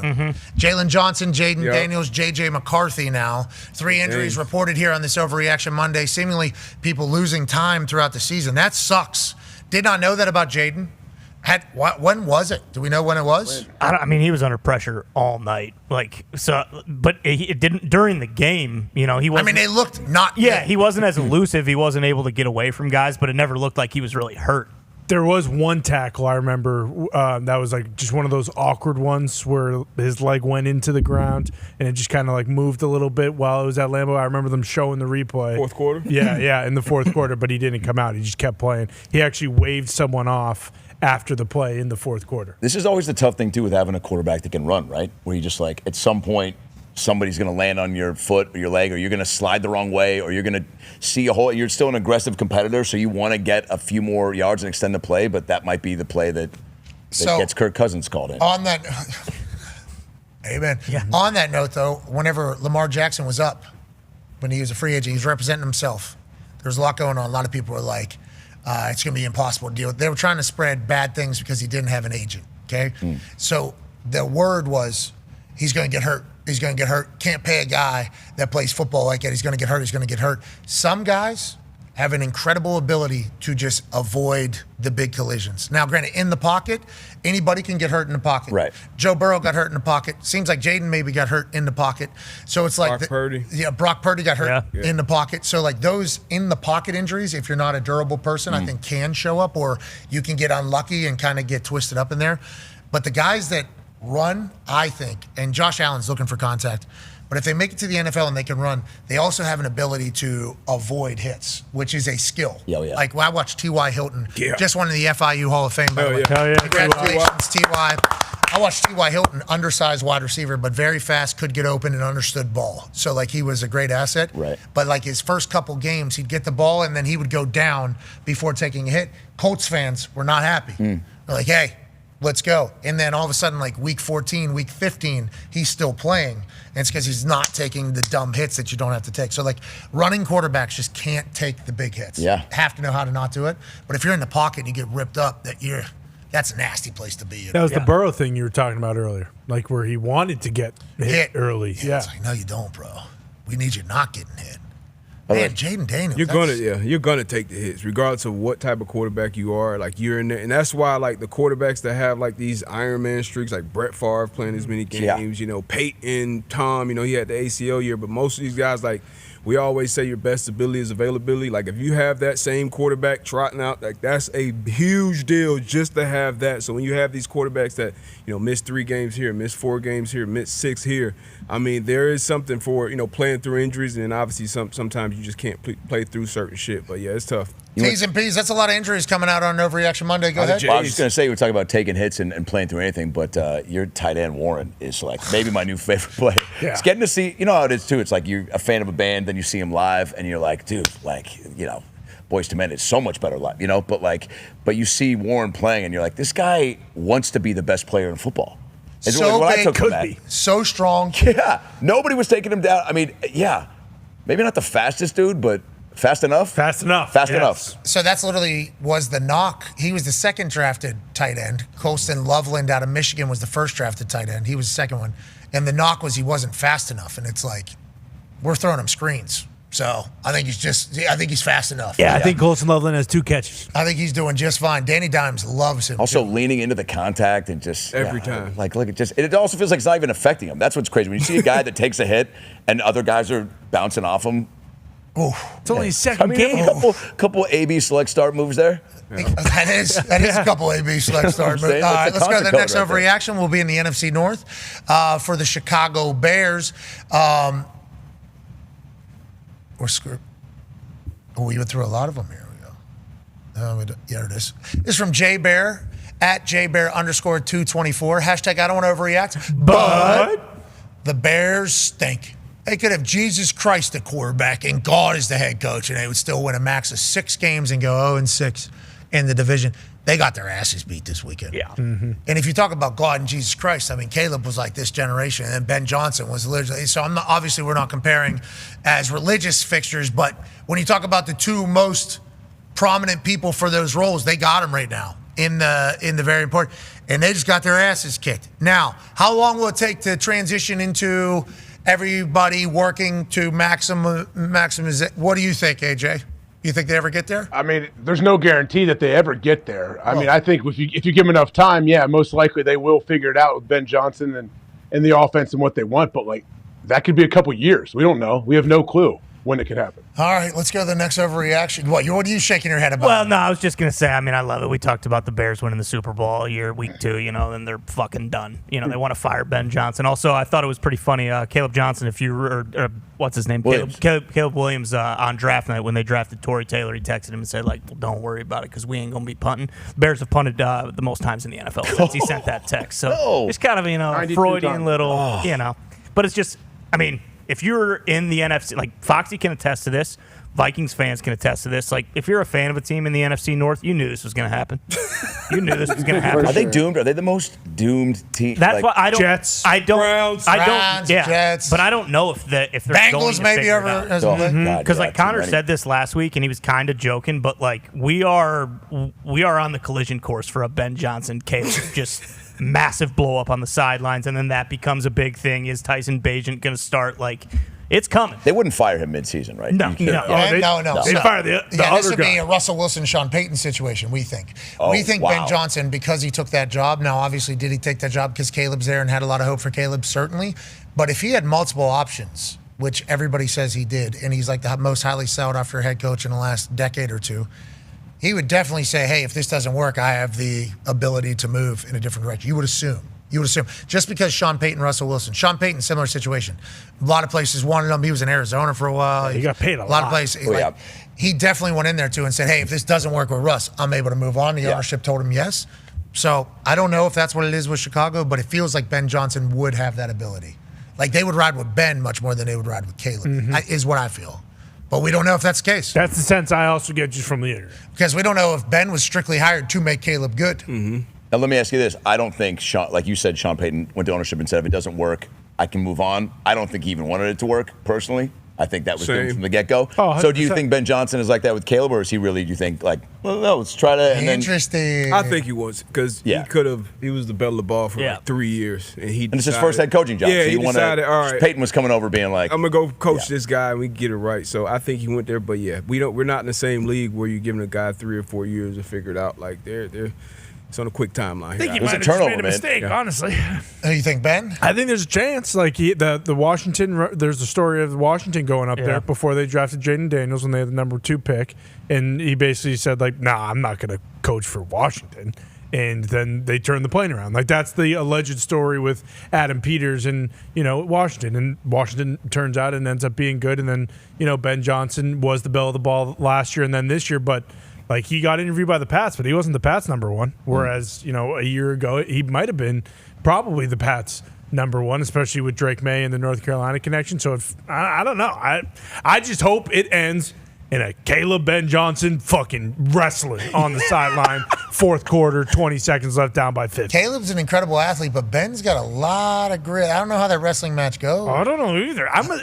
And also, how was the Manny? Was the Manny sharp this week? Can he scratch with those nails? You never know, because that might help Caleb when it ends up being a yes, you're wrestling talking match. about Angel Reese's nail tech. Manicure, sorry, short for Manny. Excuse me, duh. Manicure. talking football. I thought we were talking Duke head coach. Manny Diaz. Sure. Yeah, Manny That's Ramirez literally what coming I out thought. of the pen. That's what I thought. All right, let's move on to the next overreaction, shall we? This is from EJ at Robo Nubbins. Almost pudding. Hashtag I don't want to overreact, but the Dallas Cowboys need to stop all this winning garbage and lose. That was a hard-fought game with the Giants. Let's make the most of those draft picks and have a 3-14 season. Yikes. We're battling it out against the Giants. Get us the fuck out of here. Let us get the number 1 overall pick. We are ass this year, is what this Dallas Cowboys fan says. I don't think they feel that way, though. No. I think the moving on from Micah, maybe Dallas Cowboys fans felt a little bit more. I don't think the locker room or the team really feel it that much. And obviously, that's a huge win. I mean, that's a gigantic win, especially in the moment. You got to battle some drama. Brandon Aubrey, this guy's unflappable, absolutely unstoppable. It's like, I think the Cowboys think they're good. Did you see that video post game? I mean, Jerry was down there being like, "Watch my Netflix special," and then Did he say that? He did say that, and so don't quote me though. But they were all fired up for Shoddy. They were like rallying around. He was getting emotional. So I think you're exactly right. I don't think there's any sign of like, this is just a hard fought win. I think it's like, let's build on this shit. Good vibes too. Like we talk about the Micah the Micah contract with them not working out. Like now everyone's getting paid. They paid a lineman yesterday right before the game started. Yep. So you talk about Tyler like Smith. team morale. Like Deron Bland just got paid. With Tyler Smith, you said he just got paid. Like Signed Clowney after the game. Signed Clowney Oh, after yeah. the game. They could probably now, if they really wanted to, depending on how the season goes, like hang on to Pickens if they want to do a Pickens and CD. Like they have options now at least. What if the Cowboys are good, AJ? What if they are Might on a... be. Yeah, why not? I think they're legit. I think Dak is awesome. I think Dak is still underrated in what he's able to do. 1,000. Kenny Clark got a sack yesterday as well, so their trade's working out. And Micah's working out for Green Bay. This could be a win-win-win-win-win. All right, last overreaction here from Clayton at ClayDaddy88.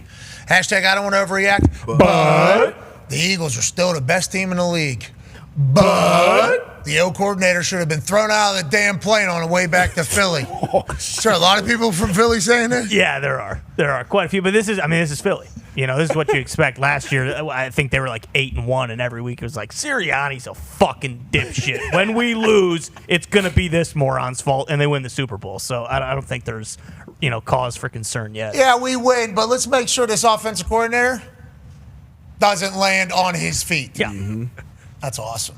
Good for Philadelphia. Remember tonight, doubleheader tonight. Buccaneers at Texans, Chargers at Raiders. We have our picks already. Yep. I remember. AJ has the Buccaneers. Yep. I have the Texans. D-Butt has the Texans. Yep. AJ and D-Butt have the Chargers -3.5. I have the Raiders +3.5. Adam Ray, would you like to make a pick? Yeah, dude. I mean, I'm still a Pete guy. I'm going Pete. I'm going Raiders. It's his birthday. Happy birthday, Pete. Today? Yeah. Good God. 73? 4. Yeah. Oh, shit. Looking good. By the way, the same way Marshawn got like a Skittles campaign, Wrigley's, Doublemint, somebody should have jumped on that train with Pete. Chewing that gum, Gum's never had so much press before. Do you know what I'm saying? That's a good point. Bazooka Joe, something. Yeah, right? Double Bubble. Tiger Stripe was Tiger that one? Stripe, Hey, yeah. Tiger Blood. Hey, some of that, yeah, that Tiger Blood certainly had a run. Watch that dog, by the way. Yeah, I Insane. learned a lot, and then we all, fuck it. Yeah, but I think Pete's gonna get that one. I think Pete's gonna get that one. What was the other? And then Hugh. Yeah. Boy, I love me some Baker. I mean, those Hulu commercials are so good. But I think, yeah, I'm going Bucks and I'm going Raiders. All right, I think you made the right decisions for your own. So I think you did good right there. Yeah, but that's. Bake was one of the best commercial guys we had. Yeah. And then it all went to shit. Yep. It's tough, dude. He's You see back. some of these guys step in and they just like, going back to Russ. It's like, just didn't really He's feel. back? He's back. Hulu, Popeyes, he's back. Baker Oh, I is? saw the Popeyes Yeah. one. I did not see the Hulu What's the one. Popeyes one? He's got a few Popeyes ones, right? Let's go. National. Yeah, he just the one I saw, he just sits there and goes, these are good. Yeah. And then he eats the Popeyes There we go. leg. Huh. Yeah, it was great. I haven't seen it. I saw it and I was like, hell yeah, Baker. Getting a Popeyes fucking deal? Love it. Good for you, Baker. Yes. I was very pumped for him. Popeyes is good. Boston Market would be cool to see come out of the woodwork. Rest in peace. Brady's got to alive? bring him Yeah. back. Tom is the man. If there's one thing Tom can do, it's win Super Bowls and bring back franchises. He actually said he's got a big announcement tonight. That could be. That If could it's be bringing shit. back Yeah. Boston Market, Oh can you my imagine? God. Give me a whole fucking chicken. Yeah. And Giselle is like in some, it's how they like reconcile, and she's in some I like don't really know if sexy that's outfit. right. She's like, I'm not trying to I eat don't that know. chicken. I don't do her voice, but she's like eating it. She's like, I love try. my potato, Is that Brazilian? Dude, No, don't get me I canceled. think so. But- Yeah, you're trying your best. All right. Wait, I got to say one thing. We were trying to get my boy Johnny Schneider on the phone, Seahawks GM. He said, I'm sorry, tell Pat it's my fault. Good thing he said you and I aren't in on communicating on headsets during the games. We fucking suck. But that's going to be in my Mount Rushmore for Seahawks. I'm throwing up Johnny Schneider for building these teams, baby. Okay, so That's an it's underrated Joey job. Galloway, Marshawn Lynch, Matt Hasselbeck, Cam Chancellor. That would be 4, which is what a Mount Rushmore is. But let's go ahead and toss a 5th Mount. You put Schneider like on top, Sculptor. like giving like the bear Maybe hug. he's the back. He's the the back. back of the Schneider's mountain. back. He did just have back surgery.